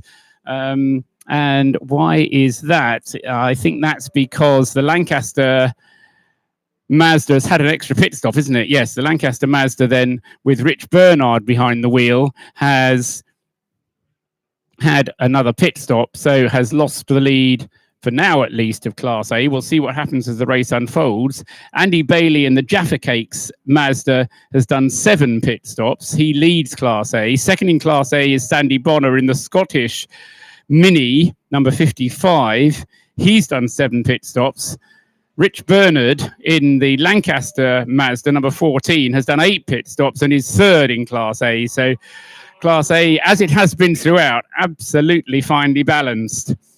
Class B for the Citroen C1s, back in the lead there, has gone number 417. That's the FDL car, Steve Cunliffe, leading the way there, ahead of number 432 for Rabsport Racing, Gary Mitchell. So it's Steve Cunliffe ahead of Gary Mitchell, 1st and 2nd in the Citroen C1 class, Class B. Both of them have done 8 pit stops. And then 3rd in the Citroen C1 class is this battle that is going on between Jack Hillier and Jim Cameron. And despite their very best efforts, they are remaining 13 seconds adrift of one another. So nothing to choose between 103 and 319, the 2 Mission Motorsport cars. 103 is the proper Mission Motorsport car, and 319 is the Scuderia Sundial, entered but run by Mission Motorsport and being driven at the moment by Jim Cameron. And as I say, those 2 cars have been circulating within 15 seconds of each other for what feels like the last hour, I have to say. And I'm sure Jim and Jack will both have been enjoying themselves immensely. I don't think they're close together on the road is the only thing. I'm going to try and pick them out now. Here comes Jim Cameron now, actually. Again, leaning that Citroen through the final turn and across the line to complete another lap. He's now completed 228 laps and 103. We're still waiting for Jack Hillier to come into sight. So yeah, Jim and Jack can't see each other. They're far apart from each other on the circuit. But as I say, it's interesting because they're both lapping very comparable lap times. So we'll carry on waiting to watch them go through. Diana is down in the pit lane. What can you tell us, Di? If you can hear me, I am with Scott Lawrence from the number 420. We're waving at you. He's up there in that little box. How's the race going for you now? Well, which one? Because we've entered two. So We'll start with this one, for the number 420, the Citroen. we made a bit of a mistake last night. The wrong tyres were put on, so that put us from the front end to the back end of the grid. We went out with hardly any pressure in. But I'm not sure where we are at the moment this morning. I've not looked at the screens for a little while because it's constantly changing at the minute. And I think there's not so many safety cars, certainly today, so people are just waiting to put the pit stop at the right time. We've done quite a few endurance races in different series, and actually the driving standards here are very good. There's been very few safety cars, especially overnight, considering the conditions. Yeah, the conditions were tricky today. Different beast altogether. Are you enjoying it? Oh, it's beautiful, isn't it? Especially in this one, a bit slower. You can enjoy the scenery. Well, there's so many of them, isn't there? But there's so many cars out on track. I mean, it's constantly physically hard work, isn't it? Yeah, I'm curious to see how many cars have pulled out, because there seems to be a lot less cars on track now than there was when we started, when the green flag went down for the first time. I don't think there's that many, actually. Oh, okay. In that case, it's just a bit more spread out. But yeah, it's fine. The track's evolved, changed differently now. How differently does this handle from yesterday? Yesterday I was in the Caterham, so compared to yesterday I couldn't really answer that, but I know on Friday it's handling very similar to the test session on Friday morning now. And how are the team? What's the morale like here at the team? Oh, we're always picking on each other.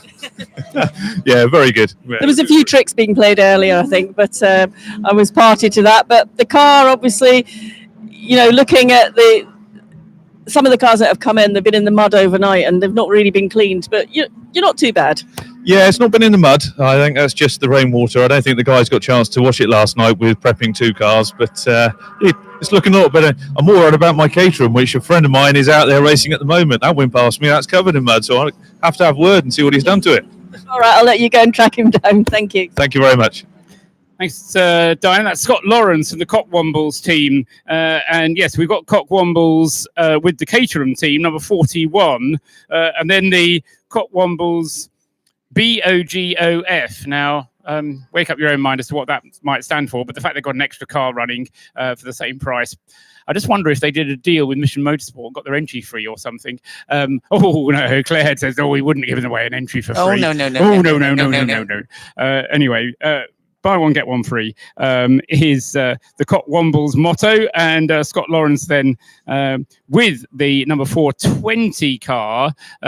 Yes, I mean, it may not have been in the mud, but it is currently in 9th place out of 9 Citroens. So, yes, it must have had some problems as it's been going round there. As far as the Citroen class is concerned. The other thing that Scott was worried about was how many cars have dropped out. Well, I think for the only one that has dropped out in addition to the Renault Clio, we've lost the Synchro Motorsport Honda, but we lost that yesterday. And the only other one we've lost is the number 72 Lotus, which was excluded overnight. So apart from that, we've still got as many cars circulating as we had before. It's just that I think in the dry and in the daylight, it just seems like there's more space and more room to move around. The other Cockwombles car that Scott was talking about, Jason Gale, is out in number 41 car, currently being shown in 10th place overall. As far as the relay teams is concerned, it's 5th in the relay. Most recent handicap standings suggests that Cockwombles are 4th. Yes, that's right, on handicap, and they are just over 2 minutes behind on their figure of merit. Except we got safety car again, and what is the reason for this one? Have a look around the circuit, see what might have come off where. Binoculars being trained right and left, and I can't actually see what might have gone, but I can see one of the recovery units heading out of or waiting to head out of the assembly area to head up the hill, which suggests it might be something over at the top end of the circuit at Rocket or Peel. This is where the pit lane suddenly becomes interesting. Well, yes, I mean, this is where for TWP, they're hoping that John Munro, I think number 73, will be one of the first ones to come in. Joe Marshall's come in with the 199 Mazda, and he is already out of the car. This is the car in fourth place, number 199 Mazda. These two Mazdas, one from Paul Sheard Racing, one from TWP, and to an extent Rob Austin with the number 5 car, want to get in and get a pit stop out of the way. Certainly Rob Austin wants to come in and get a pit stop out of the way. I would imagine the number 5 car will come in for just a pit stop and not do anything. They'll leave Rob behind the wheel. 73 is in, John Munro. John's been in the car for a wee while now, so I suspect that John will be getting out, and the number 73 car will be going back into the hands of Brad Philpott. I thought it might be Brad because John Munro stayed at the wheel last time the car came into the pits. There is another driver coming in. Now, but I don't think that doesn't look to me like Brad Philpott. That looks a bit more like Nick Dougal. So we may be getting Nick Dougal going into the car. The two of them, though, have a little bit of time to chat about it. It being a 4-minute pit stop, the rest of the cars are still out there and circulating. Do you know what? I think the safety car is out because Rob Austin is off. Do you know what? It's funny you should say that because I was thinking, where is he? Yeah, Rob Austin, I think, is the cause of the safety car. Where is he indeed? I was suggesting that the safety car would be an opportunity for him to come in and catch up a pit stop, but we saw the recovery unit going up the hill, went into Rocket, hasn't come out, and I can't imagine that the recovery unit. There it is. It's coming into the pit. Rob. No, not Rob Austin. Oh, sorry, yeah. Austin. Rob Austin. Rob Austin. Pete Mansfield is at the wheel of the number 19 car. But I think it might be the Rodison Motorsport car, which Rob Austin was driving, which has come to grief. So Pete Mansfield into the pits. That's his 8th pit stop. Diana from the pits. I don't know where you got to with the number 5 Rodison Motorsport car. We think that's the car that's caused this safety car. Yes, well, I think the reason is that they ran out of fuel. So the car is coming back, being brought back to the back of the garage. So when it gets here, they're going to have to push it through to the front where they'll refuel it and it will rejoin the race. And Paul will be getting back. Paul Rodison will be getting back behind the wheel, taking over from Rob Austin. That's a disaster because Rob's only been in the car for 20 minutes. Did they not refuel it when it last came in? Sorry, Paul, I didn't hear you. That's all right. I just wonder if you can find out, did they not refuel the car when it last came in? No, they did not. They didn't. It was just a driver change. Why not? Oh, dear. Okay, these things happen. Yeah, well, I can tell you, Rob Austin, then, the Rodison Motorsport Mazda, is being towed in on the back of one of the recovery units. And, well, they're towing him downhill at the moment, so that's not using up any fuel. But an absolute disaster, then, for the Rodison Motorsport team. I say, Rob was only out for about 20 minutes, and quite why it wasn't refueled is a bit of a mystery. You got a 4-minute pit stop to take, so you're just sitting there, and there seemed no reason not to have taken that advantage. So that car was recovering from a 3-lap deficit, which it happened when Rob Austin was driving earlier on in the race, in the very first stage of the race at the beginning of the 12 hours. And he lost 3 laps. The car had got itself, it was up in 4th place at one point. And in fact, when we stopped the race for the remembrance service, it was up into 4th place. And now to have to lose all these places, I mean, yes, it's under safety car, but still an absolute disaster then for Rodison Motorsport. Pete Mansfield, as I said, coming into the pits. Pete Waters has stayed out in number 88. No point in him coming in because he is not short of pit stops. That team, the GPW team, is going to struggle to get to the end on just 9 pit stops anyway. They're going to probably need 10 pit stops to get to the end of the race. So Pete Waters won't be coming in unless he has to. Safety car pulls off. Race is underway again. Where is Pete Waters? In the 88. Is that him now coming out of the bus stop? Yes, it is. And he goes across the line and completes his 267th lap, completes his 268th lap. Rob Boston, Pete Mansfield, the Lotus, is still in the pits. So that's a new overall race leader. And that's overall and overall, if you see what I mean. It's overall in this part of the race, and it's overall in terms of the aggregate positions, adding the three parts of the race together. So even though a relay car isn't allowed to win the Race of Remembrance, it is a relay car that has completed the greatest distance in the 11 hours and 30 minutes that we've had of the race thus far. You're looking poised. Yeah, no, I was just saying he's just had a they're just waiting now just for the because obviously they've got to wait 4 minutes Who? because they've changed the tyres and Don't point, say who. Sorry, Rob Boston. Right. And they've changed the tyres, and by the looks of it, he had some fuel, so they're now going. Hopefully, but he's waiting, poised. There's so much activity down there. It's untrue. It's really funny. What I'm going to try and do in the remaining 2.5 hours of this race, Claire, is train you to be a commentator. So rather I can't do that. No, rather go on, than you do pointing it. and saying, there, he's doing this, what you have to do is to describe what is happening in nice, short, clear sentences. I just turn the volume up and down for you. That's all. That's Okay. all I do. Okay, we'll keep you as sound engineer then. We won't turn you into a commentator. We'll wait until next Got year. Diana down there. Look, she'll go and tell you something. Yeah, but you're up here. You can see things. That's Claire Smith trying to describe, certainly bringing us the atmosphere of the race here. But so Rob Boston then back out in the number 19 Lotus Elise, but he's lost the lead. Next time around, Pete Walters will go through and move to the top of the list. He does so now. And so that is a new race leader, 269 laps completed for Pete Walters. Now, what is the gap back to Rob Boston?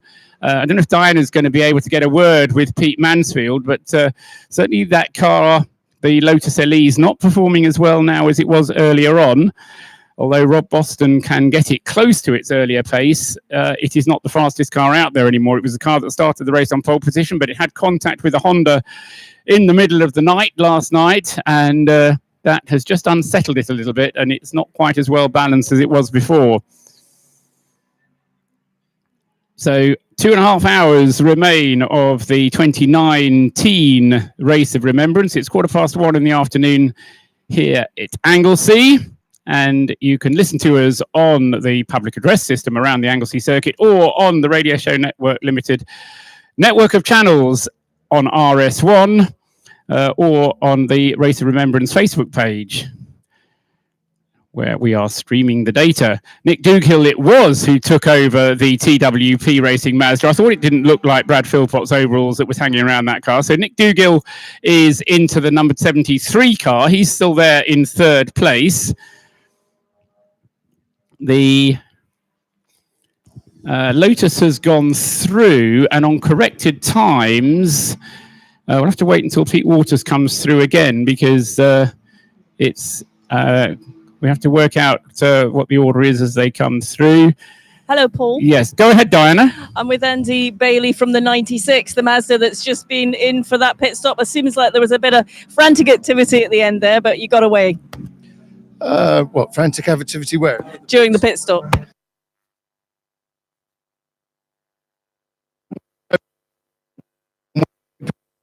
It's always that's frantic.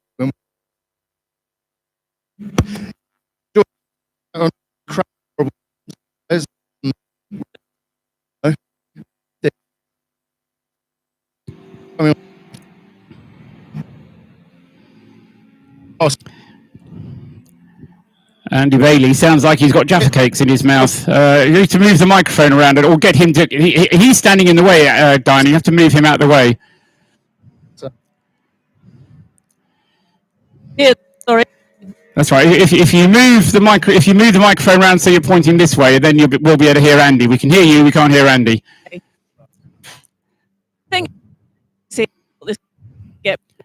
After you got out of the car and you didn't like the tyres. Yeah, I didn't like the tyres.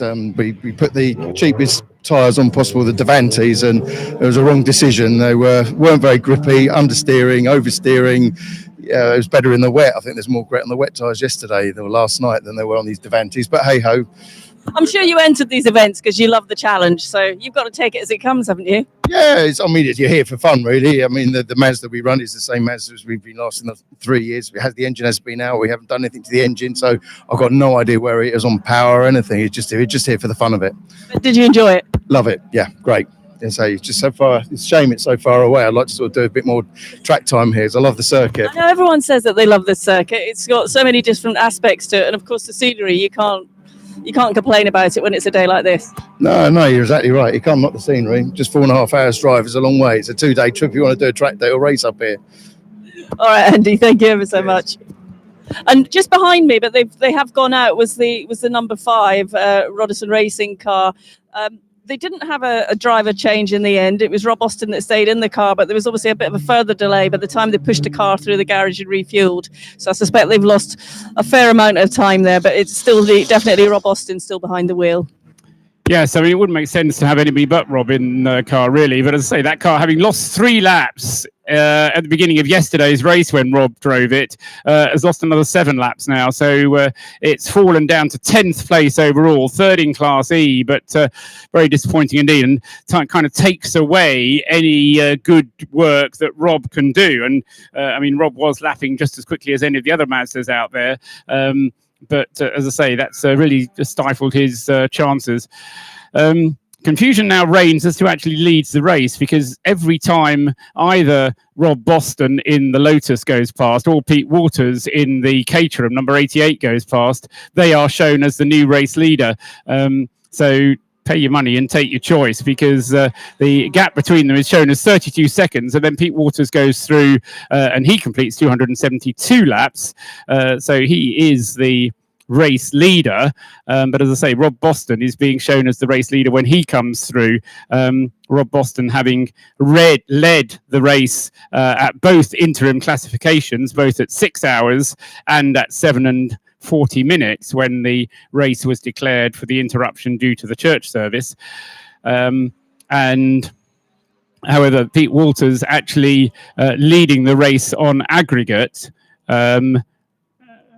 once you add the 3 parts of the race together. However, what is then going to be more complicated is to work out the handicap standings once the figure of merit is worked out, and who will then be declared the winner. In any case, the relay team cannot win the Race of Remembrance. So Rob Boston, although he's been shown in 2nd place on the timing screen, is actually still the rightful leader of the Race of Remembrance. Nick Dukehill, therefore, in 3rd place overall, leads his class and is kind of in 2nd place as far as the Heroes Trophy is concerned. So he's got a class lead as far as Class E is concerned. He's got a 2nd place as far as the Heroes Trophy is concerned, and he's in 3rd place as far as the timing screen is concerned. So, as I say, pay your money, take your choice as to which version you want to see.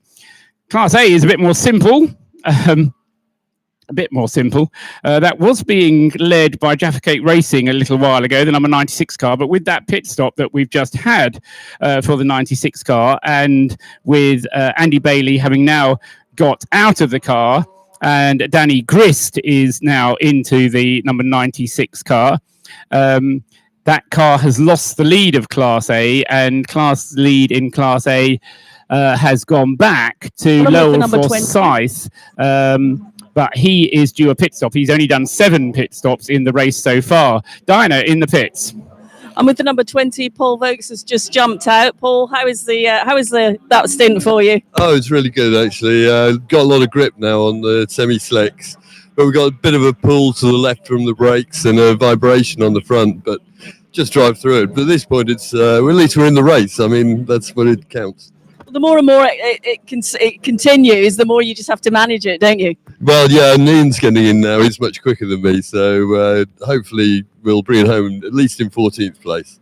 How would you describe this circuit from a driver's perspective? Oh, it's fantastic. I've done a few races here with Fun Cup and now with the Morgan, and last year the Race of Remembrance. I think the Race of Remembrance is particularly special, but it's absolutely fantastic. And I'm told the views are very good from the top of the circuit, but I've never really noticed. You're busy. Yeah, a bit too much going on then. The Morgan, obviously, during the night time when it was during the evening session when it was wet and more difficult than today, I'm guessing it wasn't so much fun, or was it? Oh, it moves about, so it slides about everywhere, so it's quite fun, but we're a bit slow. But I put on 2 race suits because it does get wet. And are you enjoying it? I mean, we're at this point in the day. I think we're a number of hours in. I've lost track of the time, to be fair. But it's sort of hotting up now, isn't it, as we're getting to the other end of this race? My day started with the trip from the hotel down the country road to get a bit of practice before I got here. Did you really? You didn't get caught? Oh, no, I wasn't going that quickly, of course, all within the speed limits. And then getting here, and it's a great bunch of people. All the teams muck in and help. We're sharing a garage with another team. They've been absolutely brilliant. We sort of put our tyres in there so we can do the pit stops. And I think it all comes together. And the other thing is, it's all about the Remembrance Sunday. I'm ex-military. Lots of people around the pits are. And it means a lot to us, particularly the service. It's every time I ever go to service, and it brings a tear to your eye when poignant things are said. It does, but it gives everyone the chance to share stories and memories and also do something that's not taking their mind off it, but also just igniting the fire to keep going and keep moving. Well, the focus is on who's not able to be here, but actually there's a lot of people here having a lot or maybe just exchanging some of the things that happened to them during their service. So it's a double-edged sword, and it was quite interesting on the Padre's sermon. Is it a sermon when he sermon, because he said it's also the families that supported these people who have come back with injuries. There's a lot of things that you don't really think about when it comes to Remembrance Sunday, because you think about the servicemen but not the people that are right behind them all the way. And everyone deserves that help and support, don't they? Oh, it's fantastic, honestly, and the event is remarkable. I've been coming for the last 2 years, but I think I'll be coming until they stop me racing. I think that's absolutely correct, and I think you should keep to that, Paul. So thank you. Thanks. Bye. Well done, Diana. Thanks. Paul Vokes then from the number 20 Aero Racing Morgan team. I mean, again, echoing what he says, said it just as eloquently as any of the rest of us can do. But it is one of those events that once you've experienced it, then you kind of keep coming back. Ian Payne has taken over the driving of the number 20 car now. It's in 15th place in the overall positions. And there'll be, how many pit stops have they done altogether? 9 pit stops. So they've done their requisite number of pit stops, and any more they'll be able to do. And again, it will have to take them 4 minutes if they refuel or change the driver. But if all they do is just bring him in for a tyre change or anything like that, they'll be able to get him out a little bit more quickly than that. A stop and go penalty has been assessed on the number 5 Rob Austin Mazda, number 5, the Rodison Motorsport car, and he is being shown the sign now. Whether that is we'll find out what it's for in a minute, and as soon as Claire's got her breath back, she'll tell us about it. So Rodison Motorsport, then it's not gone well for them in the last hour or so. No, but in actual fact, they've just asked for that penalty to happen. Right. Now that's got you, hasn't it, Paul? Go on. Because in a nutshell, they want the penalty because they went slightly under on one of their pit stops. So they're having that, and then it will count as a pit stop. Okay, fair enough. So they actually came up and asked for it. Right, fair enough. So I think... No, I won't. No. Whoever's running Rodison Motorsport, they need to sort something out, because they. Rodison is. Well, this is the trouble. Now, I spoke to somebody else about this. This is the trouble, and a lot of teams are here with the guy who's basically running the team are also having a drive, and it kind of means that some of the jobs get overlaps. But as I say, won't go there at the moment. It's a subject close to my heart. Down in the Citroen class, let's talk about that, because we've got a nice little battle going on there. Just a lap separating the FDL Citroen number 417 from the Rab Sport car number 432. It's Steve Cunliffe currently at the wheel of the FDL car number 417. And in the other one, the Rab Sport car number 432, is Gary Mitchell. They are separated by just a lap, and they've kind of made that class their own now, although overnight it was looking like Mission Motorsport might get a look in. Sadly now, the 103 Mission Motorsport car has slipped down to fourth, where is it now? Sixth in class. So some extra pit stops for that car. And so 103 currently in the hands of Lucas Hutchins, and Jim Cameron is having quite a long stint. He seems to have been in that car for at least an hour and a quarter.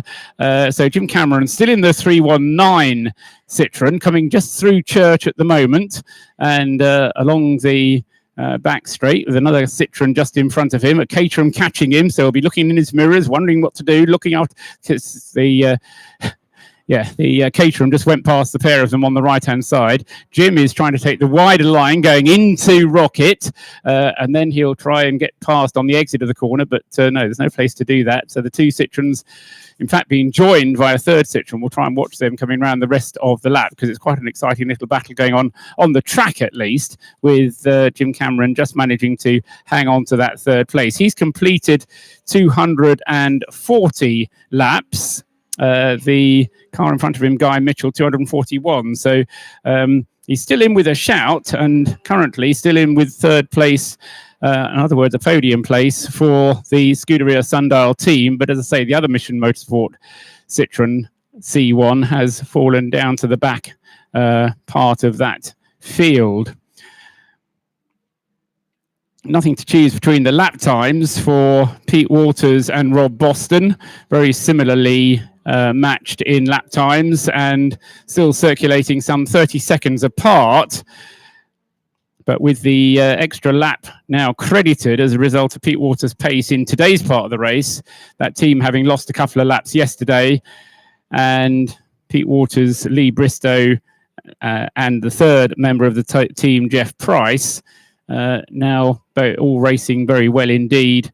And in terms of number of laps completed, number of laps in the aggregate race, which is 9 hours and 46 minutes old, heading into the last 2 hours of the race.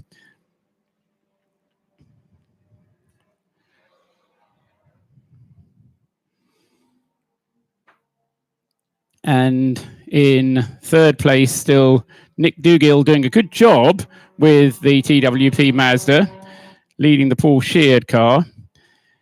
And just behind that, Steve McCulley is making up good ground in the DSP. We heard earlier on from Paul Aram out of that team, but certainly Steve McCulley has been the star driver as far as the DSP team is concerned.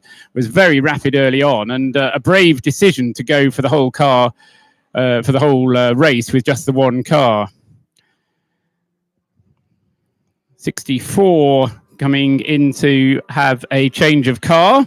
The Solo 64, Will Rossetti came in with the relay car. They're currently second in the relay class, number 64, ahead of the Optinec team.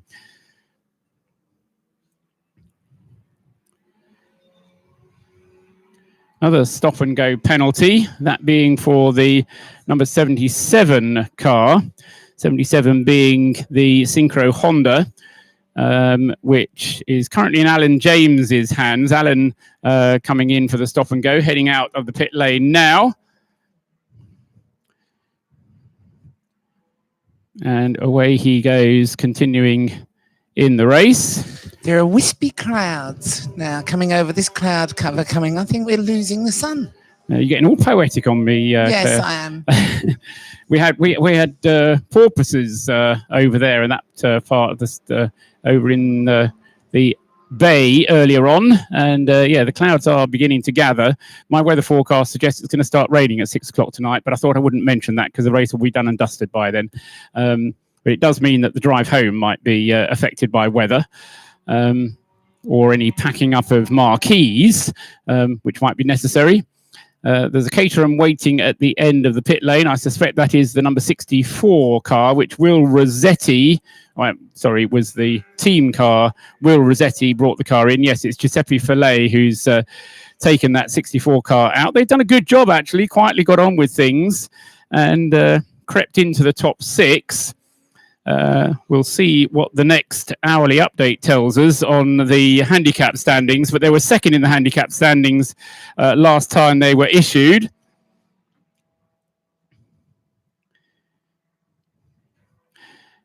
The Solo 64121 team, that is. The combination of Giuseppe Fillet, Will Rossetti and Ryan Hooker. And they've just quietly got on with things, as has the Piston Emotional team, car number 110, who are currently being shown in 4th in the relay in terms of race positions. And then 5th is Zoltan G-Boy with the Cottwombles car, number 41. They're in 9th place overall. And then in 10th place overall is the recovering Rob Austin, having had an extra pit stop and a stop and go penalty, which they've kind of self-imposed, but it was the best of their options under the circumstances. So quite why that car managed to run itself out of fuel remains to be seen. But it's down in 10th place. 3rd as far as Class E is concerned, the larger engine Mazdas. So that of the larger engine Mazda cars, we've got Nick Dougal leading for TWP in 3rd overall. In 2nd is the Paul Sheard car, Steve Foden driving, number 199. And then Rodison Motorsport in 3rd. 4th is then Henry Ormerod with the number 99 car, Harry Ormerod in the number 99 car. And then rounding out the top runners in Class E is Ian Payne with the Morgan.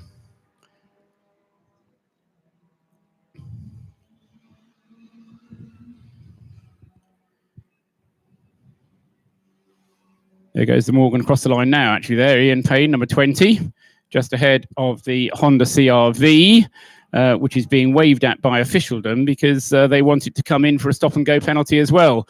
The number 102, the Honda CR-V, which is amazing to still see that car running. That's Darren Langerfeldt driving it at the moment. Do you think Rodison has started something and everyone's suddenly thinking, right, let's do a stop and go?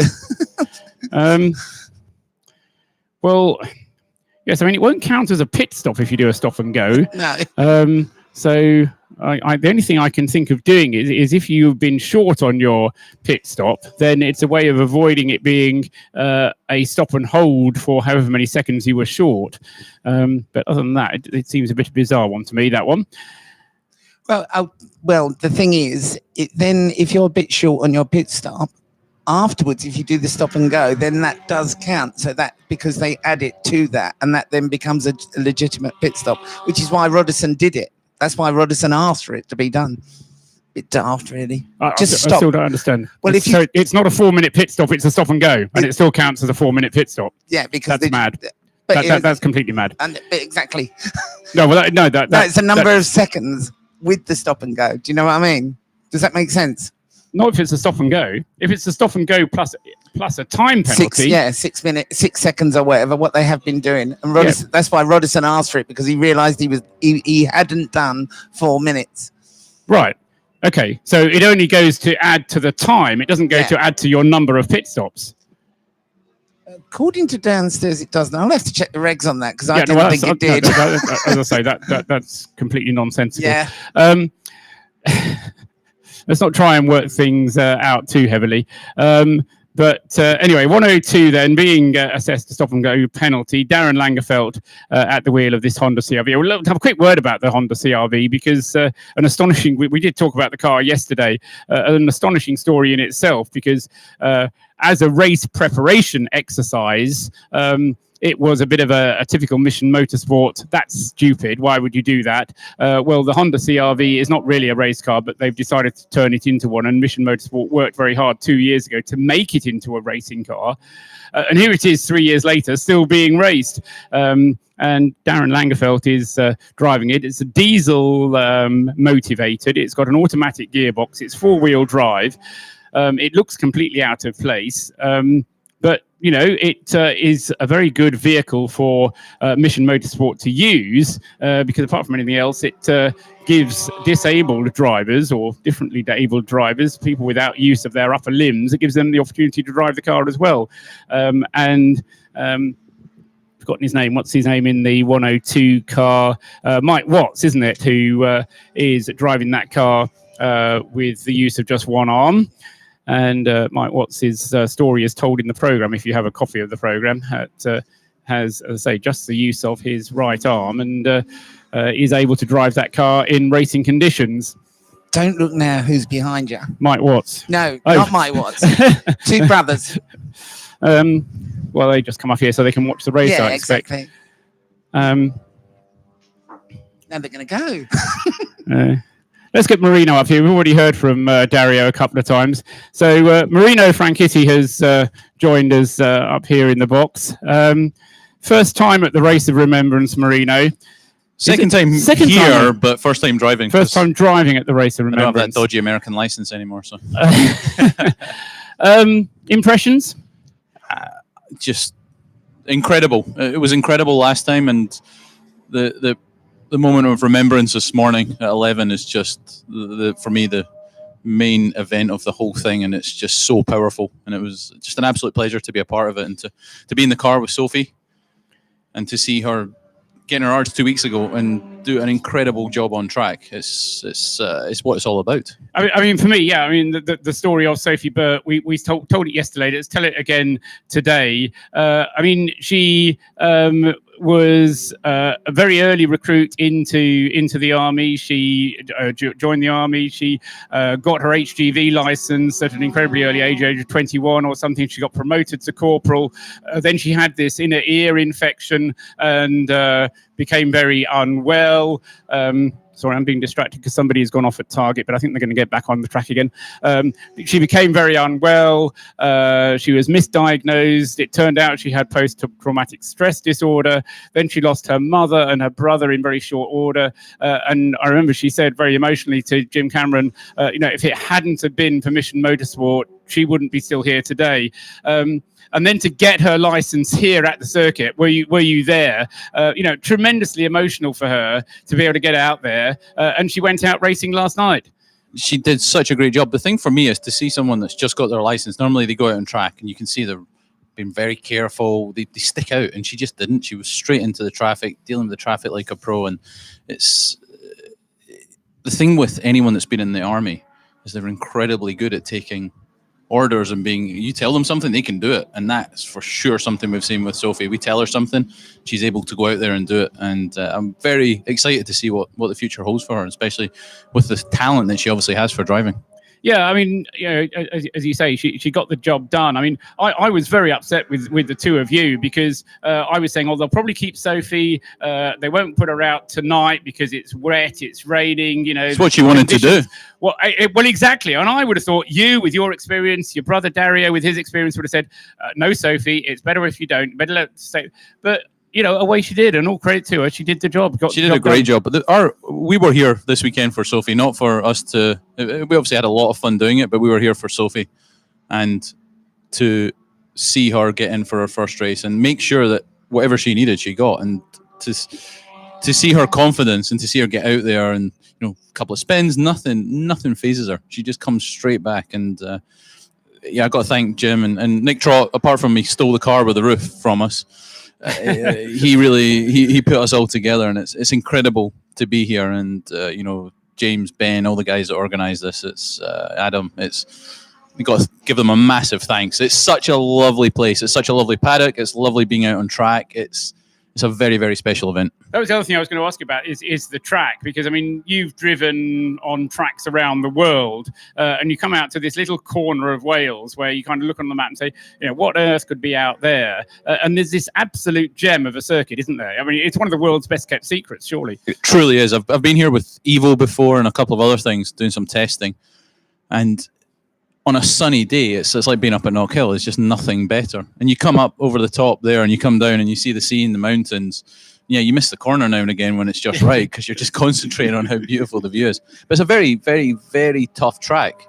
It's not easy. A lot of long radius corners off camber. And yeah, in our little MX-5, it's just been a lot of fun. Good. So coming back again. Yeah, definitely. Yeah, Good. We've already been talking about it. I mean, Jamie, who I've been working with this year in Ferrari Challenge in the UK, he won the championship, was part of the team. Richard, Dario, we're definitely coming back together next year and have another go. Maybe get a car with a roof this time. Ah, no, don't get the wind in your hair otherwise. Anyway, the car's going well enough now. Dickie Meaden's out in it. You're, what, 25th? I mean, it's not about a race of where you're finishing position, is it? No, but, you know, you got to look at the timing screen occasionally, compare your times. Have you actually compared lap times between yourself, Dario, Dickie? I mean, yeah, I mean, it seems to be changing all the time. I think Dickie's gone faster than any of us, so he's going to get a beating when he gets out. Yeah, well, presumably this is for the honour of paying for dinner tonight, isn't it? Well, yeah, well, he's going to have to pay by credit card because we'll be home by that point.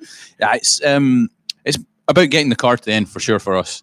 We've got a few problems that we're managing, but also for the last hour and a half, Sophie's going to be in the car and taking it to the finish. So really, we want to get it to her. Excellent. Okay, so Dickie's under strict instructions to get the car nicely set up. Yeah, he just came round the corner. I could see over your shoulders with the smoke screaming off the tires as he's fully crossed up. Let's get Dario on the mic. Thank you. No, thanks to that was Marino Franchitti, Dario Franchitti. I mean, here we are, Anglesey. It's almost as good as Knock Hill, I think Marino just said. But you know, again, number of circuits you've been at, number of races you've been at, of huge number of different profiles of events. But this has a different profile, isn't it? It's not that it's important, or it's doing something very different in a different way, isn't it? Yeah, I'm not sure I've ever been at a track with quite this view of the the mountains over there, the snow on top, the ocean here, the sunshine, and it's beautiful. We had dolphins out in the bay earlier on this morning. Did First you? thing this morning, yeah. I had Jim Cameron up here with one of the other guys from Mission Motorsport. They were training their binoculars out to sea. I thought we were getting a Russian invasion, but they said, no, you can see the porpoises out there. I tell you what, if we did get an invasion, we got just the crew to take care of it. No, I've done a lot of different events. The Indianapolis honors. On Memorial Day weekend, it's very much about the military and honouring the past and the present people that are serving. This is a different event than I've ever been to, and I think once we had the ceremony at 11 o'clock today, it kind of made sense. More people had talked about it. Marino talked about it. Jim, Nick, everybody said, "Oh, this is what the event's about." And after that, it was a different mindset. I went down the straight here, and on the second lap after the restart, just thinking about it, what I'd seen, and what it just just alters your perspective on life a wee bit. And to be here with this group of people is it's fantastic. I think it was interesting what Marino was saying as well about military type personnel. I mean, they don't ask questions. There's not this kind of, we can't possibly do that. It's, you want us to do that? Okay, we'll work out how. And whatever the question is, the answer is, okay, not quite sure how, but we'll do it.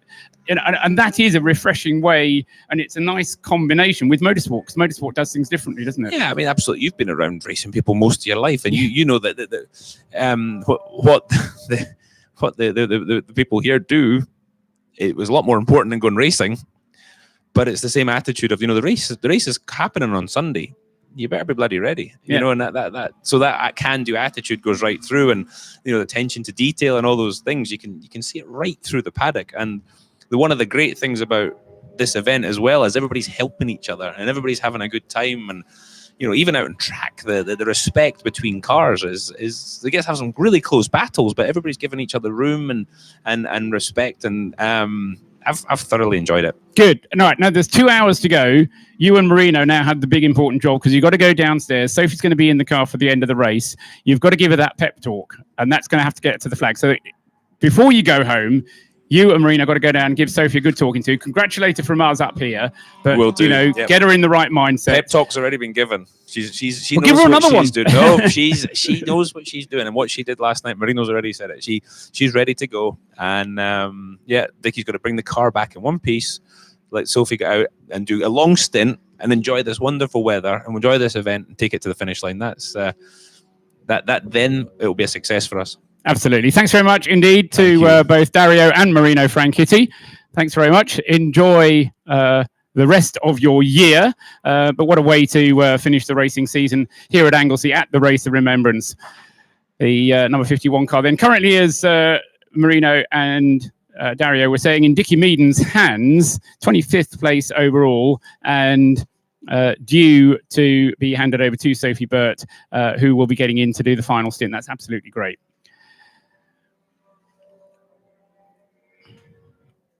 Meanwhile, in Class A, we have the class leader in the pits, the number 14 Mazda. The Lancaster Insurance entered car. Rich Bernard has brought the car in, and this should be a routine stop for that car, number 14.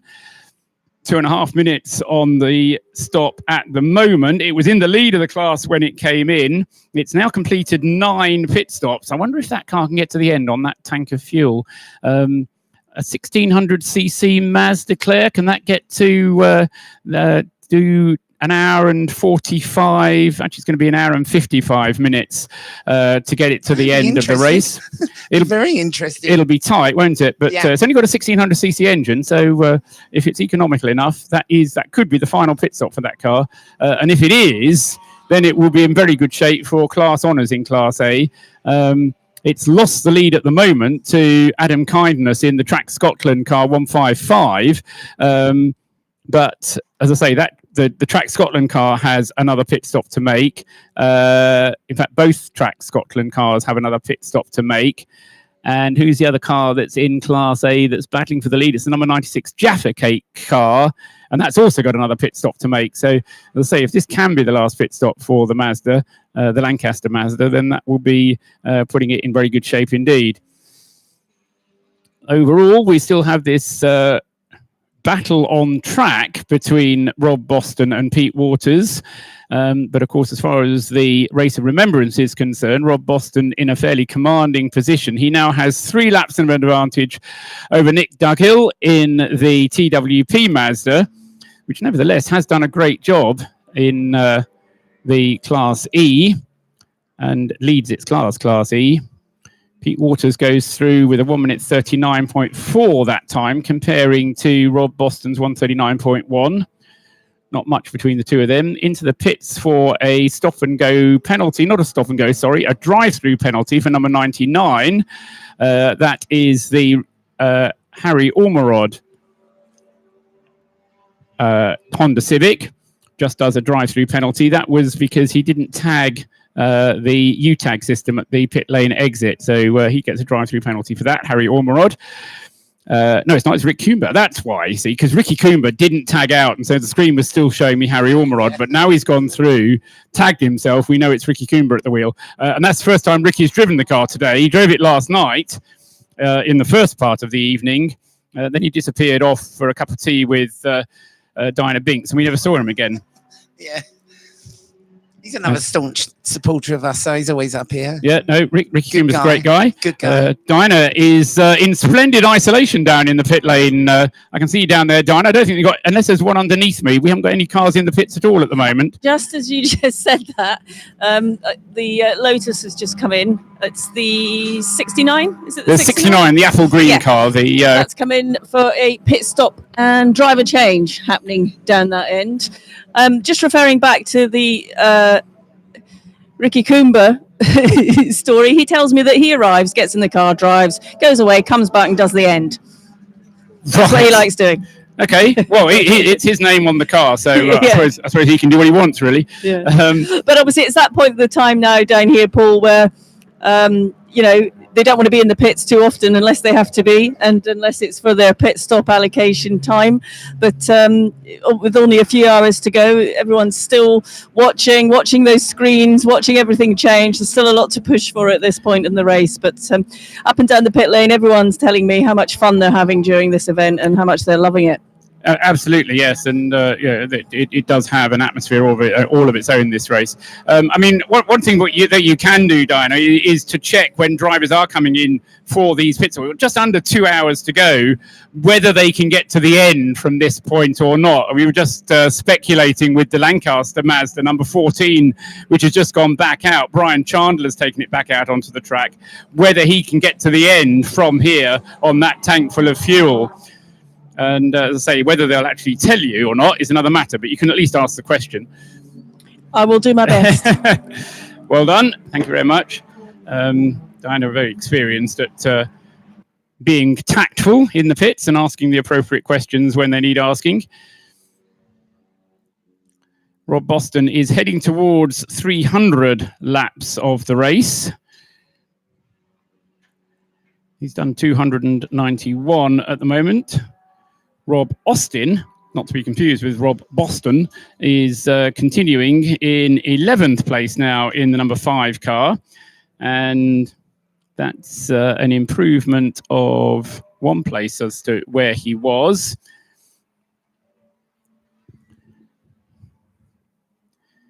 With the Rodison Motorsport Mazda. Just looking down, what's happened to the... Oh, it's up in 5th place. I was looking for Optinek Racing, and they're a lot higher up the screen than I was looking. Mark Roberts with the Optinek Caterham is currently running 2nd on the road in terms of race positions in the relay team. 5th overall. So as far as relay cars are concerned, GPW leads the way. This is on scratch positions, as it were, without taking the handicap into account. We've got the scratch positions. Pete Waters leading the way for GPW. And then Optinek are 2nd, Mark Roberts, in car number 3. And then 3rd is Giuseppe Fele. So it's been a good run there from Mark Roberts.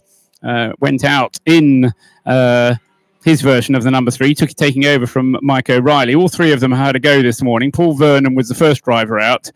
Michael O'Reilly went out 2nd, and now Mark Roberts out in the number 3 car. And as I say, they've moved up the field nicely into 5th place overall. But as I say, as far as the results are concerned, we have to wait until the handicap standings are issued to find out who's won as far as relay cars are concerned. Pete Waters, 1:39 that time. A little bit quicker than Rob Boston, who only did a 1:41 on that previous lap.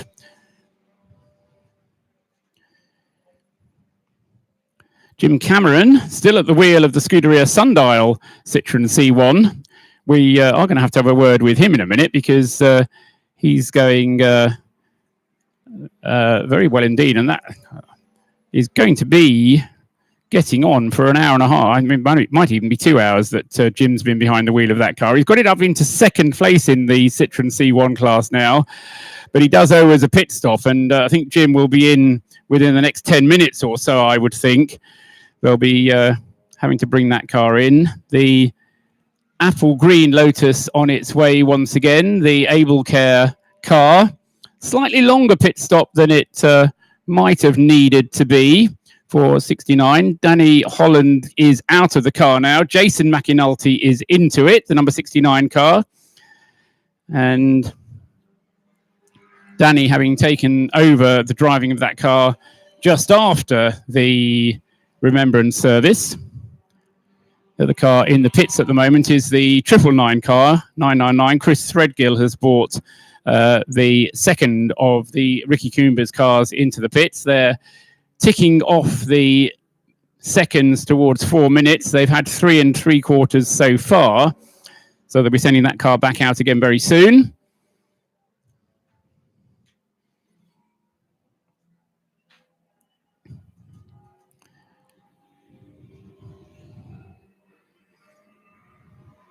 Just to mention for the 2 BMWs, one of them just going past now, the number 4 car, the RAF Motorsports car. That's currently in the hands of Dave Russell. And we heard from Callum McDougall last night, thanks to Diana. Dave Russell currently at the wheel of that number 4 car. And the BMW 116, not the fastest car out there, but it's one of the regular cars that races in the Armed Forces Motorsports series.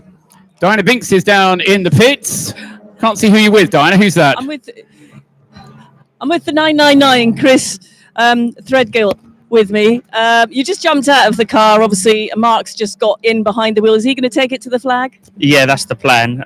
We'd hoped to go a little bit longer on my stint, but basically I've cooked the tyres and the brakes, so we had to come in to do a bit of an early swap over. But yeah, Mark will take it to the finish now. Do you think the fuel will last to the end, or will there be another stop for fuel? No, we should be fine. I mean, I came in just off full, so we should have plenty to get us to the finish. And how was the stint? Obviously, you know, I had talked to you, I think, earlier off microphone, and you were really enjoying the experience here. Yeah, it was fantastic. Done 2 really long stints, obviously last night and then 1 just now. First time I've done any of this, so yeah, really enjoying it. And it's from the start of the race when they were having some issues with the car, for the guys to work really hard to get it on track so you guys could go racing on this event is testament to them. Yeah, definitely. I mean, when you look at the sort of this time yesterday, the engine wasn't even running. So to be doing what we are now is fantastic. It's testament to the boys in the garage, really. You enjoyed it? Yeah, fantastic. Thanks for having me, everyone. Thanks, Chris. No worries. Cheers. Car coming in with a puncture there, I think. The number 81 Mazda, it's either got a puncture or is cooking up. No, yeah, there's smoke coming from the front. Diana, if you can hear us, turn around. Up to the other end of the pits, there's a Mazda in with some smoke coming out of it, the number 81 car. And driver getting out. And who's that in the car? It's the Scuzzle Motorsport car, and it's David Smith getting out of the car. Smoke coming from the front, and I had thought it was a puncture, but doesn't quite look like a routine stop for number 81, the Scuzzle Motorsport car. I've got a feeling at one point that car was leading Class A back last night. At the end of the event, after the first 6 hours, yeah, he was 4th in class at the end of last night's race. He's slipped back to 5th now. But I just got the feeling this wasn't quite a routine stop with the way that car coming in with a bit of smoke coming, I thought, from the front right corner. I thought maybe there was a tyre rubbing on bodywork, but they're looking at the front right now. Whether it was a puncture, whether maybe he's touched another car and the bodywork is rubbing against the tyre. Not quite sure. Diana's been down and had a look. Tell us what you know, Diana. It's brakes. So they're having to change the brake pads. So they're going to lose a bit of time doing that. But yeah, you're absolutely spot on, Paul. Wasn't a scheduled stop. They had to come in. Right, yeah, that's Scuzzle Motorsport. Then Dave Smith brings the car in. That's going to be a lengthy stop, I would think, to change the brakes on. These are not like your average GT car where they can change the brakes in a minute and a half. This is going to be a lengthy job for them on that little Mazda. So scurrying at Scuzzle in the car came in. He was in 21st place overall. And so, yeah, unfortunate for him. Rob Boston putting in his fastest lap of the race again, getting better and better, 1:38.254. And still one more pit stop from both the race leaders to come before the end of the race. Rob Boston leading the race as far as the Heroes Trophy is concerned. A slower lap that time, actually, only a 1:42. A bit of traffic probably that he had to get past on that lap. Pete Waters leading the relay cars, and both of them having completed 296 laps, going on to his 290s. Oh, completely sideways, Pete Waters, as he came into the pits there. Great car control. Loved that, Pete.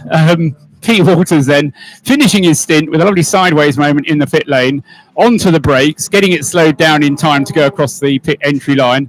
And then drives it slowly into the assembly area. And Diana's got down there in the pits. Who have you got, Diana? Gavin Pickering. We've been not had a chance to chat to Gavin as yet, but obviously he's been putting in a great performance out there on track. Gavin, are you enjoying it? It's been a great event. Just really enjoyed it in the Honda. Good to do it with some friends, so really enjoyed it. But I'm chasing after third place now in class. Yeah, Ricky's behind the wheel of the 99, so he's out there. He'll stay in till the end, I'm assuming. That's the plan, but if we get a safety car, then we might do a change. But yeah, see what happens. What's been the biggest thoughts you've had on this event, really? Because it's been such a challenge with the conditions, the traffic, everything that goes out on track, and also the event itself. For me, last night, really, just getting to know the track a bit better. First time here racing, and just really slippery and greasy in the rain. But yeah, great event. Really enjoyed it. It's so odd today, isn't it, to have the conditions we've got. I was looking for a sun visor for the helmet this morning. But looking at the race itself, there's been, there's some people here that have never raced before. So it's had a real mixture of professionals and novices. How did you find that when you were actually racing yourself? So I just think with the little C1s, they're having their own race, and you just need to be respectful of it. So try not to push them out when you're on the throttle coming out of a hairpin. But no, it's come together really well. Just everyone's got to be vigilant. A great circuit, though. Really great circuit. Really enjoyed it. All right, well, I'll let you get back to the timing screen just to keep an eye on what's going on for the minute, Gavin, but thank you. Thanks, Dana. Thank you.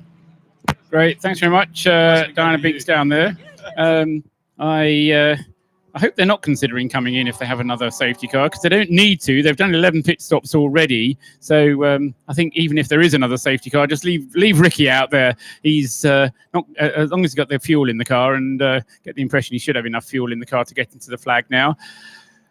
So Pete Waters in the pits for GPW, and who will be going out in his stead? It should be Jeff Price, I think, won't it, on the rotation? So we'll find out whether all is well with all three cars. And as I say, Jeff Price almost certainly ready to go out onto the circuit.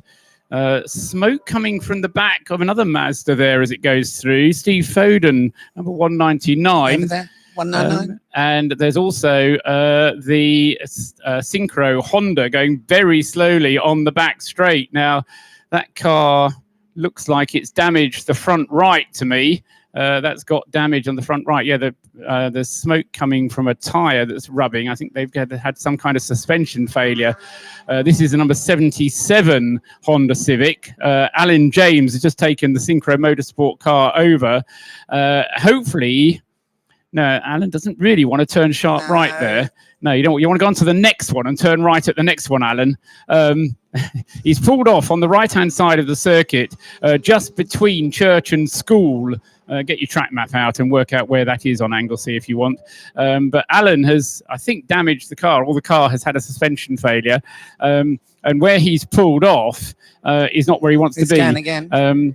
I think he's probably on the radio. I suspect they've got radio contact, and they should be telling him, go on to the next one. There's a gap in the fence, but they've gone safety car already. So Alan is continuing on his way. Actually, maybe it's not a suspension failure. Maybe it was just a mechanical issue, because he's now going, I won't say rapidly, but he's going more smoothly than he was when he had practically. Oh, and there's all manner of chaos behind, because the safety car board has been shown. The GT86 didn't see it, had to take to the grass on the left-hand side, and is now struggling to get back onto the circuit. So even though the safety car hasn't yet formed a queue, what it has done is to makes a no overtaking rule. They've gone green flag. And we've already gone back to green before the safety car had even got going again, because the Honda Civic that caused all the issue in the first place was back up to speed again. So, yeah, awkward situation that you do sometimes get when you have cars of different performance, seeing the safety car board out, slowing down before the safety car, they actually form up into the queue of the safety car. And then you have cars trying to overtake each other. And the GT86, the Mission Motorsport car, took to the grass on the left-hand side of the circuit. Who's actually in the 101 at the moment? I suspect that was probably one of the less experienced drivers. Yes, it was Ronald Wilkinson, who had to go off to the left, and he then had to go bouncing over the ruts in the circuit. Whilst all of that, the culprit of the whole issue now comes into the pits. Alan James comes down into the pit area then, and he will have to explain himself to Diana Binks about what was going on. They brought the largest tool chest in the world out, and they're putting fuel into the car. I wonder if that car was just out of fuel. I bet it was. It was just out of fuel, and then but when it stopped, the fuel then condensed, and they got some more fuel going through, and he was able to get the thing going again. I suspect they were just trying to get it a little bit too tight on the fuel, and so Alan James back out again, and a stop-and-go penalty for 101, and I bet that's Ronald Wilkinson for overtaking under safety car conditions, but you have to feel for him, because I suspect it was just because everybody else was going slowly, and he didn't quite have the heads up to know what was going on around him. Well, without being too controversial, that was a bit misleading, because there was still a waved yellow around the back of bank, even when we'd all gone full green. They were still showing the safety car, so a bit funny. No comment.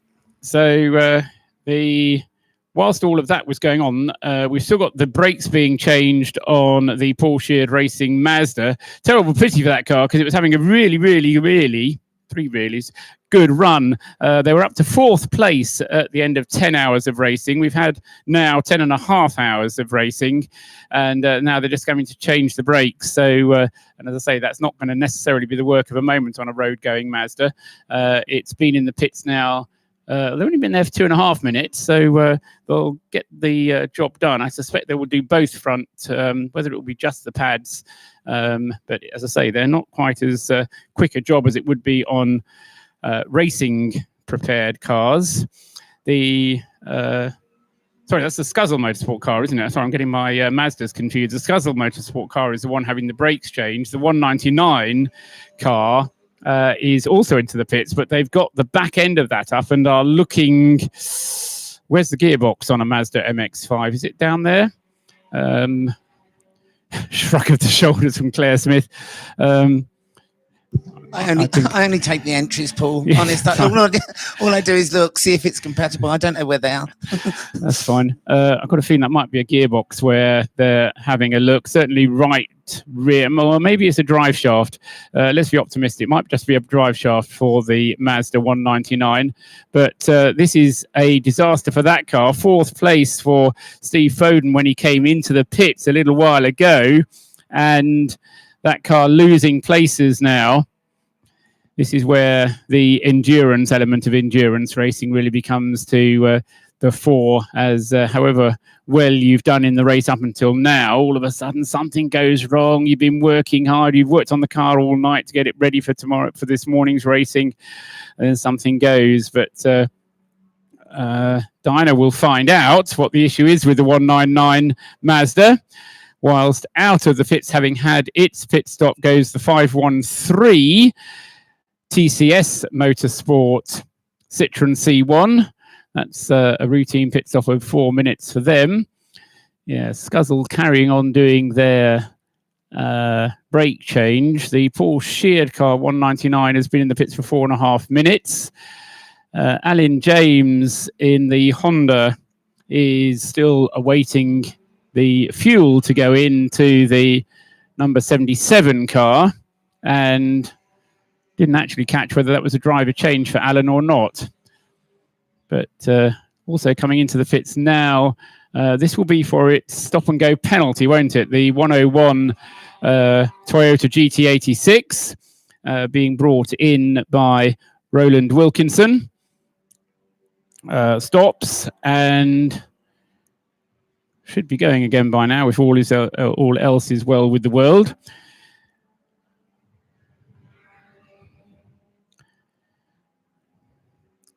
Also coming in there is the Jaffa Cake Mazda MX-5 car number 96 of Danny Grist. This should be for its final stop. Whilst we were having all of that excitement, I never actually mentioned Jeff Price has gone back out again in the GPW team car, number 88. So Jeff Price is back out on the circuit. As a result of that 9th pit stop, he is no longer in the lead of the race. That's gone back to Rob Boston, but Rob still has another pit stop to make in the Lotus Elise number 19. So he could effectively go through to the end of the race now because he doesn't have to stop, does he? GWP. Jeff Price, yes. GPW. That's right. Sorry, yes, yeah. that's right. All the right letters. All in the wrong place. No, so they'll be able to go. They'll definitely go through till the to the flag now, and then they just have to work out how they're going to win the Race of Remembrance. Handicap of bizarreness. We had the biathlon of foolishness. No disrespect to Drew Furlong for working this one out. But actually, it's not just Drew. There is a guy, I must tell you, as well as someone working here, there's a guy actually working in Kent from the timing screens. Excellent. Working it all out as we speak. Good. Okay. And we still don't know what it is, do we? Let's be honest. Well, as I say, it's simple enough. It just changes. So it all depends on the best lap time of the car or of the team. Whatever the team's best lap time is, you multiply that by the number of laps completed. Yeah. You then subtract that from the raced time, the time that you've taken of the race thus far, which is 10 and a half hours thus far. And then the difference becomes the figure of merit. Do you then think of the number that you first thought of and take that away as well? Yes. Yeah, absolutely. I'm still speculating on my figure of merit here. That was the best expression I've heard in a motorsport terms. Figure of merit. Yes. Excellent stuff. A good battle going on in 5th and 6th places between the Hero Caterham and the Relay Caterham of Piston Emotional. The Hero Caterham being the DSP entered car. Don Henschel currently driving it. When Steve McCulley drives it, it's the fastest car, or one of the fastest Caterhams around.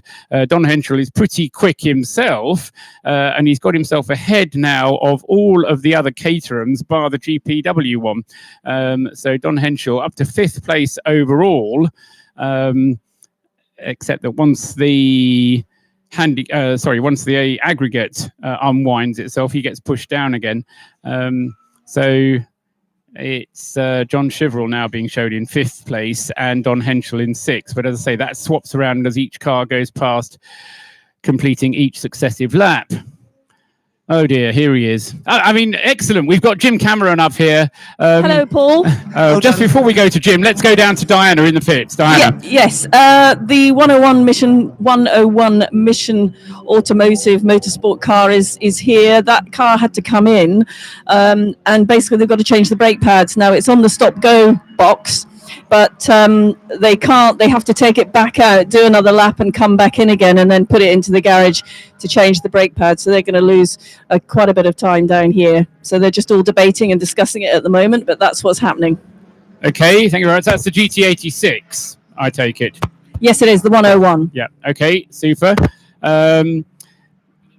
Right, thank you for that. James Cameron has joined us up here in the box. James, you were getting your full 9 yards there. We were giving you credit. I think you were out for very nearly an hour and 3/4, weren't you? Thank you. Yeah, an hour and 3/4, and I would have done one more lap had I not run out of fuel at the hairpin. So good time to come in. That. Do you not have a fuel gauge? Yes. Good. Yes, Do you not have a man on the pit wall telling you to come in? They were waiting to tell you to come in on the next lap, and yes, which was nice. Anyway, so fortunately, it's downhill from the hairpin to Indeed. here. So the fuel pressure issue was rectified in the pit lane due to no fuel being in the tank to put any pressure into it. But no, it was a good stint for you. You obviously enjoyed it.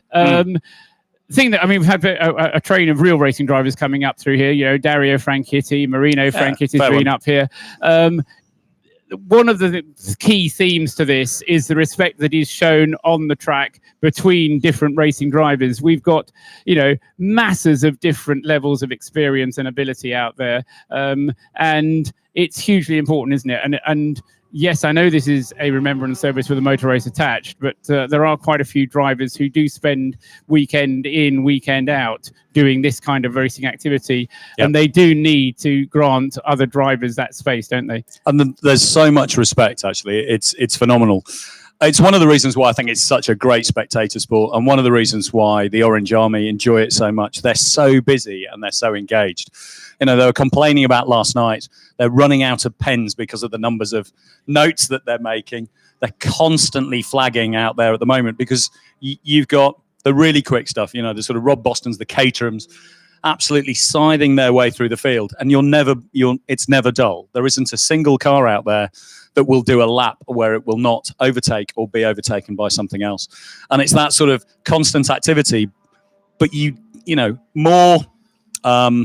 more overtaking, probably in one lap of Race of Remembrance than there is in an F1 season. Look, four abreast. So you've got a C1, 2 Mark 1s, and a Caterham with a Mini coming through behind, making it 5, all going through turn 1, and everybody gets through and comes out to the other end. And the thing that I was really enjoying is you can have a real battle with people, and actually part of what you're doing is managing the traffic. So you're letting things through so that it disadvantages them as little as possible, but also you. and you're really watching the mirrors. You know, in a C1, you're very much managing a flow of things that are coming from behind you, as well as the corners that are approaching you. But are you as well? You're kind of building up this own little soap opera in your own mind of cars that you've seen before. I mean, you were out racing last night, and you said, "Oh, there's that little car yesterday. I got past that yesterday, but it used to get a little bit sideways as we were coming through. I'll give it a bit more." You know, you're kind of building up the characters of other cars out there. And you're looking at helmets as well. Yeah. You are looking at helmets because you're recognizing who's in different cars. Because you'll have a car will behave in two very different ways depending on the color of the helmet that's sat in it. And it's an absolute pleasure, you know, when you see something coming. So, you know, I tagged on the back of Dickie Mead and just threw the technical bit at the top. And you just like, that's ace.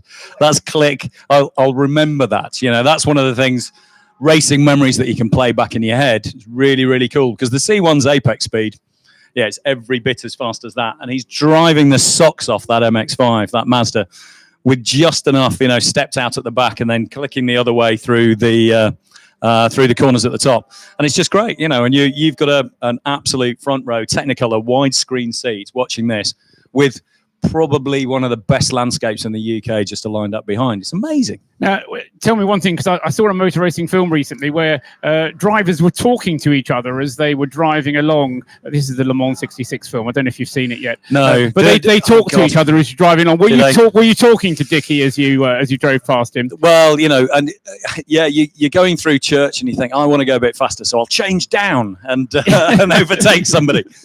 Oh, why can't they get motor racing films right? It's absolutely joyous, and it's lovely going around because exactly, we've spent a lot of time now racing alongside each other. You know cars, you know personalities, you know people, and there is so much respect. There's thumbs up, there's people making room, there's indicators getting flicked on 50 yards out for approaching cars because they've predicted that when the two cars will come together, that's the side on which they're going to move out of the way in order to let them past. Now, I know it's not a race here, but you've just got yourself onto the podium in the Citroen C1 class with the Scuderia Sundial car. Andy's out there with it at the moment. Just gone into 31st overall, but third in class. Yeah, absolutely. And they're just flicking backwards and forwards. They're 47 seconds apart, but they're both on 262 laps. Can you get onto the podium? Yeah. There we can, as long as we don't run out of fuel. And, well, you won't now, because I mean you can get to the flag on. And if you can do an hour and 45 minutes, Andy's only got an hour and a half to go, so he should be all right. Inshallah. Yeah. What could possibly go wrong? You said that at the beginning of the day, and I didn't give you the list. The other thing I want to talk about is Dickie Meaden out at the wheel. You were talking about him. We had the two Frankittis up here, the 51 Mission Motorsport Mazda. Sophie Burrett's going to take that car out for the final stint. I mean, that for me is one of the stories. I mean, we've had various of your beneficiaries, but you know, her story has kind of captured a lot of hearts. And you know, I've told Dario to go down and give her a pep talk. He said she's had all the pep talk she needs. I mean, it's a great story, isn't it? Yeah, it's fantastic, and you know what an incredible year that girl's had, and for her to be holding it together on any level, let alone holding down a job, you know, and being here doing this weekend is enormous credit to her and her strength of character and fortitude. She passed her test with us at Thruxton 2 weeks ago. And then she drove in the dark last night. And she's going to, Emshila, you know, she's going to be in the car this afternoon. I couldn't be prouder. Could not be prouder. That's an amazing story. Yeah, and I think Dario passed his odds when he was 14 in about 1986 or something, you know, and to have that you know range in that car is absolutely great. Absolutely, but just sort of really natural, you know, and really nice. I owe a huge debt of gratitude to those guys, not just for coming along, giving their time, but the way in which they've done it. They've not been separate as a little professional racing driver clique. They've been alongside. They've been part of the team. They've had their arm around Sophie and the crew that's running that car as well. You know, and they're coming back, and that's the real thing straight away. I mean, he came up here earlier and he goes, "Oh yeah, he loved it," and that's the first time that Dario's actually been at this. Yes, and yes, it is. If you'd, because he said that when that remembrance service, which gets us all, it always gets me. Yeah. When he actually saw that, it brought it all home to him. And he said that he was actually driving along the back of church a couple of times thinking, wow. Yeah. And and we're going to get them back. Definitely going to get them back. That would be fantastic. I mean, yeah, the service. I mean, I came up to have a chat with you just before we came. Everyone came together into the pit lane, and we stood there with the sun beating on everybody's backs, and it was silent. The place falls silent, and there's the religious part. Of course, Gary Birch, the Padre, is an army Padre, so he's a serving commissioned officer in the British Army. He's just come back from 8 months in Estonia on NATO's eastern boundary as part of the deterrence force that's there as a demonstration, really to show the Russians that we're serious against Russian prevarication. Now, he's come back and he's here with his young son in order to come and experience this today. And the joy of Army Padres, and we've got another one who's one of our trustees, is that they don't go big on the religion piece. It's very much looking after people and recognizing the qualities of soldiers. They don't tend to be universally religious. And that is a church ceremony, really. It's you've got a Padre standing at the front, you're singing hymns, there's prayers and all of the rest of it. But the silence is so rare. You never do that in the modern world. We are always constantly bombarded with information. We've got television, media, people look at their phones. And I guarantee that this is one of the few occasions that many of these people this year will spend 2 minutes silent in their thoughts. And to do that amid 600 other people who are doing the same thing is incredibly powerful, regardless of your persuasions or all of the rest of it. And until you experience that and stand there with it, it's really hard to describe to somebody who hasn't been here exactly what it feels like. But amazing, and good to see. Dario's a convert. Yeah, and one of the things we were talking about earlier on, Jim, is that this is not just one event that Mission Motorsport does, and then you all go off and go back to your day jobs the rest of the year. This is a 12-month activity. And you are managing people back to health, whether it's mental health, physical health. You're giving them things to do, you're strengthening their resolve, all of the catchphrases, what they are better than I do. Yeah. But it's massively important to you. I know there's a whole stream of people that you delegate things to who actually do the real stuff. But you can't just go home at the end of this and say, right, that's over for another year, can you? No, and the mixture of volunteers and staff who we have, there's a phrase actually that our Padre uses, which is if you swim in the sea, you get wet, which seems appropriate given yesterday's activities. But that sort of care of the carer piece, when you're looking after a population of people who are going through trauma, are going through a traumatic time, then you give of yourself. That is the nature of charity, to be able to do it. And actually, increasingly, my role is in looking after those who look after our beneficiaries, to be able to keep them upbeat, keep them replenished, make sure that compassion fatigue doesn't set in and that all is well. Your little car's going out for another stint here. That the little, what do you call it? Baby blue, I think you called it. The 319 Citroen C1. And is that a driver change that he's just had? No, it's not. I'm not really sure why he's come through, but we've had an issue with his hue tag. And we've changed it, so he shouldn't have needed to be able to come through and flash out again. But that's a hue tag issue, which is frustrating for us. Yeah, no, I can see the TSL guy down there checking it through as he goes through. So, yeah, that's in a sense, an unnecessary pit stop for you.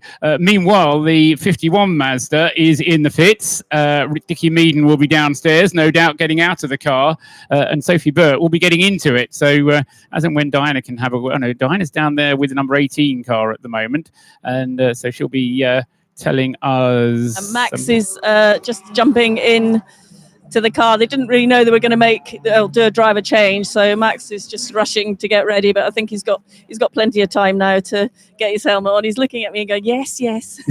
That's Max Coates getting into Max the number 18. Max is jumping back in, yeah, with a big smile on his face, I hasten to add, and he's now waving at you. Okay, thanks very much, Diana, down there in the pit lane. Jim, so we've got an hour and a quarter still to go. The end of another Race of Remembrance. It's been good, hasn't it? It's always good. It's going to be good, but, nothing's gone wrong.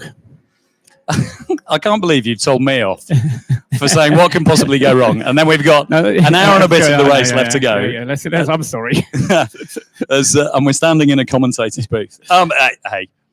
We've been incredibly lucky. People have driven extremely well, and the quality of driving has been universally high. Justin Beadle, really sadly yesterday, he was the second fastest car out there in the wet, as he was in his own Renault Clio. Quicker and quicker and quicker. 11/10 though, and a bit of standing water going up to Rocket, and a big accident for him, which broke his collarbone. Now he's on his way back home, and albeit in a Rolls-Royce Cullinan, not his, but we like to lay on. Please, nobody else get injured in order to go in a Rolls-Royce. We can do it easier than that, but he's on his way back down south, but.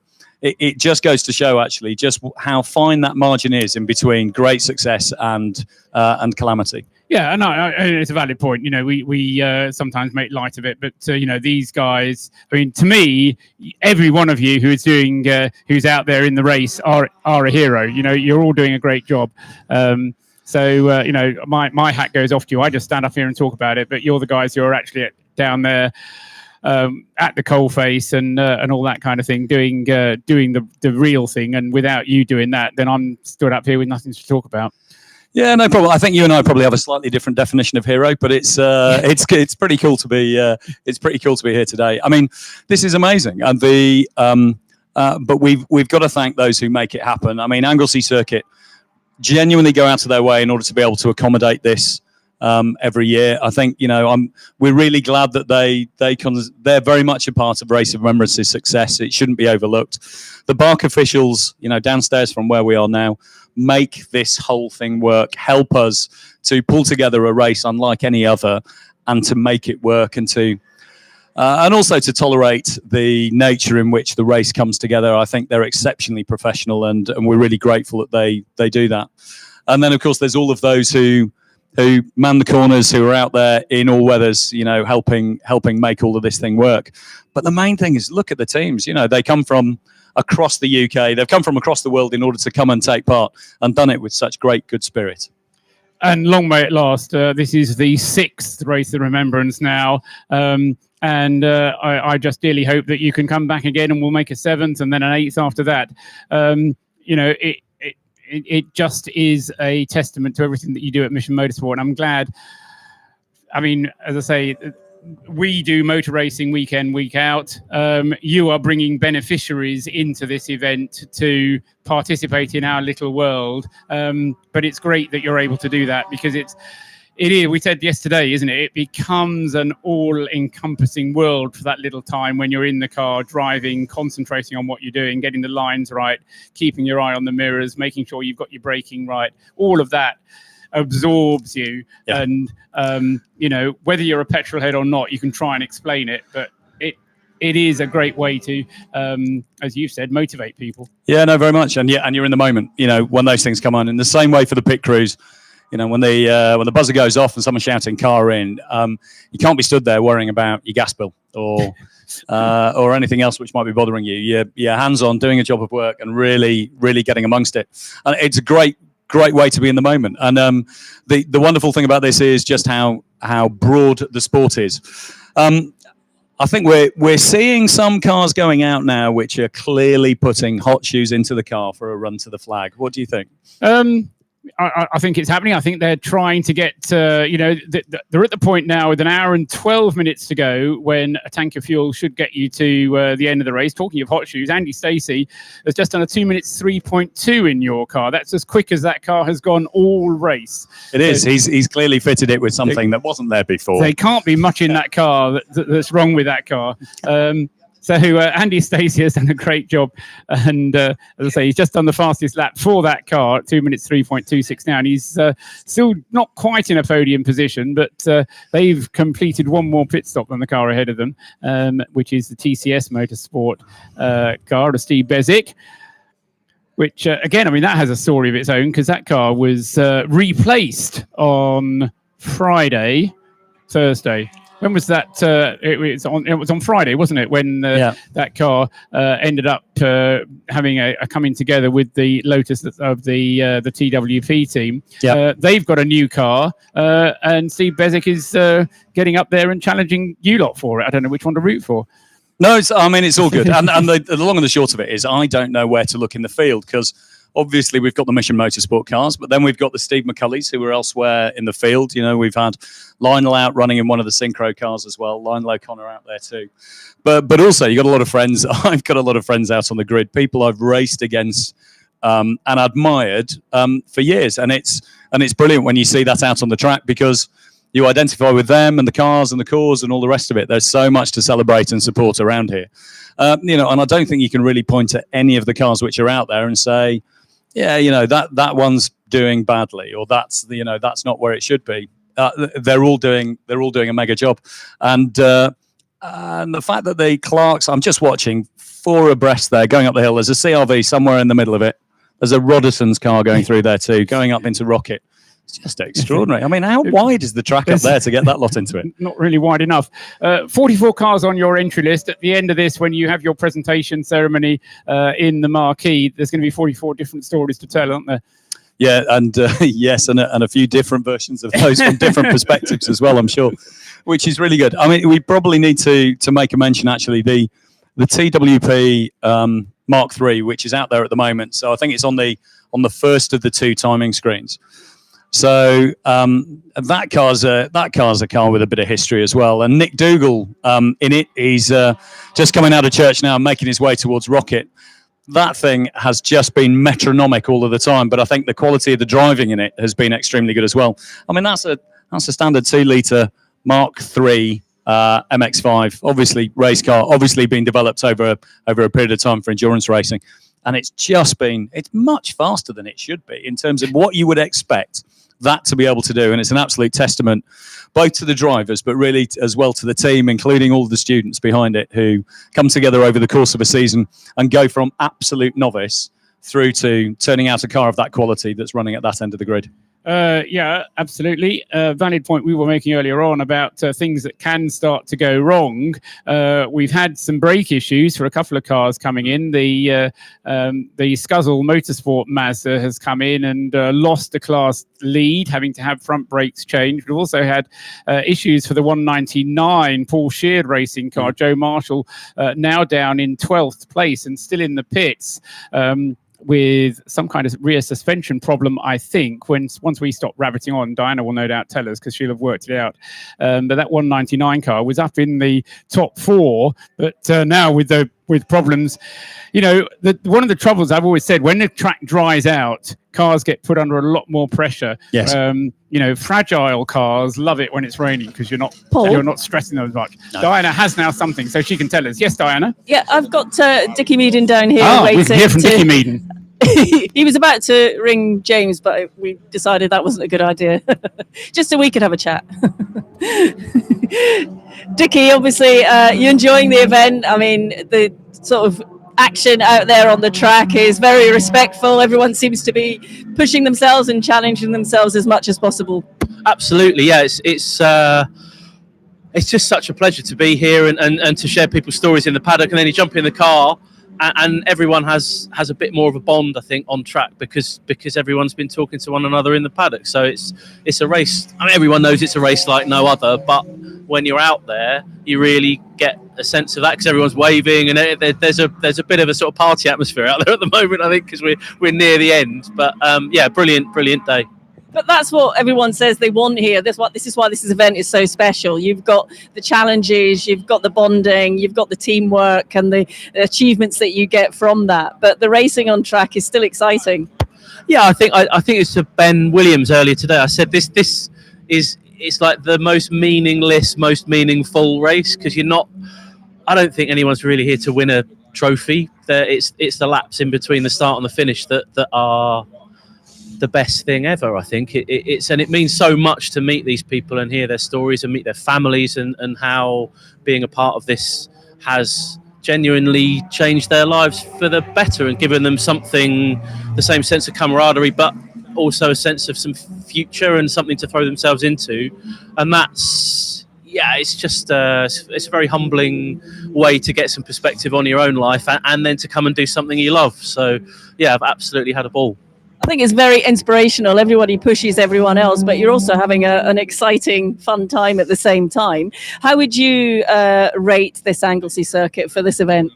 I love the circuit. I've driven here lots for work with magazine stuff that I do. Never raced here, and I think I've got a newfound respect and a new level of love for the place, because it really, particularly with these cars, sort of lowish power, lowish grip, it makes the lap feel longer than a stupidly fast car, but everywhere's a challenge. So I don't know, you just, like an hour, I just did an hour and 15 minutes or something, and it goes, you'd swear it's 20 minutes in the car. So you're totally absorbed and totally lost in the driving, which is what we all do it for, I think.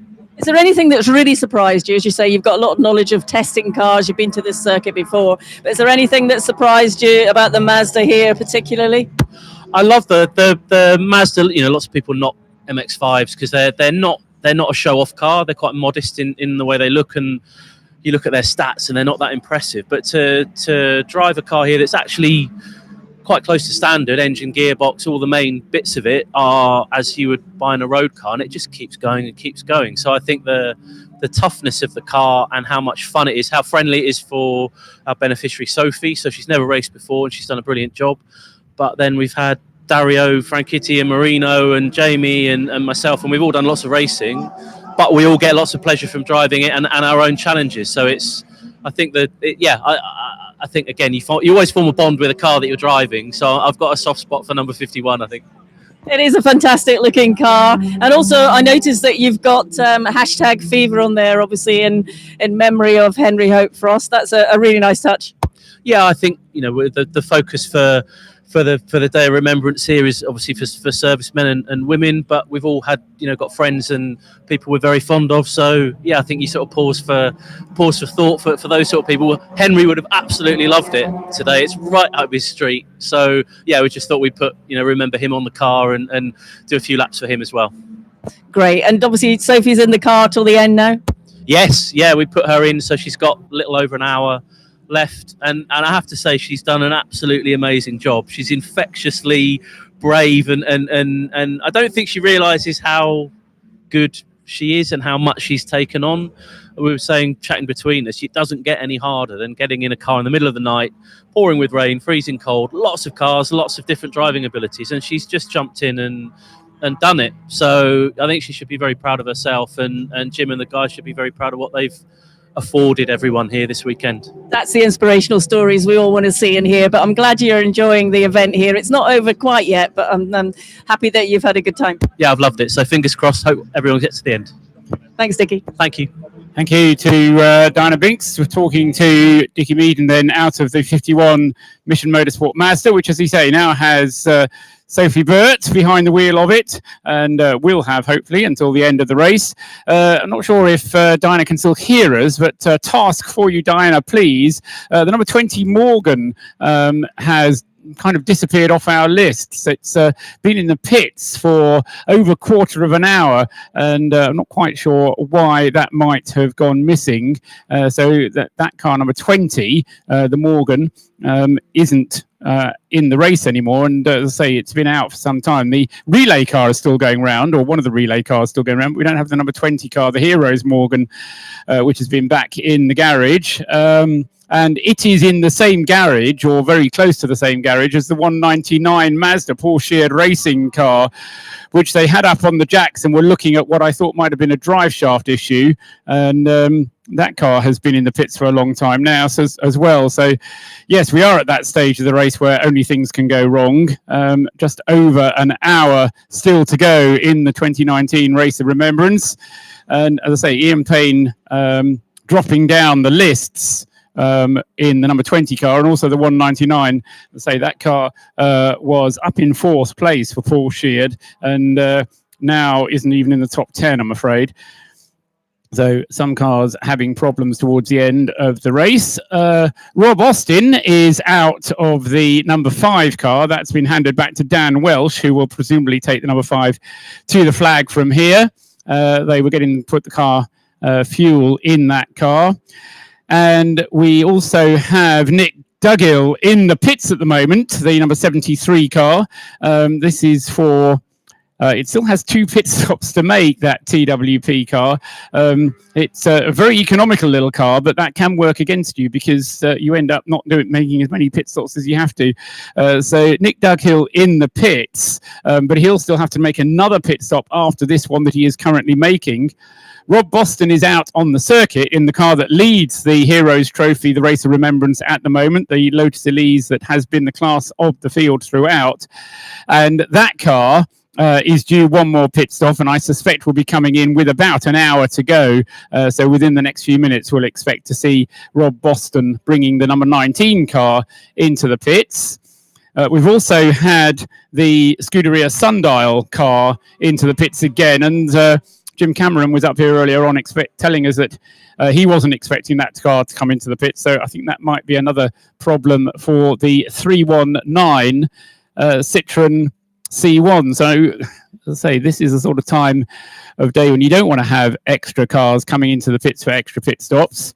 And apropos of that, because Mission Motorsport are already busy with the other C1, the car number 103 is in the pits as well at the moment, which is the car that Jack Hillier was driving and is currently 103. Yes, it was Lucas Hutchings who brought that car in, and that car has been in.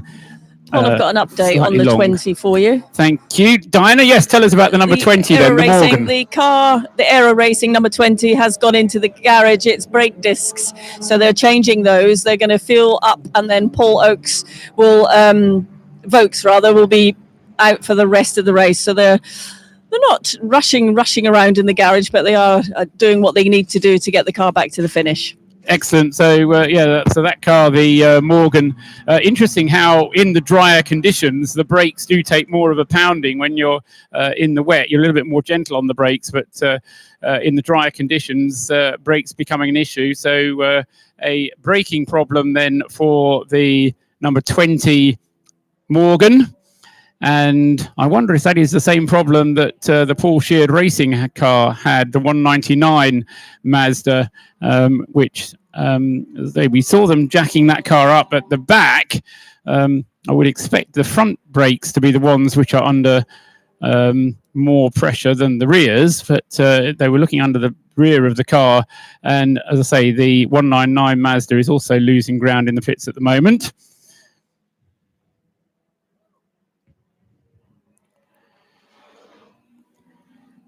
Under an hour remaining then in the Race of the Remembrance. The time scheduled to go until 3:45, but we're going to be completing 12 hours racing before 3:45, so the race will finish at about 3:40 or 3:41, I reckon. So just under an hour. We've got 58 minutes of the race still to go. And Rob Boston then with the Lotus Elise number 19 crossing the line now. 323 laps now completed, but Rob still owes us one more pit stop. TWP Mazda is back out on the circuit now, number 73 in third place. Nick Duggill has handed it over to Brad Philpott, and Brad, say that TWP car 73 still has another pit stop to give us. He's only done 8, he needs to do 9. According to the regulations. Everybody else has already done the 9 pit stops, and more or less will be able to get to the flag from where they are. Class A we've not told you about for a long time. And back to the leading Class A, fortunate that I did, just as I was saying it, goes the little red Lancaster Mazda. So number 14, the Lancaster Insurance Mazda, Brian Chandler at the wheel, goes through into the lead. Remember, he lost the lead, went down to 4th or 5th place, as far as I remember, in the number 14 car with his final pit stop. And we were speculating whether he was going to be able to get to the end of the race on the fuel. He's going to have to do about an hour, 55 minutes, I think we said, in that Mazda, if he's going to get to the flag without another pit stop. He does lead the class now, though, ahead of the 2 Track Scotland cars, which are 2nd and 3rd in Class A. It's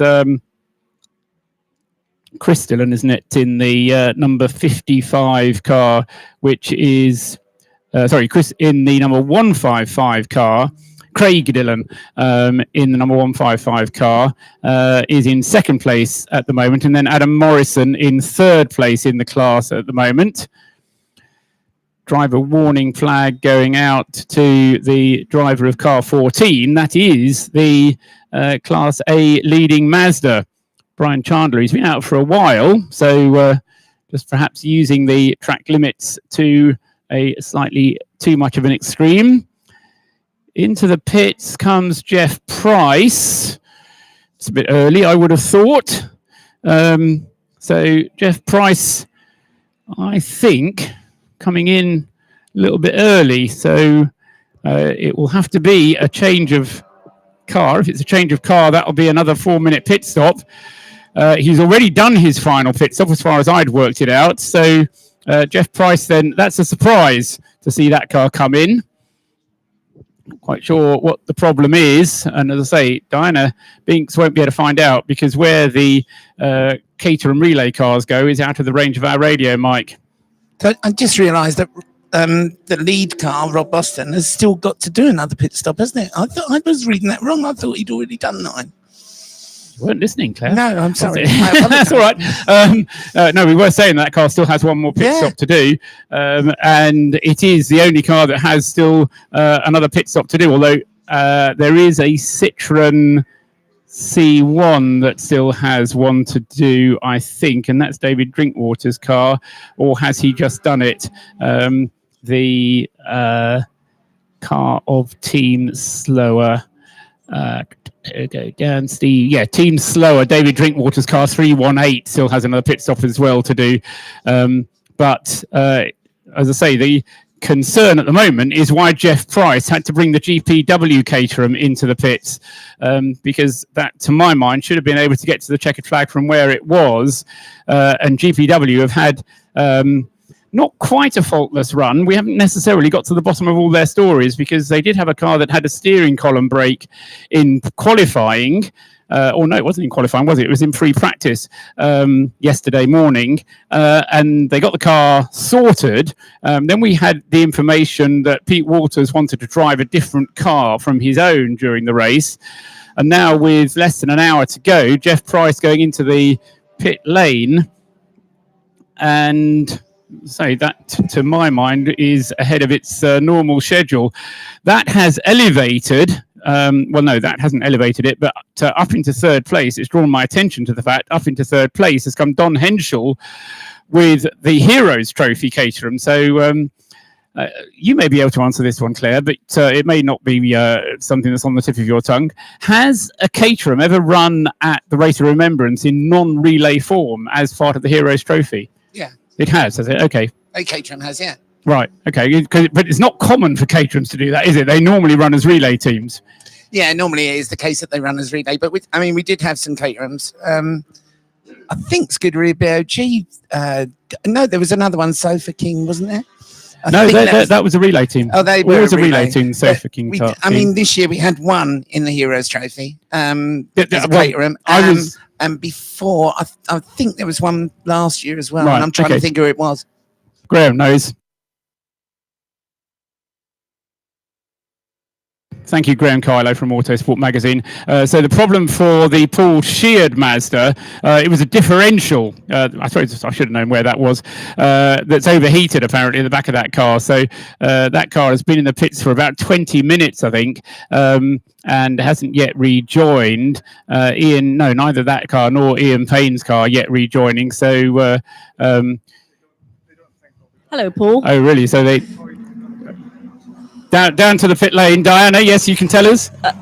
I didn't catch just what you're saying there, but I just wanted to, were you talking about the 69? No, the 199 car. Okay. That's got an overheated differential, and they don't think they're going to be back in the race, from what my understanding is. No, it was the 69 had come in, the Able Care Lotus. Jason McNulty's behind the wheel, and that had to come in for fuel. they've just refueled, not driver change. He got out, they had to refuel, so they just ran low. Obviously, they've got no pit to car radios, so they had to make a quick visit to the pit lane. Okay, thanks very much, Diana. And so, yes, it looks like then we're not going to see any more of Paul Sheard. The indication you gave us was that the Morgan might be back out again. Let's hope so before the end of the race. Car number 20, the Relay Morgan team are also in the pits at the moment. And 88 has gone back out into the race. So Lee Bristow is back in the race. So it was a 10th pit stop for that car. It wasn't a particularly long pit stop for Lee Bristow.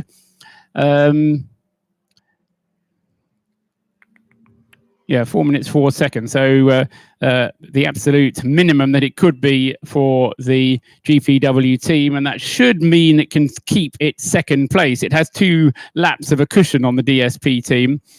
But the Lotus Elise, Rob Boston then, with still 1 pit stop to go and 50 minutes of the race still to run. Last pit stop for the yes, Jason McInulty, having got into the 69 car, came into the pits. Did you see who was in the 69 when it came in, Claire? No, you didn't. Right, okay. But I think the 69 car, I don't know if Diana, are you still able to hear us? Yes, I can hear you. Excellent. Okay. Just go back to that number 69 Lotus. Yes. They came into the pits. Jason McInulty has taken the car out. Was he in the car when it came in? Yes, he was. It was no driver change. Right. Okay. And they didn't refuel it, presumably, No, either. just refueling. They did refuel it. Yes, that's why it came in. Right. Okay. It needed fuel. Okay. So they did put fuel in, but the pit stop itself was only 3 minutes.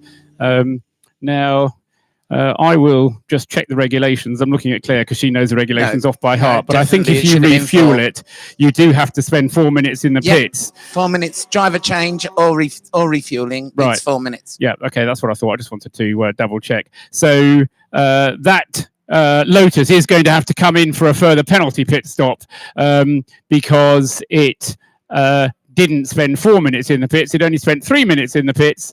And if you come in, even if you only refuel the car, you do need to spend 4 minutes in the pits. So not prejudging what the organisers are going to say, but I think they'll be able to work that one out as well as I can. So we may well see that car coming back into the pits again. Such are the vagaries of this type of racing where there's a lot of regulations to keep your eyes on throughout. Lee Bristow goes through, second place in the overall positions for him. 1 minute 40 on the lap time. Still waiting for the final pit stop from the number 19 Lotus Elise. There goes the 69 Lotus Elise across the line, now topped up with fuel. But as I say, somebody didn't quite get the stopwatch right on that car. There's Boston going across the line again and secures himself at the top of the timing screen. 329 laps completed and another lap from Rob within a second of his best lap time. So that Lotus Elise, they may have got that little bit of damage which is keeping it from doing the ultimate lap times, but it's only about a second off, which is not too bad at all. Yeah, I think he's going to put as much as he can down and then do his last stint, and then that's it, isn't it? That's what he's going to do. That's what he's clearly doing. It'd be interesting actually to see whether Peter Mansfield takes over for the final stint. They've, let's say, Peter's done a good job. They've got a 5-lap cushion now on the rest of the field. Their final pit stop will have to be a 4-minute stop, whether it's a driver change or refueling, and they'll have to do one or the other. And but without prejudging it, they've had a good run in that Lotus, and it started the race from pole position. It's been quick. It's mostly stayed out of trouble, and up until this point, it's been very reliable. But we've seen a couple of cars having braking issues. We've seen cars having problems with differentials, and so there may be a few telltale signs on that Lotus. It's done 11 hours and 15 minutes of racing. So it's going to have been feeling like it's been in a race by the end of this one. He had his fair share of issues last year, bless him. He's just coming into the pits now, so that will be his final pit stop, I think, the number 19. Absolutely. That certainly will be their plan as well, I would think. Team waving him into position. Then Rob Boston comes to a halt. The fueling jug is ready. The earthing cable is attached. Driver has to get out of the car before they refuel it. And he does so now. Nobody there to help him, poor lad. Yeah, I was just about to say that. Normally there's someone there. Well, it's your car, Rob. You get out of it yourself. Nobody helps me get out of my car. Anyway, so Rob's safely out. Can't see any sign of Peter Mansfield about to get in. But as I say, they've got time. The tough jug goes in. And maybe another one still to come, just to give it its full top up. That'll be about 40 litres going into that car, I would estimate. And that will be more than enough to get it through the last 45 minutes of this race. Is that Peter with the actual fire extinguisher? I don't think so. Maybe. I know he's... Yeah, it was somebody wearing Peter's helmet. Yeah, there he goes. Yeah, so no, it was Peter with the fire extinguisher. Yeah. I mean, the rule being that if you're doing fire refueling jobs, you have to wear a fire suit. So it might be the best way is just to do it with the driver. So yeah, it was Peter Mansfield then standing by with the fire extinguisher, now getting strapped in and assisted in the job by Rob Boston. And they've still got 2.5 minutes of this pit stop still to go. So still plenty of time. Why didn't I notice that earlier on? Brian Chandler has brought the Mazda number 14 into the pits. That's up at the top end of the pits. Whilst I've been concentrating on Rob Boston, I haven't noticed that red Mazda. The Class A leading Mazda is up at the top end of the pits. What is that doing in the pits? It's up on its jacks. This is the car that was leading Class A, number 14. Brian Chandler, we were speculating that it would be able to get to the end on the tank full of fuel that it had. Well, it's got something else wrong with it because they've got it jacked up. They're underneath the car on the right-hand side. I wonder if that Mazda's got braking issues as well. Yeah, I mean, the end of this race is certainly being a challenge for some of the Mazdas. We've lost the 199 Paul Sheard car, that with differential problems. But the number 14 car, which looked like it was going to be able to take the position in Class A, has fallen behind both of the Track Scotland cars now. And the amount of work going on it looks like there's a little bit more to do yet. The car has been in the pits already. The number 14 Mazda has been in the pits already for 6 minutes. And can't get necessarily the best view in the world from up here, but a lot of work going on that number 14 car up at the top end of the pit. So very bad luck for them. What's bad for them is good for Track Scotland, though. Leaves them with a 1-2 with the two minis, Adam Norrison and Craig Dillon, first and second in Class A. Hello, Paul. Can you hear me? Yes, we can, Diana. What can you tell us? I'm just here at the number 19, and they're putting tape on the windscreen seal at the top. So there's obviously a small issue there. And as they're doing that at the number 19, the number 20 are waiting to come out of the garage. So they're going to get back out on track, but they've got to wait till these guys have finished their pit stop. They can't get out. They're just easing their way out right now. Everyone's waiting. Engineers chatting to Peter, who's behind the wheel of the 19 for the final part of the race. Yeah, another 20 seconds and they'll release the Lotus. The other thing I need you to do, though, Diana, is to go up to the top end of the pits and have a look at that number 14 Mazda, because that was going to win its class in Class A, and they've got some problem with it. Poor old Brian Chandler. He must be absolutely devastated that that car has had its problems. So the Lotus on its way. Peter Mansfield then goes back into the race without losing the lead, and has now completed its 9 pit stops. We still have another pit stop owed to us from the number 73 car. The TWP Mazda has one more pit stop to do. And as Diana's just been telling us, the refueling can't be done in the garage. They have to push it out of the garage before they refuel it. But that number 20 car you told us was having braking issues. I think that's now been resolved. And so will it be... it won't be Ian Payne, will it? It'll be getting into the number 20, Paul Vokes. Yes, you told us that.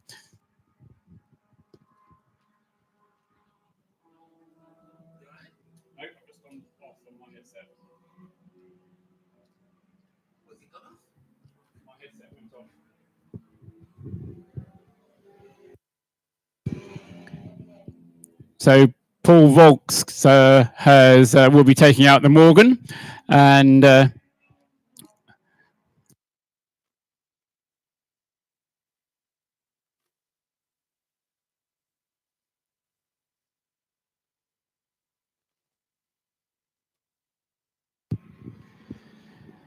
so the fuel going in to the Morgan at the moment.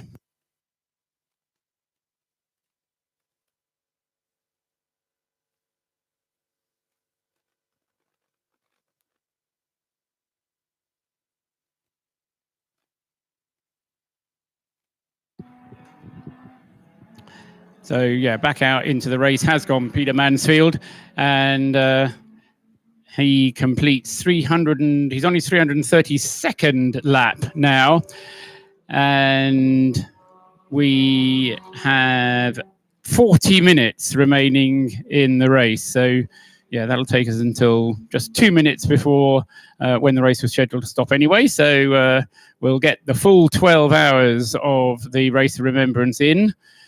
And still just looking up at the very top end of the pit lane, we've got the number 9 Mazda is in the pits. That's one of the Jaffa Cates cars. But as I say, the number 14 Lancaster Insurance car, that's been in for some time. And say some work still going on that car, I think right front. Fuel now into the Morgan. So off goes Paul Vokes, number 20. Lost a lot of places whilst all that work was going on, but Paul Vokes then manages finally to get back into the race. He was, 40 minutes delayed in the pit lane there for Paul. And so bad luck for the Morgan team. The other Morgan team, the the relay team from the Morgans have also had their problems over the course of the race, even with the 4 cars that they've been available. But they're in 20th place overall with the number 21 car. It's Craig Hamilton-Smith out at the moment. In fact, they'll be into 19th place soon because they've just gone past the Mazda in the pits, the Lancaster Mazda.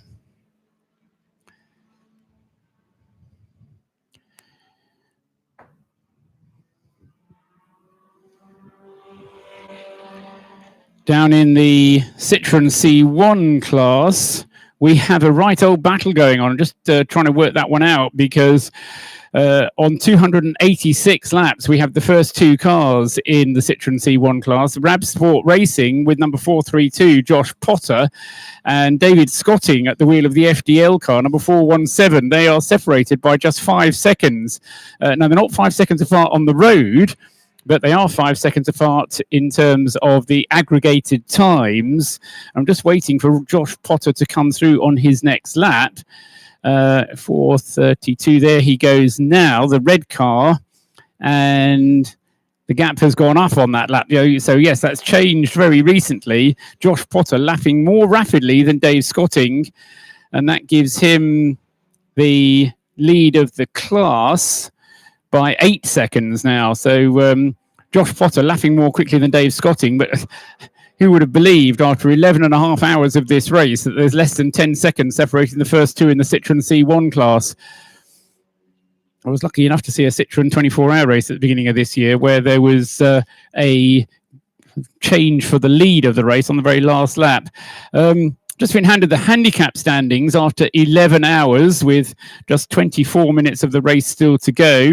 And what we really need to know is what the gaps are. The leader of the handicap at the moment is the number 64 car, the Solo 64 121 team, which has kept itself nicely out of trouble, been very consistent, which is exactly what winning the relay team race is all about. Ryan Hooker, Will Rossetti and Giuseppe Fillet, the team at the moment that leads the handicap relay Race of Remembrance on 2 minutes 15, and they are very nearly 4 minutes clear.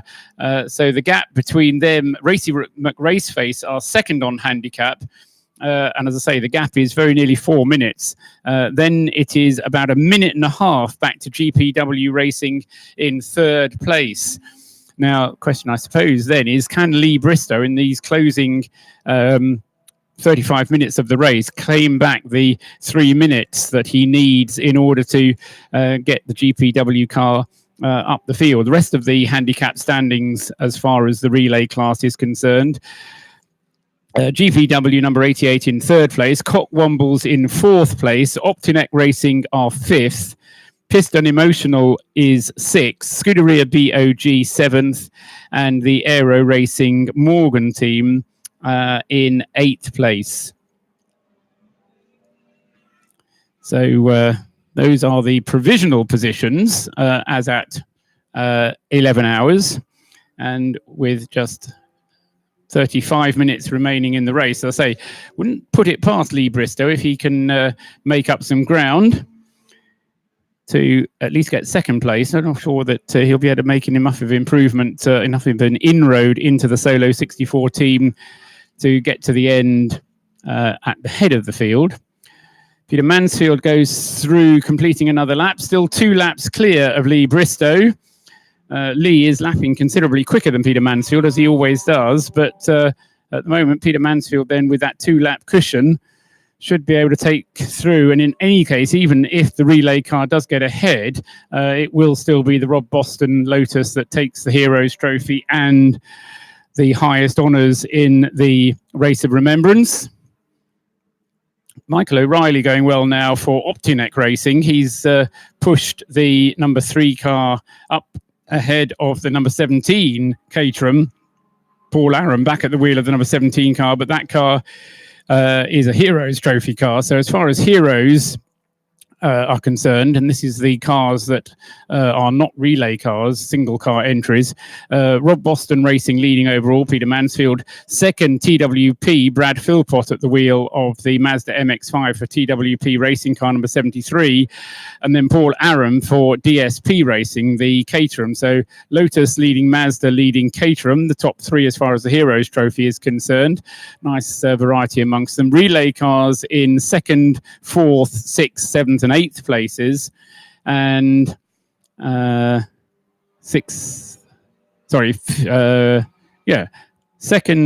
4th, 6th, 7th, 8th and 9th places, to give them all their correct positions. Into the pits comes the 999 car, 999, Mark Simmons bringing the Honda Civic in. The tailgate opens, the fuel is going in. No sign of a penalty having been awarded to the 69. Maybe I miscalculated that one.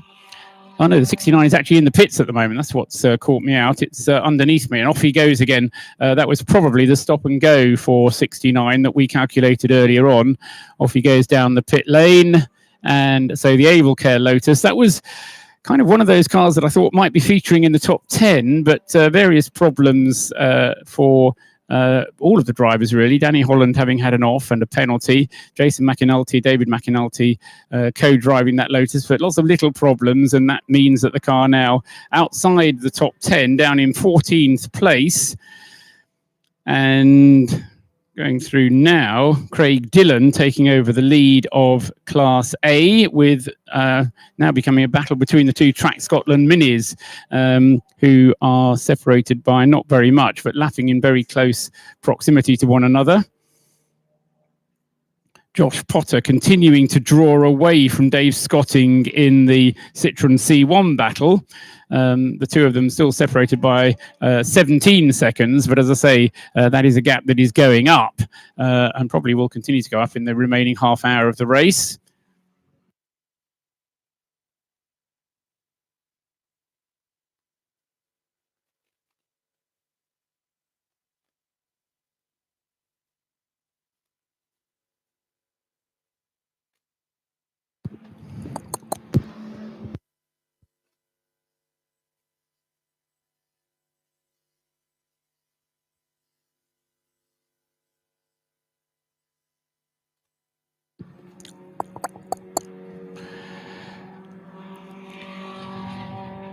So Peter Mansfield still holding on, but his lap time's considerably slower than those that Rob Boston was doing earlier on.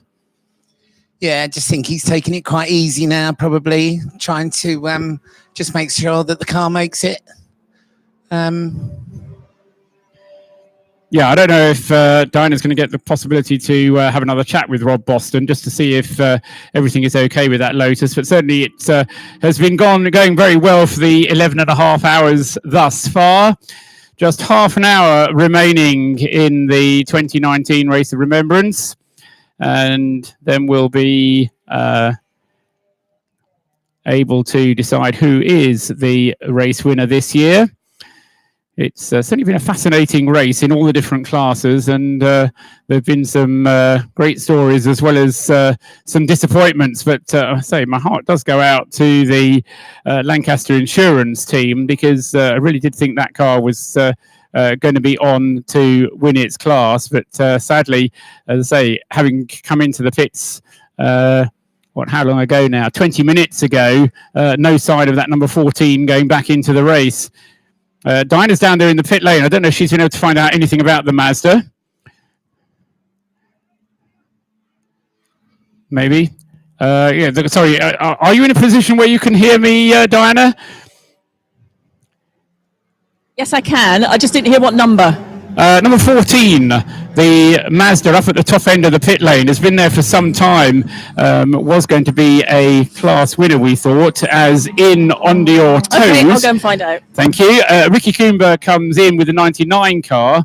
They did suggest that he might need a little bit more fuel before the end of the race. Ricky, I suspect, will probably stay in the car. The car jacked up, getting a new set of tyres down there. Haven't actually seen any fuel going into it just yet, so maybe I just wonder if Ricky's had a puncture or something. Well, if they refuel it, he's got to get out first. Well, exactly, and he hasn't. And they, as I say, they haven't looked as though they're going to refuel it, but they are looking at tyres. Yeah. So I think it's just going to be four new wheels getting into the number 99 car.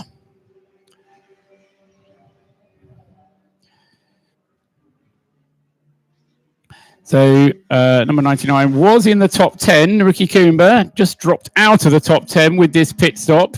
This is the 12th pit stop for that car.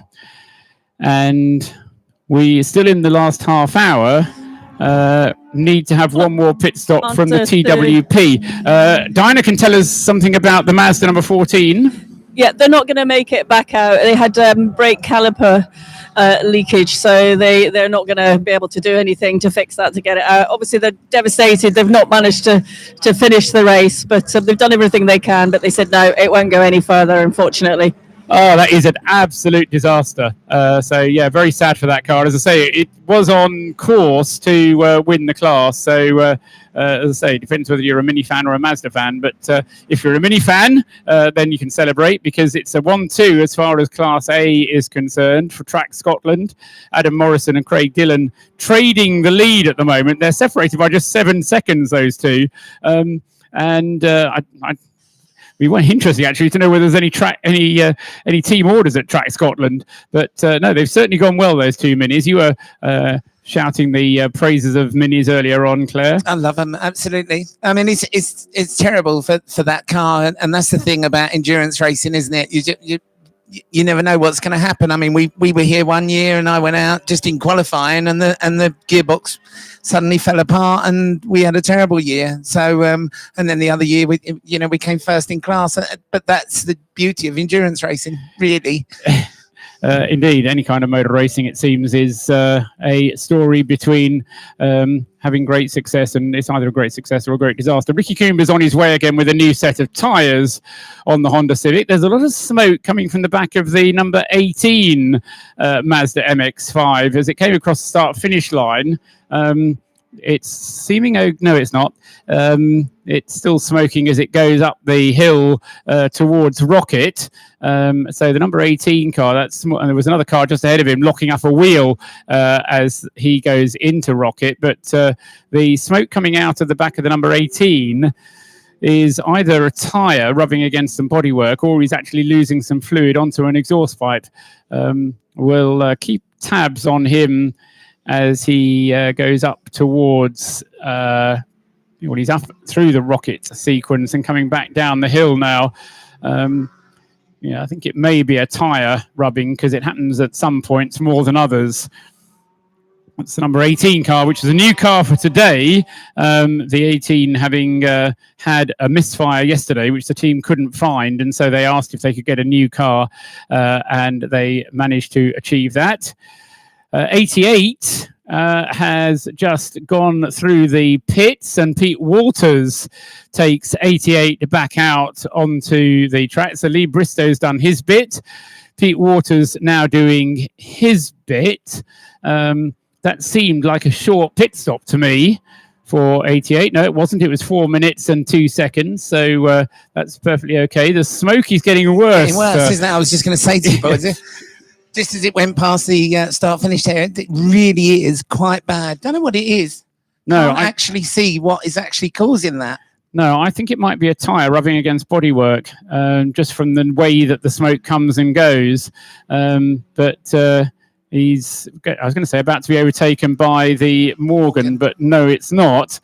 We now have a safety car being shown, and the Morgan flies past the pair of them. I would say just before the safety car actually was deployed, or at least before the marshals waved their yellow flags as he was going through there. So the Morgan going past. So I can't imagine that they've deployed the safety car just because of the smoky number 18. But what it does do, Claire, is that it allows the TWP Mazda, Brad Philpott, to come in and make his 9th pit stop, because he's still on only 8 pit stops. Still on only 8. So it does get very interesting now.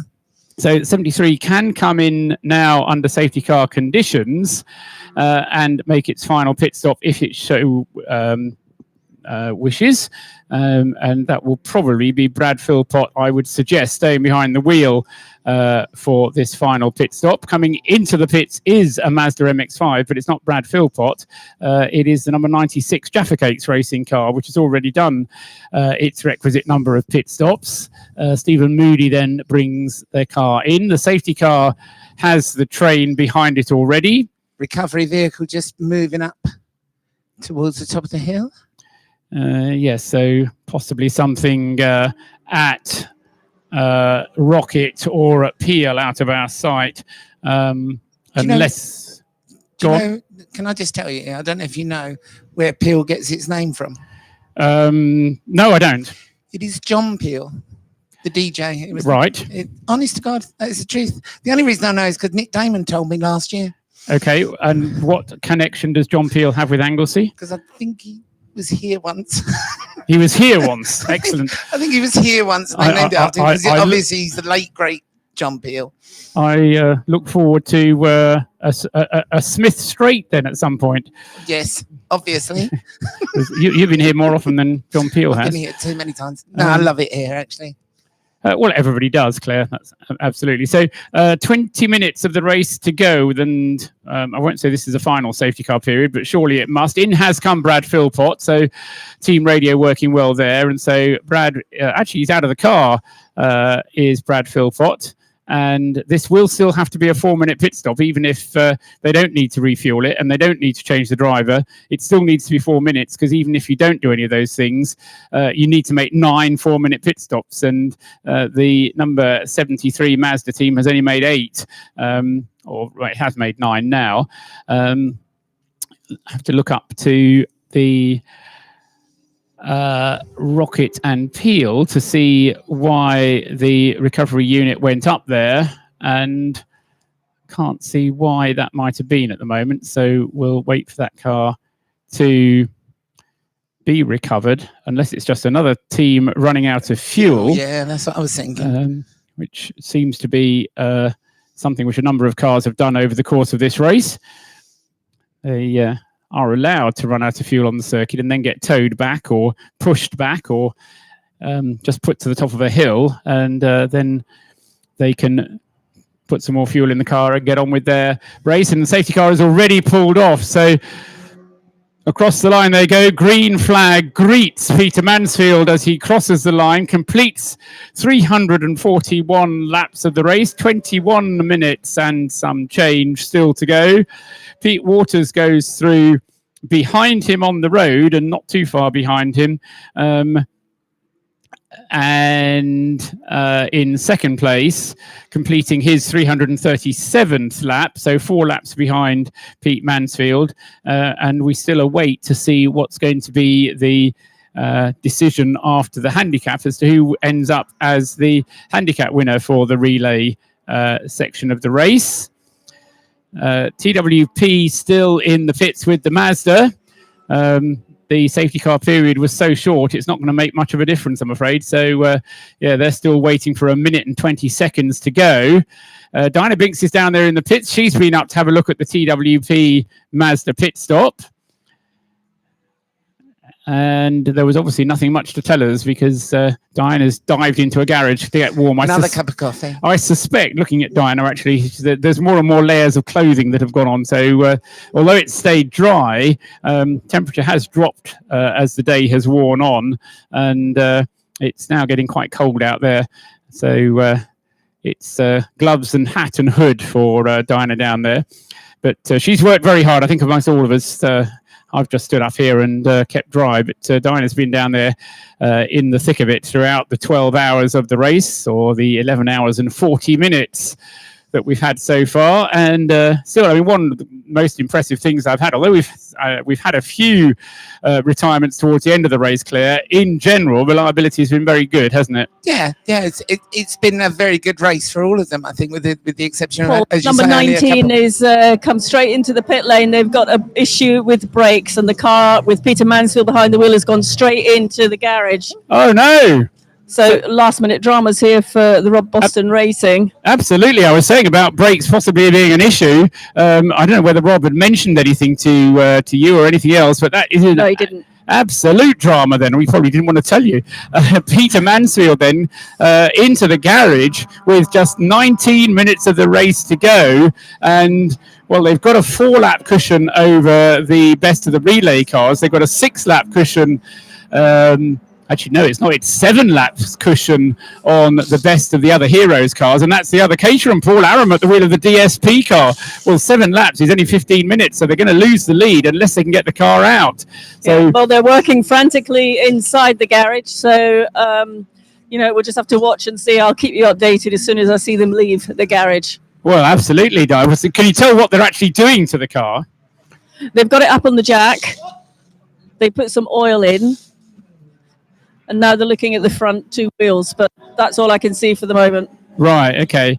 Rob's having a look around the car now. If that is a braking issue, they don't seem to be addressing the fundamentals. If they've want more oil in, that won't necessarily help the braking issue. But absolute disaster then, with just 20 minutes of the race to go. The race leader from... Okay, they've fired it up, they've put the wheel back on, and they're about to get it back out on track. They're taking it out. The jack is still... They're just doing the wheel nuts up before they get the car back out. Okay, thank you. It's quite frantic activity in there, obviously. I can tell. I could see you pointing as well there, Diana. Yeah, I just spotted something, so I didn't want it. Yeah, you're trying to help as well. The car in the garage at the moment. Right, as you can see, well, you can see, but the listeners can't. They were just doing up the wheel nuts at the front left, and Peter has gone straight back out. Rob, that was a bit of a frantic activity going on in there in the garage. Tell us what happened, what you saw when you got it inside. Driver's got a long brake pedal to the point it was going to the floor, but there's no sign of any missing fluid or any leaks. So we've just had to tell them to go and manage it. I know you took the wheels off at the front, but you put them back on and you just said, right, get back out and just manage it as best you can. Yeah, no leaks, plenty of fluid in the reservoir. So whatever it is, it potentially something bound mechanically. So it's just going to manage on what brakes it's got. Nervous moments then? Yeah, very. It's going to be very close now. Thanks, Rob. Yeah, that is very dramatic indeed. Of course, he doesn't have to do a full 4-minute pit stop if he doesn't change the driver. So they've sent Peter Mansfield back out again. In the end, they lost just how long was the car in the pits for? 2 minutes and a quarter. They were in the pits for. So now Peter Mansfield will be out there and indeed just have to managing it. I mean, it's one of those things where actually there isn't time for him to do anything about, for them to do anything about the brakes if there is a severe problem with the brakes. They just have to get out there. Meanwhile, Ricky Coomber is drawing attention to himself. Now he's taken the wrong shortcut. You see, this is there is a shortcut route on. Now I don't know what my Anglesey circuits are. I think that's the coastal circuit, isn't it? Which takes you across start-finish line. But if you turn right immediately after church, before you get to school, then you get yourself. But then the problem is you're not then in a place where you can get into the pit lane. I can't imagine that Ricky Coomber is out of fuel because they brought him into pits just a little while ago. What do you think, Claire? I don't know, but I don't know what the clerk of the course will think about that being there, whether or not he will like that car being there. That car being there, the number 99 Honda Civic being on a service road. Being on a service road just out of school, is it? Well, as you come out of... It's called Club Corner. Club Corner. So, yes, it's on the link road that joins Church to the pit straight. And, yeah, the Clark's course isn't too fond of having a car there. Because I could see the safety car brake lights suddenly appear, and now we've gone to safety car. Yeah, I mean, in a way, that car is not in a place of danger at all, but clearly it can't be left there. And Ricky Coomber has, as I say, I think just made an honest mistake. He thought he was taking a shortcut. It may well be the car is just out of fuel, but if the recovery unit can just pull him across. Paul. Yes, Diana, what can you tell us now? I think there's an issue with the number 99 RKC Motorsport with Ricky Coomber behind the wheel. Seems like it's an engine issue. I think he may have stopped on track, or he may be limping back into the pit lane, but he is making his way back in here. Right. So obviously, again, devastation at this point in the race for these guys. Yes, thank you for telling us it's an engine issue, because that was what we were speculating. We can see the car from here. In fact, if you would go up onto the pit wall, you'd be able to see it yourself. It is, as we were describing, just after church and on the club corner, which would bring it back onto the start-finish circuit, start-finish line for the coastal circuit. But it is not in a place where it can get back into the pit lane easily. And so we're going to have to wait for a rescue unit to go and tow it back into the pit lane. The rescue unit needs to find a suitable place to get into the traffic to get across the circuit. Safety car's only just joined the circuit now, so... Right, so safety car boards have been out, but now the safety car itself comes out. This will be good for Peter Mansfield because he won't be using up the brakes. We've got 13 minutes of the race to go. The lap times that Peter did on his last lap are 1 minute 55, which is the best part of 20 seconds slower than he would normally go, but his cushion over the rest of the field is 3 laps. So the safety cars just waved past the rest of the field and then picked up Peter. So now they will obviously get the 99 car back to the pits, hopefully. I just hope that the Peter Mansfield doesn't run into the back of the safety car because he's got no brakes. Don't say that. Yeah, so They've got to give that car back this year. The poppy car. Yeah. So the recovery unit on the circuit, and Ricky Coomber therefore will be able to be towed to a place of safety. As far as Peter Mansfield is concerned, the longer this recovery takes, the better. As far as everybody else, I mean, the next car up, as I say, as far as the Heroes Trophy is concerned, is the DSP racing car. This is the Caterham number 17, which Paul Aram is currently driving. He's 5 laps down, though. That's going to be 10 minutes. We've got 12 minutes of the race remaining, so you can just about, I mean, this is slowing the pace down so much, and it's it's preventing Paul Aram from closing the gap at all, because of course everybody's just trundling around behind the safety car. But it's frustrating for Ricky Coomber, obviously, who'd been up in the top 10 at various stages of this race. At the close of play last night, when we stopped the race after 6 hours, that car was 9th. Since then, he's had a couple of problems, and Ricky then now being shown in 12th place, and the recovery unit attaching the tow rope to the front of the Honda Civic. Ricky is kind of half in, half out of the car, and he'll be hopefully back in order to tow the car. Now, this is awkward because I can't see the recovery unit being able to get him into the pit lane entrance from there, because it will mean going across the flow of traffic. So he's going to have to take him all the way around. Almost the perfect place to stop that if you want to have a long safety car. I wonder how much Rob Boston paid Ricky Coomber to stop his car out on the circuit. Very good, Rob. Very good. Joking aside. We're joking, of course.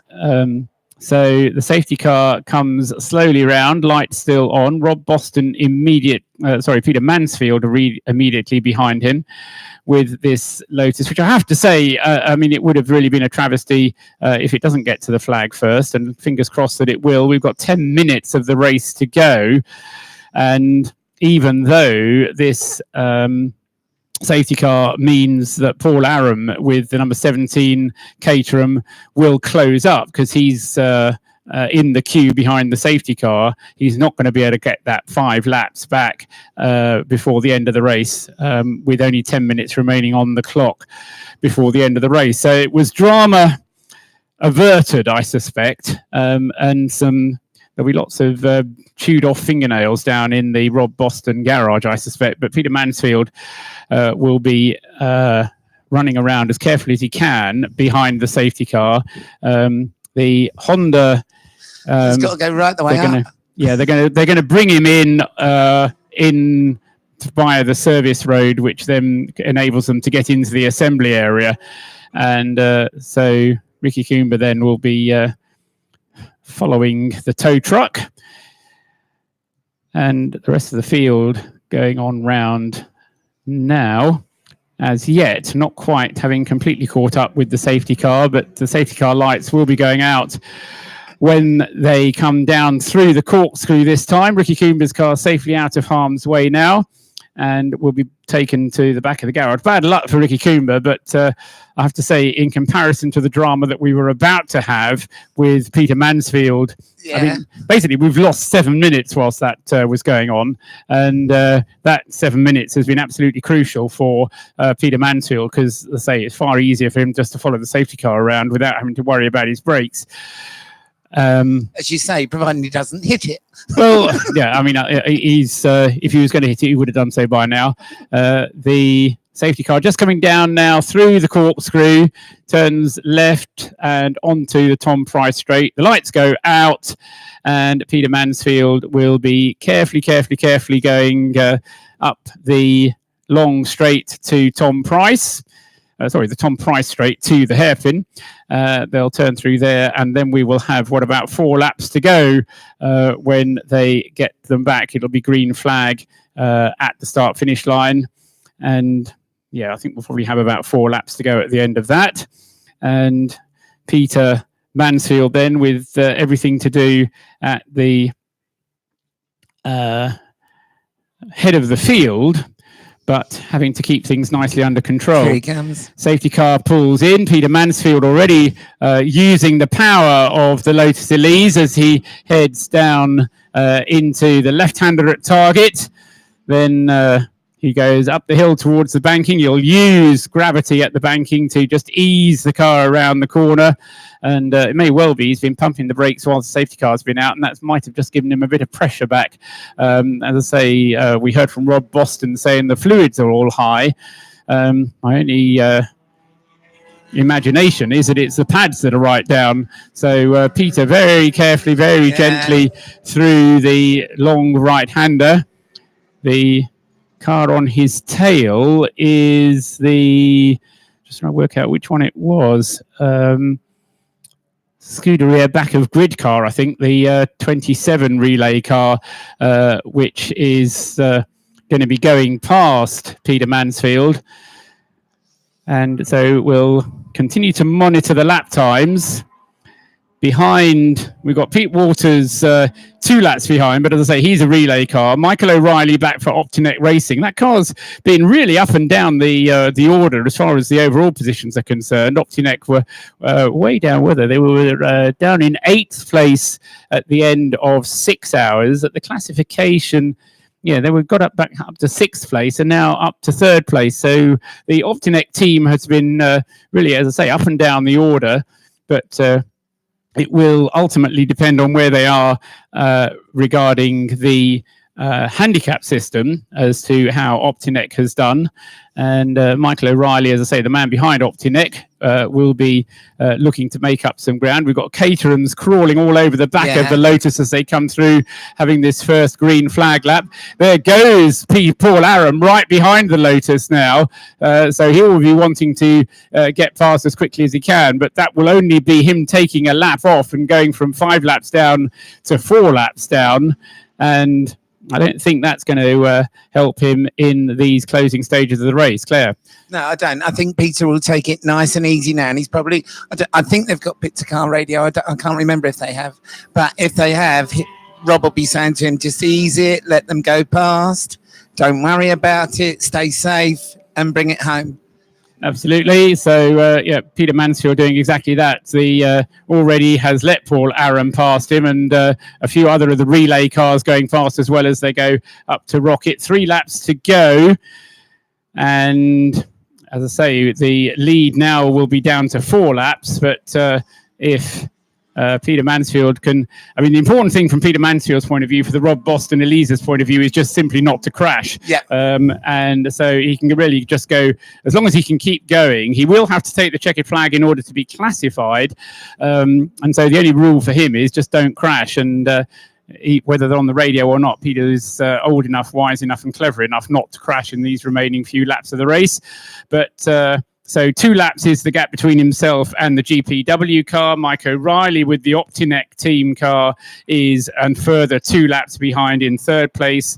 But as far as the Heroes Trophy is concerned, the car that we're concerned about is the number 17 DSP Racing Caterham, which will be the next car across the line now. Actually, it's not, because it's been overtaken by the relay cars. Here comes the Paul Aram car. That's the car which is going through in what is effectively 2nd place in the Heroes Trophy. So he's basically took a lap off of Rob. Yeah, Rob Boston's, but it's not a lap, is it? It's not. All really. he's done, he's got ahead of him. He's not taken a lap off him yet, because he's got to go round before he takes a lap off him. So no, Peter's just going to have to take this one very carefully. And he is. You can see. I mean, if you look at it and going along that back straight now, he's not going as fast as he did before. He's taking it really easy. A stop and go penalty for car number 41. That's the Cockwombles team car. They currently, it's Zoltan Chibai who's slipped back to 8th place now. And they're going to have to take a 30-second penalty before the end of the race, which we now have just 3 minutes remaining. Peter Mansfield is circulating carefully. I'm just trying to work out where he is on the circuit. Just coming down. Just going through down to the corkscrew. Yeah, there it is. So a dramatic end to the 2019 Race of Remembrance, but I think Peter Mansfield is just going to be able to hang on at the front. Just looking a bit further down in Class A, it's still a 1-2 for the two minis, but Adam Morrison now ahead of Craig Dillon, first and second. Those two separated by 27 seconds in the aggregate positions. In the Citroen C1 class, Josh Potter is ahead of Dave Scotting and continuing to draw away. I wonder if Dave Scotting's got some issues as well, because he's getting slower. But Josh Potter with the Rab Sport Racing Citroen is just managing to hold him off and pull away at the moment. As I say, those two both on the same number of laps completed.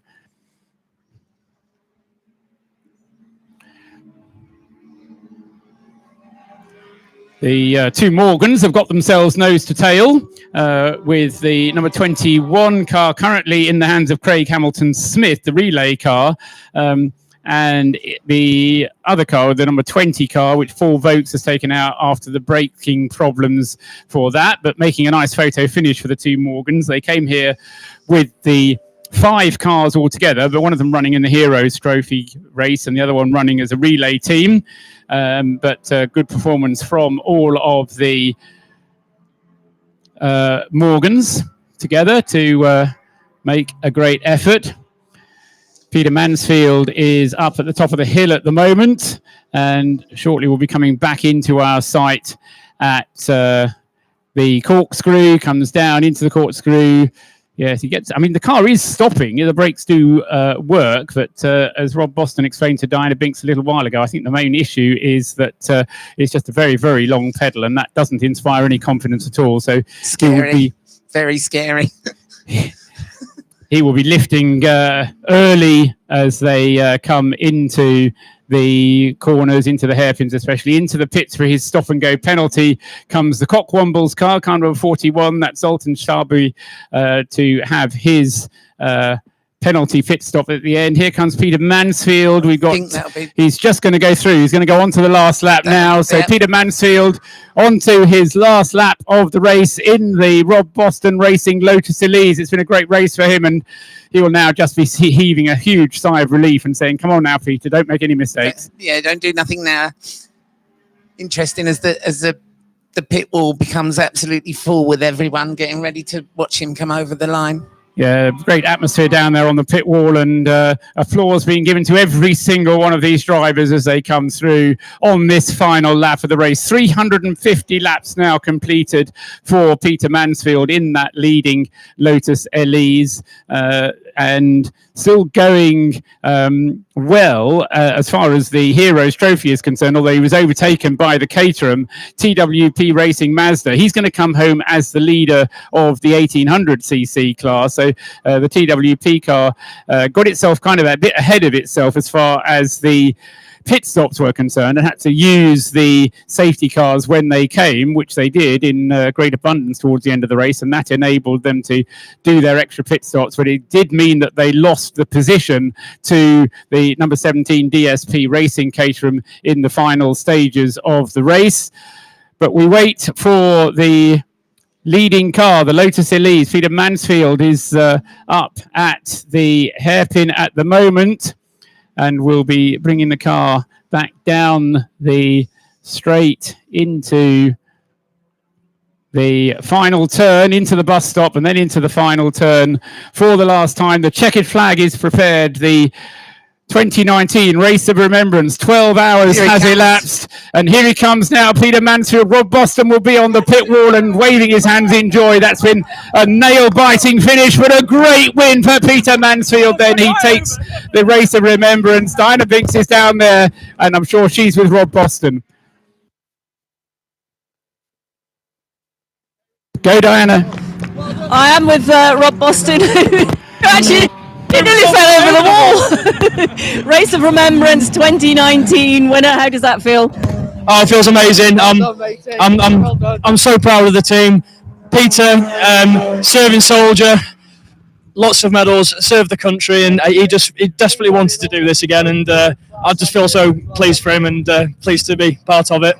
Well, congratulations to you and all the team, and to Peter. I did talk to him earlier, and he was a bit like, I really want to win this one, so he'll be delighted. How are you going to celebrate? With the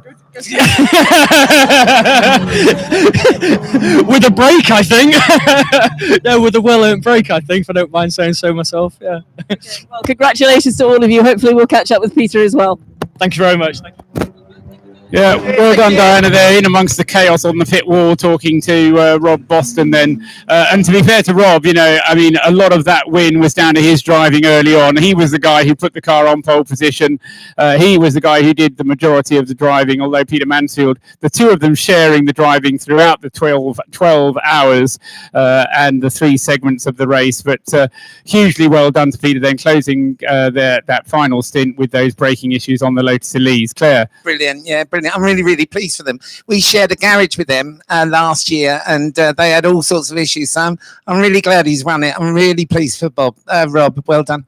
I call him Bob all the time whenever I speak to him. Good work, well done. The Honda CR-V crosses the line there. There goes the Scuderia Sundial Honda Civic at the end, not quite getting itself onto the podium despite its very best efforts there. They finished, fourth in class in the end. Actually, no, fifth in class in the end for Adam Marchant Wincott there, finishing just behind the Team Cat DT car, which was one of the leading runners in C1 earlier on, but then had its problems. So the Citroen C1 class in the end taken by Josh Potter for Rab Sport Racing in the number 432 car that was shared with Richard Barnard, Gary Mitchell and Mark Layton. Well done to them. In Class A, it was a win. It was a 1-2 indeed for Track Scotland, with the 55 car taking the win in the end. Adam Morrison bringing the car across the line, assisted by Sandy Bonner, Gordon Long and Will Robson. They were the drivers in that winning Mini for the Track Scotland team. They won Class A. The Class E winner, and for so long looked like it was going to be finishing even higher than it did, but it does just scrape onto the Heroes Trophy podium, is the TWP Mazda. Great effort from them.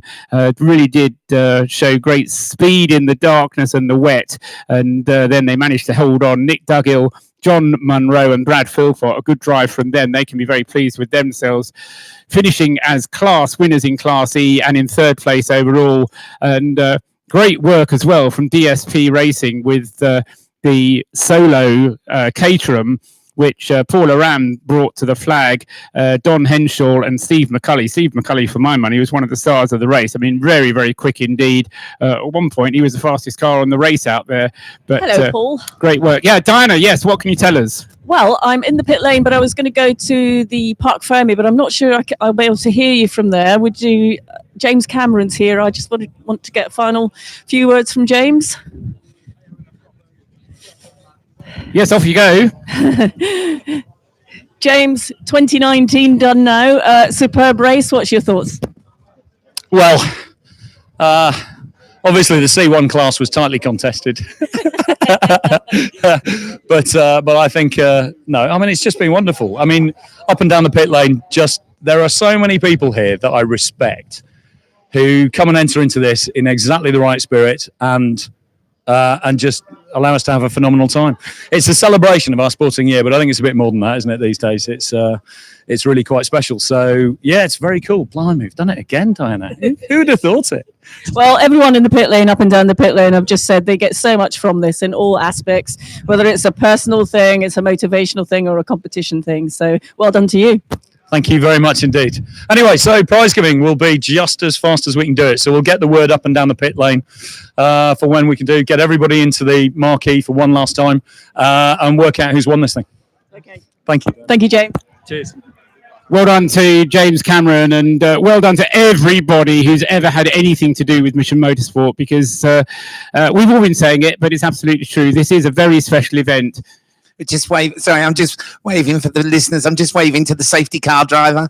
Right. Okay. If you're going to wave to the safety car driver, then do so, Claire. But don't hold the microphone up into your mouth as if you're about to do it, because that kind of makes me think you're wanting. That's fine. We will train you into being a commentator eventually.